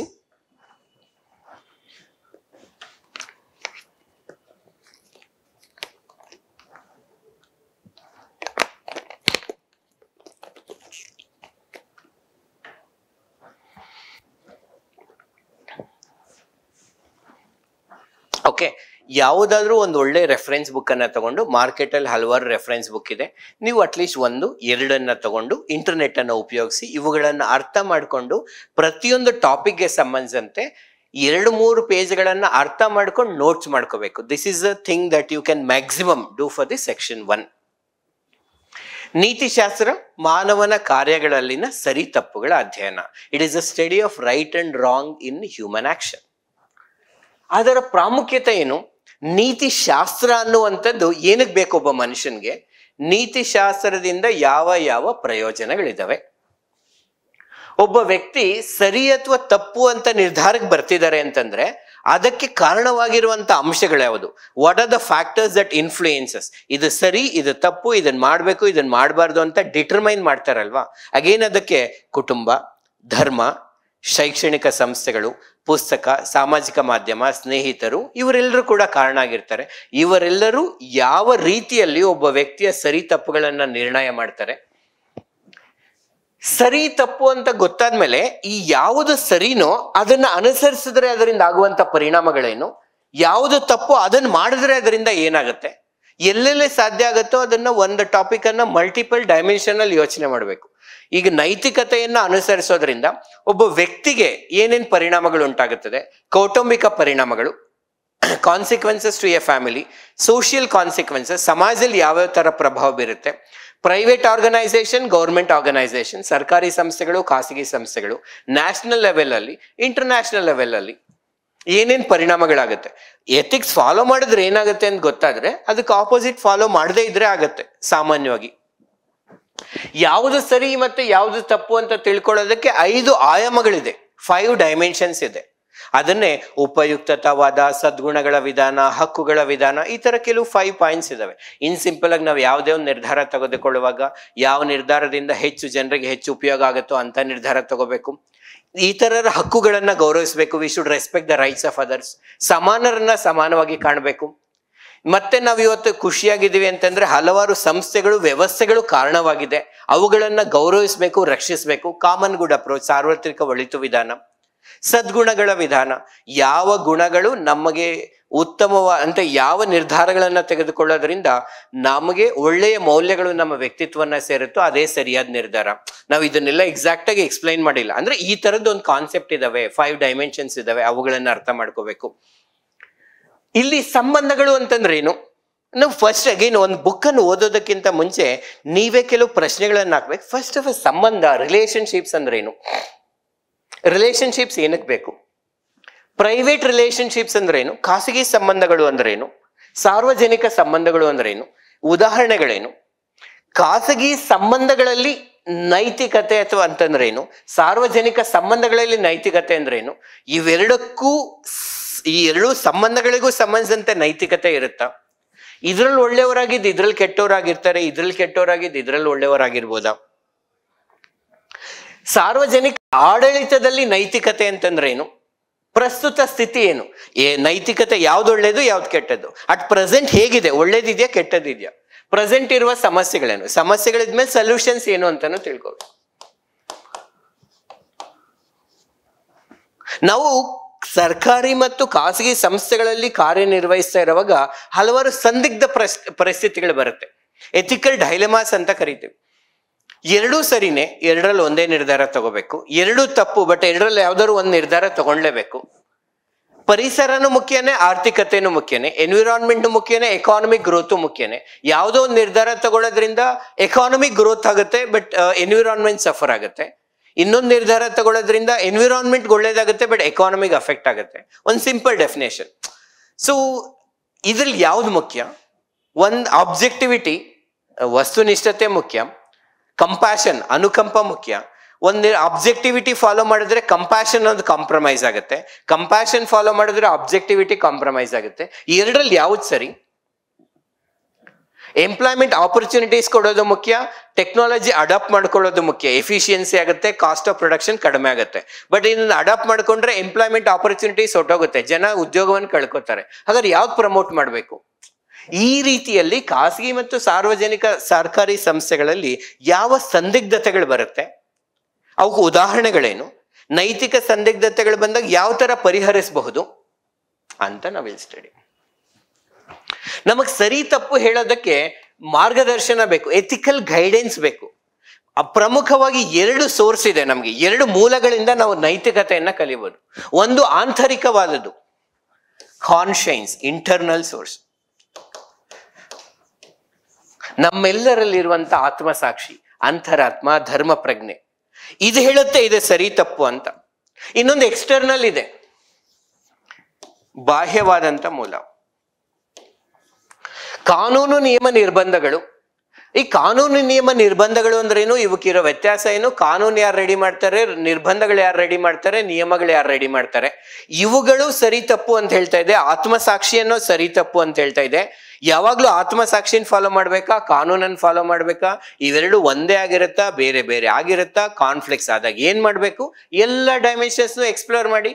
ನಮ್ಗೆ ಇಷ್ಟು ತಿಳ್ಕೊಂಡ್ರೆ ಅವ್ರು ಯಾವ ಪ್ರಶ್ನೆ ಕೇಳಿದ್ರು ಕೇಳಿ, ಐ ಆಮ್ ವೆರಿ ಕ್ಲಿಯರ್. ಆಂತರಿಕ ಮೂಲ ಏನು, ಬಾಹ್ಯ ಮೂಲ ಏನು, ಅದರ ಒಂದು ಸ್ಟ್ರೆಂತ್ ಏನು, ವೀಕ್ನೆಸ್ ಏನು, ಇದ್ರ ಸ್ಟ್ರೆಂತ್ ಏನು, ವೀಕ್ನೆಸ್ ಏನು, ಕಾನ್ಫ್ಲಿಕ್ಟ್ ಬಂದಾಗ ಏನ್ ಮಾಡ್ತೀನಿ, ಯಾವ ಒಂದು ಮಾರ್ಗದರ್ಶನಕ್ಕೆ ಪ್ರಾಮುಖ್ಯತೆಯನ್ನ ಕೊಡ್ತೀವಿ. ಈ ಬಾಹ್ಯದು ಸಂವಿಧಾನದಿಂದ ಕ್ರಿಯೇಟ್ ಆಗುತ್ತೆ. ಲಾ, ಕಾನೂನುಗಳು ಯಾವುದರ ಆಧಾರದ ಮೇಲೆ ಕ್ರಿಯೇಟ್ ಆಗುತ್ತೆ? ಸಂವಿಧಾನ ಇದೆ, ಕಾನ್ಸ್ಟಿಟ್ಯೂಷನ್ ಮೇಲೆ ಲಾ ಕ್ರಿಯೇಟ್ ಮಾಡ್ತಾರೆ. ಈ ಆತ್ಮಸಾಕ್ಷಿಯನ್ನು ಅಂತರಂಗದ ಸಂವಿಧಾನ ಅಂತ ಕರೀತಾರೆ. ಇಟ್ಸ್ ಎನ್ ಇಂಟರ್ನಲ್ ಅಥವಾ inner constitution. So inner constitution, external constitution ಯಾವ್ದು ಮುಖ್ಯ? ಸೊ ಅಗೇನ್ ಆ ಡ್ರಾಮಾ ತುಂಬಾ ಚೆನ್ನಾಗಿರುತ್ತೆ. ಅಗೇನ್ ನೀವು ಅರ್ಥ ಮಾಡ್ಕೊಂಡಾಗ, ಬೇರೆ ಬೇರೆ ಕಾಂಟೆಕ್ಸ್ಟ್ ಅಪ್ಲೈ ಮಾಡ್ತಾ ಹೋದಾಗ, ನೀವು ಯಾವಾಗ ಅರ್ಥ ಆಗುತ್ತಲ್ಲ, ಅಪ್ಲೈ ಮಾಡ್ತಾ ಬರ್ತೀರಾ ಬೇರೆ ಬೇರೆ ಕಾಂಟೆಕ್ಸ್ಟ್ ಅಲ್ಲಿ, ಆಗ ನಿಮ್ಗೆ ಆನ್ಸರ್ ಬರೆಯೋದು ಕೂಡ ಸುಲಭ ಆಗುತ್ತೆ.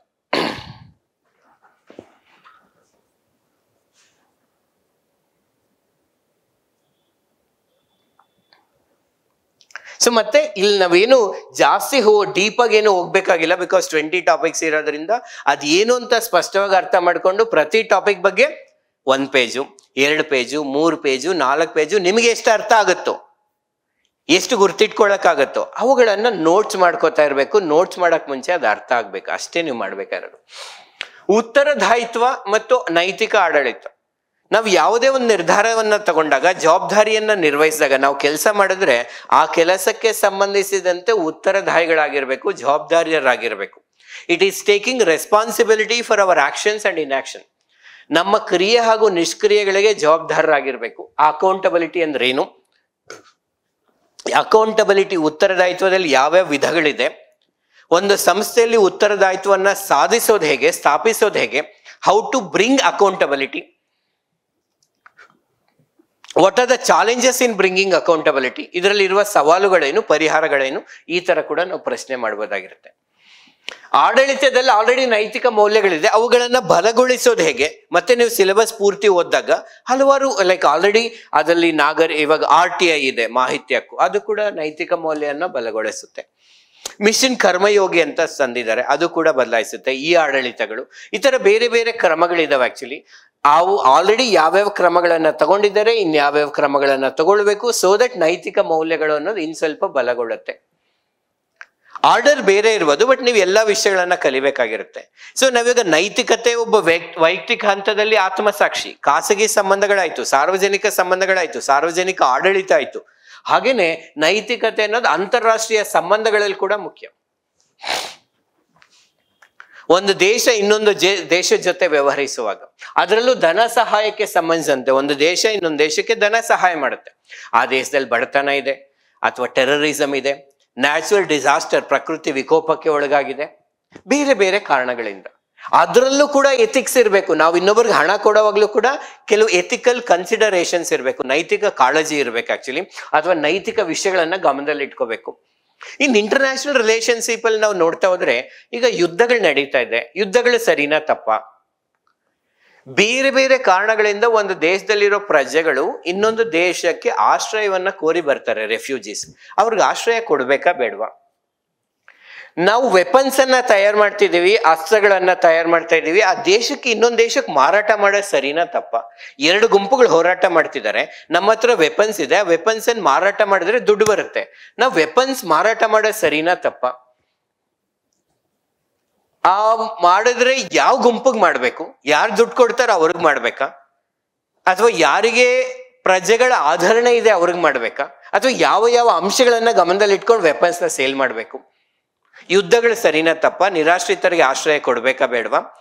ಸೊ ಈ ರೀತಿ ನೀವು ಅಗೇನ್ ಯುದ್ಧಗಳು ನಡೀತಾ ಇದ್ದಾಗ ನಾವು ನೋಡಿ ಸುಮ್ಮನೆ ಇರ್ಬೇಕಾ? ಈಗ ರಷ್ಯಾ ಉಕ್ರೇನ್ ವಾರ್ ನಡೀತಾ ಇದೆ, ಇಸ್ರೇಲ್ ಪ್ಯಾಲೆಸ್ತೈನ್ ನಡೀತಾ ಇರ್ಬೋದು, ಅವುಗಳನ್ನ ನೋಡಿ ಕೂಡ ಇನ್ನೊಂದು ದೇಶ ನೋಡಿ ಸುಮ್ಮನೆ ಇರ್ಬೇಕಾ? ಏನ್ ಮಾಡ್ಬೇಕು? ಇನ್ನೊಂದು ದೇಶದ ಆಂತರಿಕವಾಗಿ, ಈಗ ಶ್ರೀಲಂಕಾದಲ್ಲೇನೋ ಆಂತರಿಕ ಗಲಭೆಗಳು ನಡೀತಾ ಇದೆ, ಅವಾಗ ನಾವು ಪಕ್ಕ ರಾಜ್ಯವಾಗಿ ಹೇಗಿರ್ಬೇಕು? ನಮ್ಮ ಅಕ್ಕಪಕ್ಕದ ರಾಜ್ಯಗಳ ಜೊತೆ ನಮ್ಮ ಸಂಬಂಧ ಹೇಗಿರ್ಬೇಕು? ಈ ಎಲ್ಲ ವಿಷಯಗಳ ಬಗ್ಗೆ ಸ್ವಲ್ಪ ಯೋಚನೆ ಮಾಡ್ಬೇಕು. ಕಾರ್ಪೊರೇಟ್ ಆಡಳಿತ ಅಂತಂದ್ರೇನು? ಕಾರ್ಪೊರೇಟ್ ಸಂಸ್ಥೆಗಳು ಅಂದ್ರೇನು? ಕಾರ್ಪೊರೇಟ್ ಆಡಳಿತ ಅಂತಂದ್ರೇನು? ಒಂದು ಕಾರ್ಪೊರೇಟ್ ಸಂಸ್ಥೆಗಳ ನಿರ್ಧಾರ ತೆಗೆದುಕೊಳ್ಳುವಾಗ ಯಾವ ಯಾವ ಅಂಶಗಳನ್ನ ಗಮನದಲ್ಲಿ ಇಟ್ಕೋಬೇಕು? ಕಾರ್ಪೊರೇಟ್ ಸೋಷಿಯಲ್ ರೆಸ್ಪಾನ್ಸಿಬಿಲಿಟಿ ಅಂತಂದ್ರೇನು? ಅದರ ಪ್ರಾಮುಖ್ಯತೆ ಏನು? ಇವೆಲ್ಲ ತಿಳ್ಕೋಬೇಕು. ಆಮೇಲಿಂದ ಸಾರ್ವಜನಿಕ ಸೇವೆ ಅಂದ್ರೇನು? ನಾವೆಲ್ಲರೂ ಈಗ ಪಬ್ಲಿಕ್ ಸರ್ವೆಂಟ್ಸ್ ಆಗ್ಬೇಕು ಅಂತಿದೀವಿ. ಅಸಲು ಪಬ್ಲಿಕ್ ಸರ್ವಿಸ್ ಅಂದ್ರೇನು?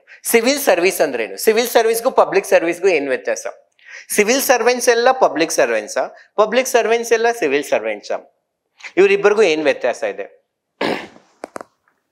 ಈ ಆಡಳಿತ ಯಾರೊಬ್ರು, ಇವಾಗ ಪ್ರಾಣಿಗಳಲ್ಲಿ ಕಾನೂನು ನಿಯಮ ನಿರ್ಬಂಧಗಳೇನಿಲ್ಲ, ಮನುಷ್ಯರಿಗೆ ಮಾತ್ರ ಇದೆ. ಅವ್ರೇನೋ ಕಾನೂನು ಮಾಡ್ತಾರೆ, ನಾವು ಫಾಲೋ ಮಾಡ್ಬೇಕು. ಟ್ಯಾಕ್ಸ್ ಕೇಳ್ತಾರೆ, ಕಟ್ಟಬೇಕು. ಏನಕ್ಕೆ ಕಟ್ಟಬೇಕು? ಒಂದು ಸರ್ಕಾರ ಅಂದ್ರೆ ಹೇಗಿರ್ಬೇಕು, ಯಾವ ಯಾವ ಅಂಶಗಳಿಗೆ ಪ್ರಾಮುಖ್ಯತೆಯನ್ನ ಕೊಡಬೇಕು ಅಂತ ಕೆಲವು ಫಿಲಾಸಫರ್ಸ್ ತಮ್ಮ ಫಿಲಾಸಫಿಗಳನ್ನು ಹೇಳಿದ್ದಾರೆ. ಅವುಗಳನ್ನ ಸ್ಟಡಿ ಮಾಡೋದೇ ಫಿಲಾಸಫಿಕಲ್ ಬೇಸಿಸ್ ಆಫ್ ಗವರ್ನೆನ್ಸ್, ಆಡಳಿತದ ತಾತ್ವಿಕ ತಳಹದಿ. ಸರ್ಕಾರ ಜನಸಾಮಾನ್ಯರಿಂದ ಬಂದಿದೆ, ಅವರು ಹಲವಾರು ನಿರ್ಧಾರಗಳನ್ನ ತಗೊಳ್ತಾ ಇದ್ದಾರೆ. ಆ ಮಾಹಿತಿಯನ್ನ ಜನರಿಗೆ ಶೇರ್ ಮಾಡಬೇಕು. ಮಾಹಿತಿ ಹಂಚಿಕೆ, ಯಾವುದೇ ರಹಸ್ಯವನ್ನ ಉಳಿಸ್ಕೋಬಾರ್ದು, ಪಾರದರ್ಶಕತೆ. ಸೊ ಮಾಹಿತಿ ಹಂಚಿಕೆ ಮತ್ತು ಪಾರದರ್ಶಕತೆ ಅಂತಂದ್ರೇನು? ಇನ್ನ ನೀವು we are just creating a curiosity, I want you to go and study. So information sharing ಅಂದ್ರೇನು? ಟ್ರಾನ್ಸ್ಪರೆನ್ಸಿ ಅಂದ್ರೇನು? ಓಪನ್ನೆಸ್ ಅಥವಾ ಮುಕ್ತತೆ ಅಂತಂದ್ರೇನು? ಇಲ್ಲಿ ಕೊಟ್ಟಿಲ್ಲದೆ ಇರ್ಬೋದು, ಬಟ್ ಒಬ್ಬ ವ್ಯಕ್ತಿ ಪ್ರಶ್ನೆ ಕೇಳ್ಬೋದು. ಈಗ ಇನ್ ಸಿಂಪಲ್, ನಾವು ಯಾವ್ಯಾವ ನಿರ್ಧಾರ ತಗೊಳ್ತಾ ಇದೀವಿ ಅಂತ ನಿಮ್ಗೆ ಹೇಳಿದ್ರೆ ಇನ್ಫಾರ್ಮೇಶನ್ ಶೇರಿಂಗ್. ಯಾವ ನಿರ್ಧಾರ ತಗೊಳ್ತಾ ಇದೀವಿ, ಏನಕ್ಕೋಸ್ಕರ ತಗೊಳ್ತಾ ಇದೀವಿ, ಯಾರ್ಯಾರು ನಿರ್ಧಾರ ತಗೊಳ್ತಿದ್ದಾರೆ, ಪಾರದರ್ಶಕತೆ. ಇದ್ರ ಬಗ್ಗೆ ನಿಮ್ಮ ಅಭಿಪ್ರಾಯ ಏನು? ನೀವು ಹೇಳಿದ್ದನ್ನ ಕೇಳ್ತೀವಿ, ನೀವು ಕೇಳೋ ಪ್ರಶ್ನೆಗಳಿಗೆ ಆನ್ಸರ್ ಮಾಡ್ತೀವಿ, ನಿಮ್ಮ ಒಂದು ಅಭಿಪ್ರಾಯಗಳನ್ನು ಸ್ವೀಕರಿಸ್ತೀವಿ. ಮುಕ್ತತೆ ಅಥವಾ ಓಪನ್ನೆಸ್, ಇವುಗಳೆಲ್ಲೂ ಆಡಳಿತದಲ್ಲಿ ಹೇಗ್ ಮುಖ್ಯ? ಇವುಗಳನ್ನ ಕಾರ್ಯರೂಪಕ್ಕೆ ತರೋದಕ್ಕೋಸ್ಕರ ಸರ್ಕಾರಗಳು ಯಾವ್ಯಾವ ಕ್ರಮಗಳನ್ನ ತಗೊಂಡಿದೆ, ಅದರಲ್ಲಿರುವ ಲಿಮಿಟೇಷನ್ಸ್ ಏನು?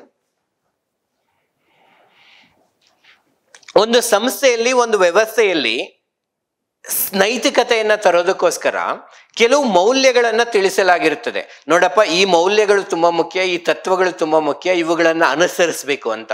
ಅದನ್ನ ನೀತಿ ಸಂಹಿತೆ ಅಥವಾ ಕೋಡ್ ಆಫ್ ಎಥಿಕ್ಸ್ ಅಂತ ಕರಿತೀವಿ. ಅವುಗಳ ಆಧಾರದ ಮೇಲೆ ಕೆಲವು ಸ್ಪಷ್ಟವಾದ ನಿಯಮಗಳನ್ನ ಕೊಟ್ಟಿರ್ತೀವಿ. ಇದು ಸರಿ, ಇದನ್ನ ಮಾಡ್ಬೇಕು, ಇದು ತಪ್ಪು, ಇದನ್ನ ಮಾಡಬಾರ್ದು ಅಂತ ಕೆಲವು ಡೂಸ್ ಅಂಡ್ ಡೋಂಟ್ಸ್ ಗಳನ್ನ ಕೊಟ್ಟಿರ್ತೀವಿ. ಅದನ್ನ ವರ್ತನಾ ಸಂಹಿತೆಗಳು ಅಂತ ಕರಿತೀವಿ. ಸೊ ಅಗೇನ್, ನೀತಿ ಸಂಹಿತೆ ಮತ್ತು ವರ್ತನಾ ಸಂಹಿತೆಗೆ ಸಂಬಂಧ ಏನು, ವ್ಯತ್ಯಾಸ ಏನು? ಭಾರತದ ಒಂದು ನಾಗರಿಕ ಸೇವೆಗೆ ಸಂಬಂಧಿಸಿದಂತೆ ಕೋಡ್ ಆಫ್ ಎಥಿಕ್ಸ್ ಇದೆಯಾ? ಇಲ್ಲದೆ ಹೋದ್ರೆ ಬೇರೆ ದೇಶಗಳಲ್ಲಿ ಇದೆಯಾ? ಬೇರೆ ದೇಶಗಳಲ್ಲಿ ಯಾವ ತರ ಇದೆ? ಕೋಡ್ ಆಫ್ ಕಂಡಕ್ಟ್ ಇದೆಯಾ? ಇದ್ರೆ ಅದು ಆಲ್ ಇಂಡಿಯಾ ಸಿವಿಲ್ ಸರ್ವೆಂಟ್ಸ್ಗೂ, ಸ್ಟೇಟ್ ಸಿವಿಲ್ ಸರ್ವೆಂಟ್ಸ್ಗೂ, ಸೆಂಟ್ರಲ್ ಸಿವಿಲ್ ಸರ್ವೆಂಟ್ಸ್ಗೂ ಒಂದೇ ಇರುತ್ತಾ, ಬೇರೆ ಬೇರೆ ತರ ಇರುತ್ತಾ? ಈ ಕೋಡ್ ಆಫ್ ಕಂಡಕ್ಟ್ ಮತ್ತೆ code of ethics, civil service codes ಅಂತ ಏನ್ ಕರಿತೀವಿ, ನಾಗರಿಕ ಸೇವಾ ಸಂಹಿತೆಗಳು, ಇವು ಏನಕ್ಕೆ ಬೇಕು? ಇಲ್ಲದೆ ಇದ್ರೆ ಏನಾಗುತ್ತೆ? ಈ ಕೋಡ್ಸ್ಗೂ ಮತ್ತೆ ಲಾಸ್, ರೂಲ್ಸ್, ರೆಗ್ಯುಲೇಷನ್ಸ್ ಇದಾವಲ್ಲ, ಇವುಗಳಿಗಿರುವಂತ ವ್ಯತ್ಯಾಸಗಳೇನು? So when you read you have to get questions. ಪ್ರಶ್ನೆಗಳನ್ನ ನೀವು ಕ್ರಿಯೇಟ್ ಮಾಡ್ತೀರಾ, ನಿಮ್ಮ ಪುಸ್ತಕ ಮತ್ತು ಇತರ ವ್ಯಕ್ತಿಗಳೊಂದಿಗೆ ಚರ್ಚೆ ಮಾಡೋದ್ರಿಂದ ಅದಕ್ಕೆ ಆನ್ಸರ್ ಕಂಡುಹಿಡಿತೀರಾ. And this is the process of preparation. It is so enjoyable process. ಅದನ್ನೇನು ಕಷ್ಟಪಟ್ಟು ಅದು ಇದು ತಲೆ ಕೆಟ್ಟೋಗಿ, no, you are asking question, trying to find the answer. ಯಾವ್ದು ಗೊತ್ತಾಯ್ತು ಅದನ್ನ ತಿಳ್ಕೊತಿದ್ದೀರಾ, ಗೊತ್ತಾಗದೇ ಇರೋದು ಬೇರೆಯವ್ರ ಜೊತೆ ಚರ್ಚೆ ಮಾಡ್ತಿದ್ದೀರಾ, ಆ ಟೈಮ್ ಇಲ್ಲ, ಬೇರೆ ಬುಕ್ ರೆಫರ್ ಮಾಡ್ತಿದ್ದೀರಾ, and you will get clarity.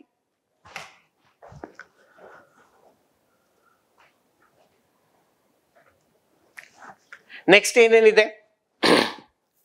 ನಾವು ಸರ್ಕಾರಿ ಸಂಸ್ಥೆಗಳು ಯಾವ ಯಾವ ಸೇವೆಗಳನ್ನ ನಾವು ಕೊಡ್ತಾ ಇದೀವಿ ನಿಮ್ಗೆ. What are the different services that we are providing, what is the standards that we follow, ಯಾವ ಯಾವ ಮಾನದಂಡಗಳನ್ನ ಫಾಲೋ ಮಾಡ್ತೀವಿ, ಎಷ್ಟು ಸಮಯದಲ್ಲಿ ನಿಮ್ಗೆ ಆ ಸೇವೆಗಳನ್ನ ಕೊಡ್ತೀವಿ, ಆ ಸೇವೆಗಳನ್ನ ಪಡಿಬೇಕು ಅಂದ್ರೆ ನೀವೇನ್ ಮಾಡ್ಬೇಕು, ಆಸ್ ಎ ಸಾಮಾನ್ಯ ನಾಗರಿಕರು ಗೌರ್ಮೆಂಟ್ ಇಂದ ಫೆಸಿಲಿಟೀಸ್ ಪಡಿಬೇಕಂದ್ರೆ ನೀವೇನ್ ಮಾಡ್ಬೇಕು, ನಾವು ಆ ಸೇವೆಗಳನ್ನ ಕೊಡ್ಲಿಲ್ಲ ಅಂದ್ರೆ ನೀವು ಯಾರು ಕಂಪ್ಲೇಂಟ್ ಕೊಡ್ಬೋದು, ಅದನ್ನ ಯಾವ ತರ ಪರಿಹರಿಸ್ತೀವಿ, ಗ್ರೀವಿಯನ್ಸ್ ರಿಅಡ್ರೆಸಲ್ ಮೆಕಾನಿಸಮ್, ಕುಂದುಕೊರತೆಗಳ ನಿವಾರಣಾ ವ್ಯವಸ್ಥೆ, ಇದೆಲ್ಲ ಹೇಳೋ ಒಂದು ಡಾಕ್ಯುಮೆಂಟ್ ಇರುತ್ತಲ್ವಾ, ಅದೇ ಸಿಟಿಸನ್ ಚಾರ್ಟರ್. ಈ ನಾಗರಿಕ ಸನ್ನದ್ಧಗಳು ಭಾರತದಲ್ಲಿ ಇದೆಯಾ, ಕರ್ನಾಟಕದಲ್ಲಿ ಇದೆಯಾ, ಅದು ಸರಿಯಾಗಿದೆಯಾ, ಅದರಿಂದ ಏನೇನು ಉಪಯೋಗ ಇದ್ದರೆ, ಅದರಲ್ಲಿ ಈಗಿರುವಂತ ಸವಾಲುಗಳೇನು, ಆ ಸವಾಲುಗಳಿಗಿರುವಂತ ಪರಿಹಾರಗಳೇನು. ಸರ್ಕಾರಿ ಸಂಸ್ಥೆಗಳಲ್ಲಿರುವಂತಹ ಒಂದು ಅಧಿಕಾರಿಗಳು ತಮ್ಮ ಸಹೋದ್ಯೋಗಿಗಳ ಜೊತೆ ಹೇಗಿರ್ತಾರೆ, ಅವರು ಕಷ್ಟಪಟ್ಟು ಕೆಲಸ ಮಾಡ್ತಾರ, ಇಷ್ಟಪಟ್ಟು ಕೆಲಸ ಮಾಡ್ತಾರ, ಸಹೋದ್ಯೋಗಿಗಳನ್ನ ಹೇಗೆ ಗೌರವಿಸ್ತಾರೆ, ಸಂಸ್ಥೆಯಲ್ಲಿರುವಂತ ವ್ಯಕ್ತಿಗಳಿಗೆ ಏನಾದ್ರು ಸಮಸ್ಯೆ ಇದ್ರೆ ಮೇಲಧಿಕಾರಿಗಳು ಅದನ್ನ ಯಾವ ತರ ಸ್ಪಂದಿಸ್ತಾರೆ, ಅದಕ್ಕೆ ಯಾವ ತರ ಪರಿಹಾರ ಮಾಡ್ತಾರೆ, ಅವರು ಡಿಮೋಟಿವೇಟೆಡ್ ಆಗಿದ್ದಾಗ, ನಿರುತ್ಸಾಹವನ್ನ ಹೊಂದಿದಾಗ ಹೇಗೆ ಉತ್ಸಾಹವನ್ನ ತರ್ತಾರೆ, ಅವರು ಇಷ್ಟಪಟ್ಟು ಕೆಲಸ ಮಾಡುವಂತೆ ಮಾಡೋದಕ್ಕೆ ಯಾವ್ಯಾವ ಕ್ರಮಗಳನ್ನ ತಗೊಳ್ತಾ ಇದ್ದಾರೆ, ಇವೆಲ್ಲದಕ್ಕೆ ಸಂಬಂಧಿಸಿರುವಂತ ವಿಷಯಗಳೇ ವೃತ್ತಿ ಸಂಸ್ಕೃತಿ. ವೃತ್ತಿ ಸಂಸ್ಕೃತಿ ಅಂದ್ರೆ ಏನು, ಪ್ರೈವೇಟ್ ವರ್ಕ್ ಕಲ್ಚರ್ ಹೇಗಿರುತ್ತೆ, ಗೌರ್ಮೆಂಟ್ ವರ್ಕ್ ಕಲ್ಚರ್ ಹೇಗಿರುತ್ತೆ, ಗೌರ್ಮೆಂಟ್ನವ್ರು ಪ್ರೈವೇಟ್ ಇಂದ ಏನ್ ಕಲಿಬಹುದು, ಪ್ರೈವೇಟ್ನವ್ರು ಗೌರ್ಮೆಂಟ್ ಇಂದ ಏನ್ ಕಲಿಬಹುದು, ಯಾವ್ಯಾವ ಬದಲಾವಣೆಗಳು ಬೇಕಾಗಿದೆ, ಏನಕ್ಕೆ ಬೇಕಾಗಿದೆ, ಕ್ವಶನ್ಸ್ ಆಗ್ತಾ ಅದನ್ನ ಕಲ್ತ್ಕೊಳ್ತಾ ಹೋಗ್ತಾ ಇರುವಂತದ್ದು. ಸರ್ಕಾರ ಹಲವಾರು ಸೇವೆಗಳನ್ನ ಕೊಡ್ತಾ ಇದೆ, electricity, drinking water, transportation, to name a few and many other certificates. ಈ ಸೇವಾ ವಿತರಣೆ ಹೇಗಿದೆ, ಅವುಗಳ ಗುಣಮಟ್ಟ ಹೇಗಿದೆ, ಇನ್ ಸ್ವಲ್ಪ ಜಾಸ್ತಿ ಮಾಡೋದು ಹೆಂಗೆ. ಈಗ ಮುಂಚೆ 5-10 ವರ್ಷಗಳ ಹಿಂದೆ ನಾವು ಸರ್ವಿಸ್ ಅನ್ನ ಪಡಿಬೇಕು ಅಂದ್ರೆ, ಆ ಸರ್ವಿಸಸ್ಗೆ ಬಿಲ್ ಪೇ ಮಾಡ್ಬೇಕು ಅಂದ್ರೆ ಹೇಗಿರ್ತಾ ಇತ್ತು, ಇವತ್ತು ಹೇಗಿದೆ. ಪಾಸ್ಪೋರ್ಟ್ ತಗೊಳ್ಬೇಕು, ವೋಟರ್ ಐ ಡಿ ಬೇಕು, ಆಧಾರ್ ಕಾರ್ಡ್ ಬೇಕು, ಎಲೆಕ್ಟ್ರಿಸಿಟಿ ಬಿಲ್ ಪೇ ಮಾಡಬೇಕು. ಇದಕ್ಕೆ ಸಂಬಂಧಪಟ್ಟಂತೆ ಹಲವಾರು ಕ್ರಮಗಳನ್ನ, ಇವಾಗ ಸಕಾಲ ಇದೆ, ಇಂದು ನಾಳೆ ಇನ್ನಿಲ್ಲ, ಹೇಳಿದ ಮಾತು ತಪ್ಪಲ್ಲ, ಬೆಂಗಳೂರು ಒನ್ನಿದೆ, ಗ್ರಾಮ ಒನ್ನಿದೆ, ಈ ಭೂಮಿ ಇದೆ, ಇವೆಲ್ಲವೂ ಕೂಡ ಸೇವಾ ವಿತರಣೆಯನ್ನು ಇನ್ನಷ್ಟು ಉತ್ತಮವಾಗ್ತಿದೆ ಅಲ್ವಾ. ಸರ್ಕಾರದ ಒಂದು ನಿಧಿ ಇದೆ ಅಥವಾ ಸಾರ್ವಜನಿಕ ನಿಧಿ ಇದೆ, ಟ್ಯಾಕ್ಸು ಮತ್ತು ನಾನ್ ಟ್ಯಾಕ್ಸ್ ರಿಸೋರ್ಸಸ್ ಇಂದ, ತೆರಿಗೆ ಮತ್ತು ತೆರಿಗೆಯೇತರ ಮೂಲಗಳಿಂದ ಸರ್ಕಾರಗಳು, ಕೇಂದ್ರ ಸರ್ಕಾರ, ರಾಜ್ಯ ಸರ್ಕಾರ, ಸ್ಥಳೀಯ ಸರ್ಕಾರ, ಇವುಗಳು ನಿಧಿಯನ್ನ ಕಲೆಕ್ಟ್ ಮಾಡ್ತಾ ಇದೆ, ಅದನ್ನು ಉಪಯೋಗ ಕೂಡ ಮಾಡ್ತಿದ್ದಾವೆ. ಕೆಲವು ಸಲ ಅದು ಮಿಸ್ಯುಟಿಲೈಸೇಷನ್ ಆಗೋಗುತ್ತೆ, ದುರ್ಬಳಕೆ ಆಗ್ಬೋದು, ಅಂಡರ್ ಯುಟಿಲೈಸೇಷನ್ ಆಗ್ಬೋದು, ಬೇಕಾಗಿ ಫಂಡ್ಸ್ ಇದ್ರೂ ಕೂಡ ಅದನ್ನು ಬಳಸ್ಕೊಳ್ದೇನೆ ಇರ್ಬೋದು. ಏನಕ್ಕೆ ಹಿಂಗಾಗತ್ತೆ, ಅಂಡರ್ ಯುಟಿಲೈಸೇಷನ್ ಏನಕ್ಕಾಗತ್ತೆ, ಮಿಸ್ಯುಟಿಲೈಸೇಷನ್ ಆಗುತ್ತೆ, ಆಗೋದ್ರಿಂದ ಏನೇನ್ ಪರಿಣಾಮಗಳಾಗತ್ತೆ, ಅದಕ್ಕೆ ಪರಿಹಾರಗಳೇನು, ಈಗಾಗಲೇ ತೆಗೆದುಕೊಂಡಿರೋ ಕ್ರಮಗಳೇನು, ಇನ್ನ ತೆಗೆದುಕೋಬೇಕಾದಂತ ಕ್ರಮಗಳೇನು. ಭ್ರಷ್ಟಾಚಾರ ಅಂತಂದ್ರೇನು, ಕರಪ್ಷನ್ ಅಂದ್ರೇನು, ಬ್ರೈಬು ಕರಪ್ಷನ್ ಎರಡು ಒಂದೇನಾ, ಕೊಲ್ಯೂಸಿವ್ ಕರಪ್ಷನ್, ಕೊಯರ್ಸಿವ್ ಕರಪ್ಷನ್, ಸಂಯೋಜಿತ ಭ್ರಷ್ಟಾಚಾರ, ಒತ್ತಾಯಪೂರ್ವಕ ಭ್ರಷ್ಟಾಚಾರ, ಹಂಗಂದ್ರೇನು, ಭ್ರಷ್ಟಾಚಾರಕ್ಕೆ ಕಾರಣಗಳೇನು. ಈ ಕೆಲವು ಅಂಶಗಳು ಸಮಾಜದಲ್ಲಿ ಇರೋದ್ರಿಂದ ಭ್ರಷ್ಟಾಚಾರದ ವಿರುದ್ಧ ಹೋರಾಟ ಮಾಡೋದು ತುಂಬಾ ಕಷ್ಟ ಆಗ್ತಿದೆ. ಅವುಗಳನ್ನ ಭ್ರಷ್ಟಾಚಾರದ ಸವಾಲುಗಳು, ಚಾಲೆಂಜಸ್ ಆಫ್ ಕರಪ್ಷನ್ ಅಂತ ಕರಿತಾ ಇದ್ವಿ. ಆ ಚಾಲೆಂಜಸ್ ಆಫ್ ಕರಪ್ಷನ್ ಏನು, ಅದಕ್ಕಿರುವ ಪರಿಹಾರಗಳೇನು, ಈಗಾಗಲೇ ತೆಗೆದುಕೊಂಡಿರುವ ಕ್ರಮಗಳೇನು, ಮುಂದೆ ತೆಗೆದುಕೊಳ್ಳಬೇಕಾದಂತ ಕ್ರಮಗಳೇನು.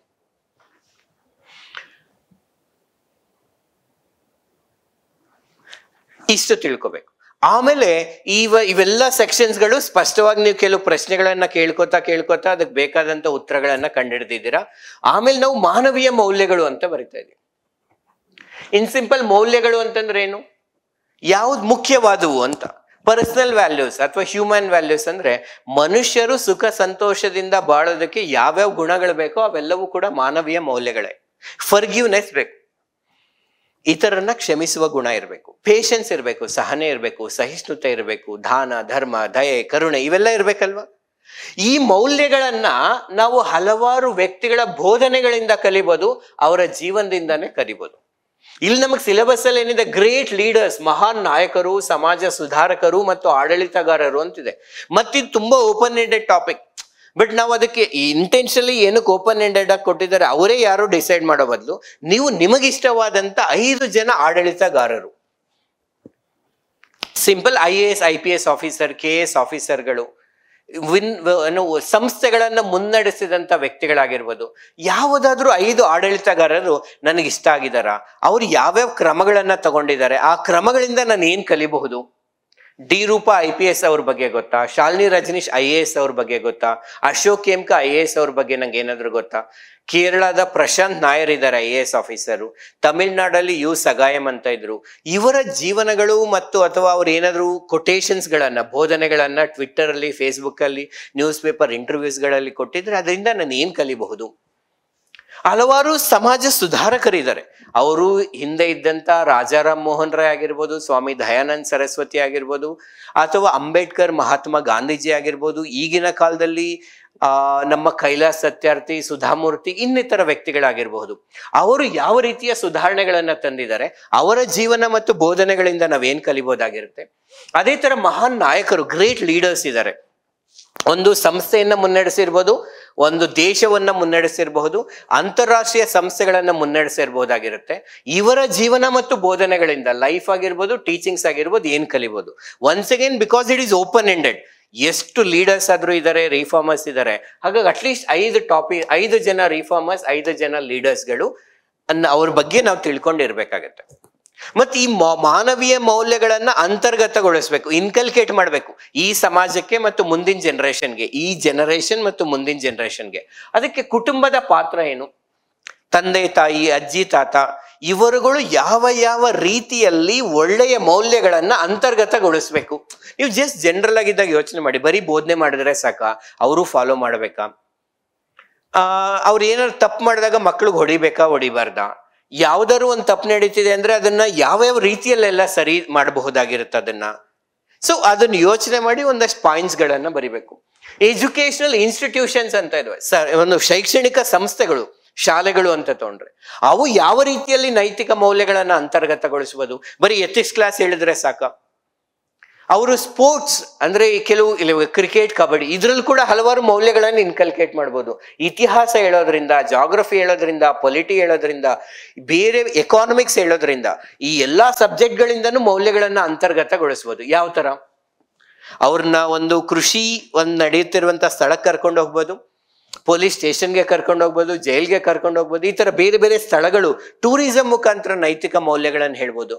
ಯಾವ ರೀತಿಯಲ್ಲಿ ಶೈಕ್ಷಣಿಕ ಸಂಸ್ಥೆಗಳು ಮೌಲ್ಯಗಳನ್ನ ನೆಕ್ಸ್ಟ್ ಜನರೇಷನ್ಗೆ, ಈ ಜನರೇಷನ್ಗೆ ಅಂತರ್ಗತಗೊಳಿಸ್ಬೋದು. ಮತ್ತೆ ಸಮಾಜ ಅಂತ ಕೊಟ್ಟಿದ್ದಾರೆ. ಈ ಸಮಾಜ ಯಾರು? ಈ ಸಮಾಜ ಈಗ ಇವರಿಬ್ರು ಕೂಡ ಸಮಾಜದ ಭಾಗನೇ. ಅವರಿಬ್ರು ಈಗ ಸ್ಪೆಸಿಫಿಕ್ ಆಗಿ ಓದ್ತಾ ಇದ್ದೀವಿ. ಅವ್ರ ಜೊತೆನಲ್ಲಿ ಫಾರ್ ಎಕ್ಸಾಂಪಲ್ ಇವತ್ತು ಪೊಲಿಟಿಷಿಯನ್ಸ್, ರಾಜಕಾರಣಿಗಳು ಯಾವ ರೀತಿಯಲ್ಲಿ ಮೌಲ್ಯಗಳನ್ನ ಅಂತರ್ಗತಗೊಳಿಸ್ಬೋದು. ಸಿವಿಲ್ ಸರ್ವೆಂಟ್ಸ್, ನಾಗರಿಕ ಸೇವಾಧಿಕಾರಿಗಳು ಯಾವ ರೀತಿಯಲ್ಲಿ ಮೌಲ್ಯಗಳನ್ನ ಅಂತರ್ಗತಗೊಳಿಸ್ಬೋದು. ಮಾಧ್ಯಮ, media, print media, electronic media, social media ಇದಾವೆ. NGOಗಳು, ಸರ್ಕಾರೇತರ ಸಂಸ್ಥೆಗಳಿದಾವೆ, ಸೆಲೆಬ್ರಿಟೀಸ್ ಇದ್ದಾರೆ, ಪ್ರಸಿದ್ಧ ವ್ಯಕ್ತಿಗಳು. ಇವರೆಲ್ಲರೂ ಕೂಡ ಯಾವ ರೀತಿಯಲ್ಲಿ ಮೌಲ್ಯಗಳನ್ನ ಅಂತರ್ಗತಗೊಳಿಸ್ಬೋದು. ಇವುಗಳನ್ನ ನಾವು ಫಸ್ಟ್ ಅರ್ಥ ಮಾಡ್ಕೊಂಡು ಓದ್ತೀವಿ, ಅರ್ಥ ಮಾಡ್ಕೋತೀವಿ, ನೋಟ್ಸ್ ಮಾಡ್ಕೋತೀವಿ. ಇಷ್ಟು ಮಾಡಿ let them ask any question, ಯಾವ ಪ್ರಶ್ನೆ ಕೇಳ್ತೀರಾ ಕೊಡಿ, ನಾವಂತೂ ರೆಡಿ ಇದ್ದೀವಿ ಅಂತ ತಿಳ್ಕೊಂಡಿರ್ಬೇಕು. ಮತ್ತೆ ನಾವು ಆಲ್ರೆಡಿ ಹೇಳಿದಾಗ ಫಸ್ಟ್ ಒಂದು mains video already Abhishek sir ಮಾಡಿರೋದು ನೋಡಿದ್ರೆ ಪ್ರಶ್ನೆಗಳನ್ನ ಅರ್ಥ ಮಾಡ್ಕೊಳ್ಳೋದು ಹೇಗೆ, ಅದರಲ್ಲಿ ಕಂಟೆಂಟ್ ಟರ್ಮ್ ಅಂದ್ರೇನು, ಲಿಮಿಟಿಂಗ್ ಟರ್ಮ್ ಅಂತಂದ್ರೇನು, ಡಿರೆಕ್ಟಿವ್ ಟರ್ಮ್ ಅಂತಂದ್ರೇನು, ಅವುಗಳನ್ನು ಗಮನದಲ್ಲಿ ಇಟ್ಕೊಂಡು ನೀವು ಪ್ರಾಕ್ಟೀಸ್ ಮಾಡಿದ್ರೆ definitely we can write good answers. ಇದು ಸಿಲೆಬಸ್ಗೆ ಸಂಬಂಧಿಸಿದಂತೆ ಸೆಕ್ಷನ್ 1, 2, 3 ಅನ್ನ ಹೇಗೆ ಓದಬೇಕು, ಯಾವ್ಯಾವ ವಿಷಯಗಳನ್ನ ಓದಬೇಕು ಅಂತ ನಾವು ತಿಳ್ಕೊಂಡ್ವಿ. ಇದಕ್ಕೆ ಸಂಬಂಧಪಟ್ಟಂತೆ ನಿಮ್ಗೆ ಏನೇ ಸಂದೇಹಗಳಿದ್ರು ಕೂಡ ನೀವು ಆ ಕಮೆಂಟ್ ಸೆಕ್ಷನ್ ಅಲ್ಲಿ ಬರೀಬಹುದು. ಇಷ್ಟೆಲ್ಲ ಆದ್ಮೇಲೂ ನೀವು ಇನ್ನ ಕೇಳ್ತಾನೆ ಇದ್ದೀರಾ, ಐ ರಿಯಲಿ ಡೌಟ್ ಈ ಪದಗಳನ್ನ ನೀವು ಕೇಳಿಸ್ಕೋತೀರಾ ಅಂತ. ಬೈ ಮಿಸ್ಟೇಕ್ ಆಗಿ ಇಷ್ಟು ಆದ್ಮೇಲೆ ಕೂಡ ಇನ್ನ ಕ್ಯೂರಿಯಸ್ ಆಗಿ ಕೇಳ್ತಾ ಇದ್ರೆ, ಹೌದು ಸರ್ ನಾವು ಈ ಒಂದು ಸೆಕ್ಷನ್ 1 ಡಿಸ್ಕಷನ್ ಆದ್ಮೇಲೆ ಕೂಡ ನಿಮ್ ಪಾಠ ಇನ್ನ ಕೇಳ್ತಾ ಇದೀವಿ ಅಂತ ಯಾರಾದ್ರೂ ಇದ್ರೆ, yes we are listening actually, ನಾವು ಸಂಪೂರ್ಣವಾಗಿ ಈ ವಿಡಿಯೋ ನೋಡಿದ್ವಿ ಅಂತ ಒಂದು ಕಮೆಂಟ್ ಹಾಕಿ ನೋಡೋಣ. ಬಿಕಾಸ್ ತುಂಬಾ ಜನಕ್ಕೆ ಈಗಿನ ಕಾಲದಲ್ಲಿ ಅಟೆನ್ಷನ್ ಸ್ಪ್ಯಾನ್ ಅನ್ನೋದು ತುಂಬಾ ಕಡಿಮೆ ಆಗೋಗಿದೆ. ಏನೋ ಒಂದು 30 ಸೆಕೆಂಡ್ ನೋಡ್ತೀವಿ, ಅವಾಗ ಇಂಟ್ರೆಸ್ಟ್ ಆಗಿದ್ರೆ ಮಾತ್ರ ಕಂಟಿನ್ಯೂ ಮಾಡ್ತೀವಿ, ಇಲ್ಲ ಅಂತಂದ್ರೆ ಡ್ರಾಪ್ ಡೌನ್ ಆಗ್ತಿರ್ತೀವಿ. ಐ ರಿಯಲಿ ಡೌಟ್ ನೀವು ಸ್ಟಾರ್ಟ್ ಮಾಡಿದಂತ ವ್ಯಕ್ತಿಗಳಲ್ಲಿ ತುಂಬಾ ಕಡಿಮೆ ಜನ ಇನ್ನ ಇದ್ದೀರಾ ಅಂತಂದ್ರೆ ದಟ್ ಈಸ್ ಗ್ರೇಟ್. ಆಕ್ಚುಲಿ ನಿಮ್ಗೆ ಅಟೆನ್ಷನ್ ಸ್ಪ್ಯಾನ್ ಇದೆ. ಅಂಡ್ ಮೇನ್ಸ್ಗೆ ಪ್ರಿಪೇರ್ ಆಗೋದಕ್ಕೆ ಬೇಕಾಗಿರುವಂತ ಎಸೆನ್ಷಿಯಲ್ ಕ್ವಾಲಿಟೀಸ್ ಅಲ್ಲಿ ಈ ಒಂದು ಕ್ವಾಲಿಟಿ ಕೂಡ ಮುಖ್ಯ. ಈಗ ಹೌ ಮಚ್ ಯು ನೋ ಅನ್ನೋದು ಮುಖ್ಯ. ನಾವೀಗ ಸೆಕ್ಷನ್ 1, 2, 3 ಅಥವಾ 2, 3, 1 ನೋಡಿದ್ವಲ್ವಾ, ಇದು ಮುಖ್ಯ. ಬಟ್ ನೀವು ನೋಡಿ, ಇದರಿಂದ ನಮ್ಗೆ ಏನು ಮಾರ್ಕ್ಸ್ ಬರೋದಿಲ್ಲ. ಯಾವುದರಿಂದ ಮಾರ್ಕ್ಸ್ ಬರುತ್ತೆ ಅಂತಂದ್ರೆ, what you are going to right and how you are going to present. ನೀವು ಏನ್ ಬರೀತಾ ಇದ್ದೀರಾ, ಯಾವ ರೀತಿನಲ್ಲಿ ಬರೀತಿದ್ದೀರಾ ಅನ್ನೋದ್ರ ಮೇಲೆ ಮಾರ್ಕ್ಸ್ ಬರುತ್ತೆ. ಹಾಗಾಗಿ ನಾವು ವಿಷಯ ತಿಳ್ಕೊಳ್ಳೋದು ಮುಖ್ಯ, ಬಟ್ ಅದನ್ನ ನನಗೆ ಉತ್ತರಗಳಾಗಿ ಕನ್ವರ್ಟ್ ಮಾಡಕ್ಕಾಗತ್ತಾ, ಕಂಟೆಂಟ್ ಏನ್ ಗೊತ್ತಿದೆ ಅದನ್ನ ಆನ್ಸರ್ ಆಗಿ ಕನ್ವರ್ಟ್ ಮಾಡಕ್ಕಾಗತ್ತಾ. ವಿಷಯಗಳನ್ನ ತಿಳ್ಕೊಳ್ಳೋದು ಅರೌಂಡ್ 33% ಆಫ್ ಪ್ರಿಪರೇಷನ್ ಅಷ್ಟೇನೆ. ಯಾವುದೇ ಪೇಪರ್ಗೆ ಪೇಪರ್ 1, 2, 3 ನಲ್ಲಿ ನಂಗೆ ವಿಷಯ ಎಲ್ಲ ಗೊತ್ತಾಗಿದೆ ಅಂದ್ರೆ ಅದು ಫಸ್ಟ್ 1/3 ಆಫ್ ದಿ ಪ್ರಿಪರೇಷನ್. ಆಮೇಲೆ ನಾವ್ ಏನ್ ಮಾಡ್ಬೇಕು, ಪ್ರೀವಿಯಸ್ ಇಯರ್ ಕ್ವಶನ್ಸ್ ಅನ್ನ ತಗೊಂಡಾಗ್ಲಿ ಅಥವಾ ಬೇರೆ ಪ್ರಾಕ್ಟೀಸ್ ಕ್ವಶನ್ಸ್ ಆದ್ರೂ ತಗೊಂಡು ಈ ಉತ್ತರವನ್ನ, ಈ ಪ್ರಶ್ನೆ ಏನ್ ನನಗೆ ಗೊತ್ತಿದೆ ಅಲ್ಲಿ ಅಥವಾ ವಿಷಯ ನನಗೆ ಏನು ಗೊತ್ತಿದೆ, ಪ್ರಶ್ನೆ ಏನ್ ಕೇಳಿದರೆ ಅದಕ್ಕೆ ಅಡಾಪ್ಟ್ ಮಾಡ್ತಿದೀವಿ. Same by knowing the limiting word, content word, directive word, ಇವುಗಳನ್ನ ಅರ್ಥ ಮಾಡ್ಕೊಂಡು ನನಗೆ ಗೊತ್ತಿರೋ, ಅವ್ರಿಗೆ ಕೇಳಿರೋ ತರ ನನಗೆ ಗೊತ್ತಿರೋ ಉತ್ತರವನ್ನ ಅಡ್ಜಸ್ಟ್ ಮಾಡ್ತಿದೀವಿ, ಆನ್ಸರ್ ಆಗಿ ಬರೆಯೋದು. ಅದು ಸೆಕೆಂಡ್ 1/3 ಆಫ್ ದಿ ಪ್ರಿಪರೇಷನ್. ಆಮೇಲೆ ಅಷ್ಟೇ ಅದು ಬರೀತೀವಿ. ಒಂದು 10 ಮಾರ್ಕ್ಸ್ಗೆ 2, 3 ಬರುತ್ತೆ. ಬಟ್ ಆ 3 ಇರೋದನ್ನ 4, 4 ಇರೋದನ್ನ 5, 5 ಇರೋದನ್ನ 6, 7 ಮಾಡ್ಬೇಕಲ್ವಾ. ಅದಕ್ಕೆ ಫೀಡ್ಬ್ಯಾಕ್ ಅನ್ನ ತಗೊಂಡು ಅವಶ್ಯಕವಾದ ಬದಲಾವಣೆಗಳನ್ನ ಮಾಡ್ತಾ ಮಾಡ್ತಾ ಮುಂದಿನ ಹಂತಕ್ಕೆ ತಗೊಂಡೋಗ್ಬೇಕು, ಬೆಟರ್ ಆನ್ಸರ್ ಅಂತ. ಅದು 33%. ಕೆಲವರು ಸರ್ ನಾನು ಎಲ್ಲ ಪೂರ್ತಿ ಪರ್ಫೆಕ್ಟ್ ಆಗಿ ಕಲ್ತು ಬಿಡ್ತೀನಿ ಆಮೇಲೆ ಬರಿತೀನಿ ಅಂತ. ಆ ಪರ್ಫೆಕ್ಟ್ ಆಗಿ ಆಗೋ ದಿನ ಬರೋದೇ ಇಲ್ಲ. ಕಲೀರಿ, ಬರೆಯೋದಕ್ಕೆ ಶುರು ಮಾಡಿ, ಆನ್ಸರ್ ಮತ್ತೆ ಬರಿತಾ ಬರಿತಾ ಬೆಟರ್ ಆನ್ಸರ್ ಆಗ್ತಾ ಬರುತ್ತೆ. ಹಾಗಾಗಿ ಈಗ ಆಲ್ರೆಡಿ ತುಂಬಾ ಸಮಯ ಕಡಿಮೆ ಇದೆ. ನಮ್ಗೆ ಮೇನ್ಸ್ ಆಲ್ಮೋಸ್ಟ್ ಮಾರ್ಚ್ ಎಂಡಲ್ಲಿ ನಡೆಯೋ ಅವಕಾಶ ಇದೆ, ಅಥವಾ ಪೋಸ್ಟ್ಪೋನ್ ಆದ್ರೂ ಆಗ್ಬೋದು. ಇವತ್ತಿಂದನೇ ನೀವು ಏನ್ ಕಲ್ತಿದ್ದೀರೋ ಆ ವಿಷಯಕ್ಕೆ ಸಂಬಂಧಿಸಿದಂತೆ ಒಂದು ಆನ್ಸರ್ ಆದ್ರೂ ಬರೆಯಕ್ ಟ್ರೈ ಮಾಡಿ ಪ್ರತಿದಿನ. ಇದು ಮಿನಿಮಮ್, ಅದಕ್ಕಿಂತ ಜಾಸ್ತಿ ಕೂಡ ಬರಿಬೇಕು. ಕ್ವಶನ್ಸ್ ಎಲ್ಲಿದೆ, ಫಸ್ಟ್ ಹೇಗೋ previous 3 years, 1 year, 2 year, 3 year ಅಲ್ಲಿ ಇದೆ, ಅದನ್ನ ತಗೊಳ್ಳಿ. ಹಲವಾರು ಸಂಸ್ಥೆಗಳಲ್ಲಿ ಮಾಡೆಲ್ ಕ್ವಶನ್ಸ್ ಎಲ್ಲವೂ ಕೂಡ ಸಿಗ್ತಾ ಇರುತ್ತೆ, ಪ್ರಾಕ್ಟೀಸ್ ಮಾಡಿ. ಯಾವ್ದಾದ್ರು ಒಂದು ನಮ್ಮ ಸಂಸ್ಥೆನಲ್ಲೇನೆ ಟೆಸ್ಟ್ ಸೀರೀಸ್ ಇದೆ, ಡೈಲಿ ಟೆಸ್ಟ್ ಸೀರೀಸ್ ಇರುತ್ತೆ, ವೀಕ್ಲಿ ಟೆಸ್ಟ್ ಸೀರೀಸ್ ಇರುತ್ತೆ. ನಿಮ್ಗೆ ಯಾವ ಸೂಕ್ತವನ್ನು ಜಾಯಿನ್ ಆಗಿ ಫೀಡ್ಬ್ಯಾಕ್ ತಗೊಳ್ಳಿ, ಅದ್ರ ಮೂಲಕ ಉತ್ತಮವಾದ ಆನ್ಸರ್ ಅನ್ನ ಮಾಡಿ. ಪ್ರಶ್ನೆಗಳನ್ನ ಓದಿ, ಕೇವಲ ಅದ್ರಲ್ಲಿ ಕೀವರ್ಡ್ ಇದೆ, ಎಮೋಷನಲ್ ಇಂಟೆಲಿಜೆನ್ಸ್ ಇದೆ, ಪಬ್ಲಿಕ್ ಫಂಡ್ ಅಂತ ಇದೆ, ಅದ್ರ ಬಗ್ಗೆ ನಮ್ಗೆ ಗೊತ್ತಿರೋದೆಲ್ಲ ಬರೀದಿರಾ. ಅದನ್ನ ಓದಿ ಸಂಪೂರ್ಣವಾಗಿ ಪ್ರಶ್ನೆಯನ್ನು ಓದಿ ಅರ್ಥ ಮಾಡ್ಕೊಂಡು ಏನ್ ಬೇಕು ಅಂತ ಡಿಸೈಡ್ ಮಾಡಿ ಆಮೇಲಿಂದ ಆನ್ಸರ್ ಬರಿಬೇಕಾಗುತ್ತೆ. ಇದು ನಾವು ನಿಮ್ಗೆ ಹೇಳ್ಬೇಕಾದಂತ ಅಂತ ಅನ್ಕೊಂಡಿದ್ದಂತ ಅಂಶಗಳು. Hope this discussion was beneficial for you. Thank you for listening to me. If you have any doubts, issues or concerns, ಅದನ್ನ ಕಮೆಂಟ್ ಸೆಕ್ಷನ್ ಅಲ್ಲಿ ವ್ಯಕ್ತಪಡಿಸಿ. ನಾನು ಆಗ್ಲೇ ಹೇಳಿದಾಗೆ ಆದಷ್ಟು ಬೇಗ ಅದಕ್ಕೆ ಉತ್ತರವನ್ನ ಕೊಡುವಂತ ಪ್ರಯತ್ನ ಮಾಡ್ತೀವಿ. So these are all the things that we thought of discussing, and thank you for listening to this video. Thank you friends. All the best.